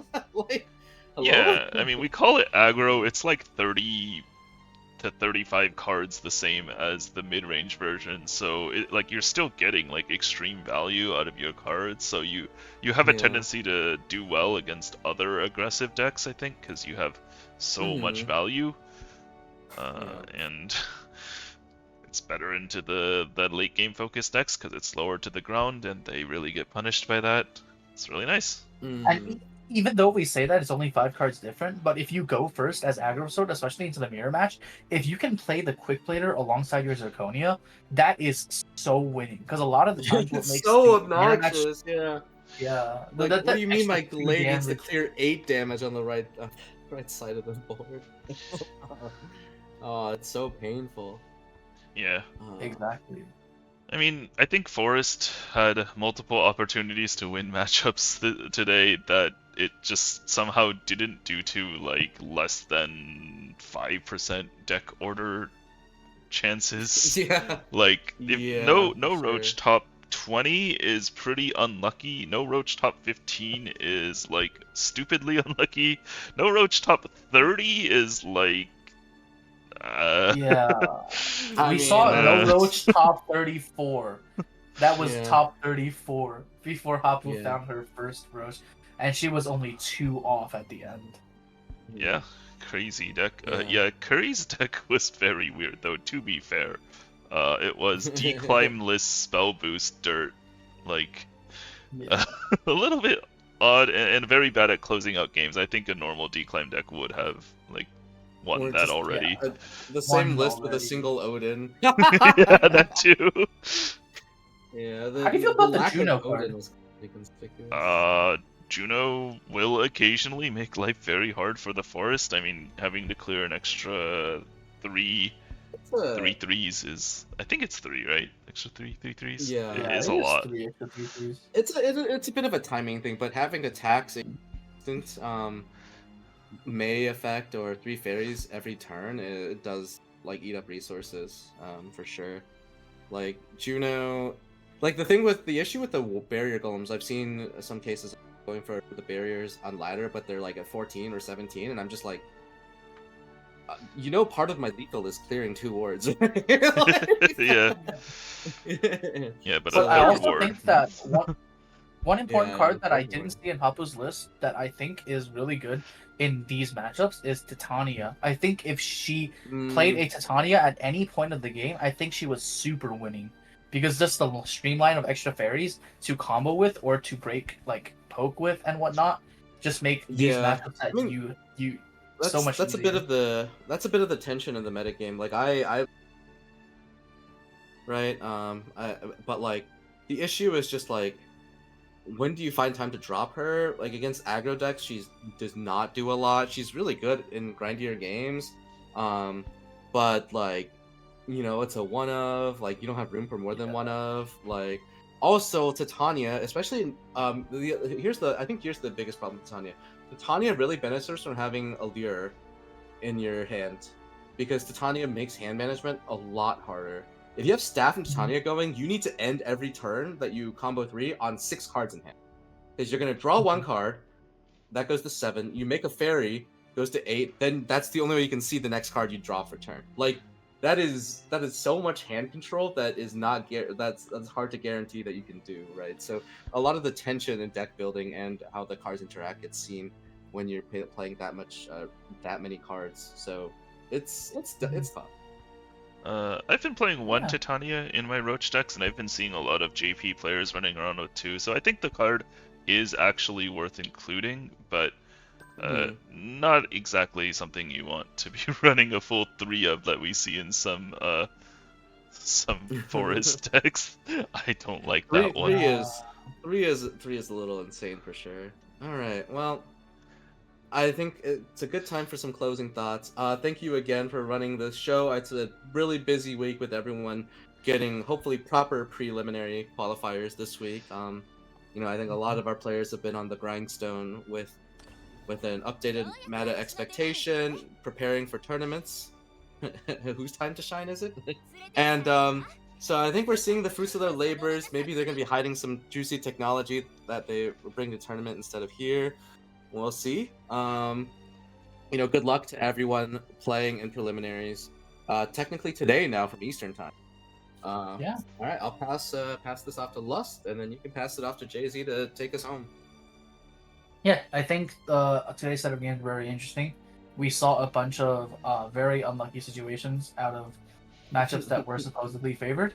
I remember distinctly the matchup that I had against a Sword, where I maybe made a mistake in my mulligan, but I drew no playable cards for the next maybe 4 or 5 turns. I remember passing turn 5 with every card in my hand costing 6 or more. So I literally died to the Zirconia on board without being able to do anything. Oh no!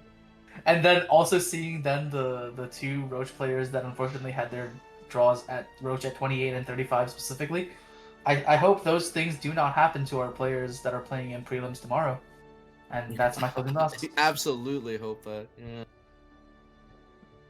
Yeah, so that'll be pretty much it for us. One more thing that I just want to throw in there. So Take-Two is coming out, and I think a lot of our players are pretty into Take-Two.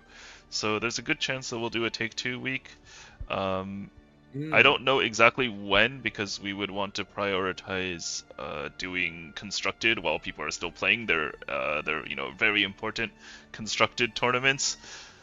But look forward to that in the future, and if you are a huge fan of Take-Two like I am, then say so, because the more I hear from people that they want to see that, the more likely we are to run that week earlier, and also maybe run it back like an extra time.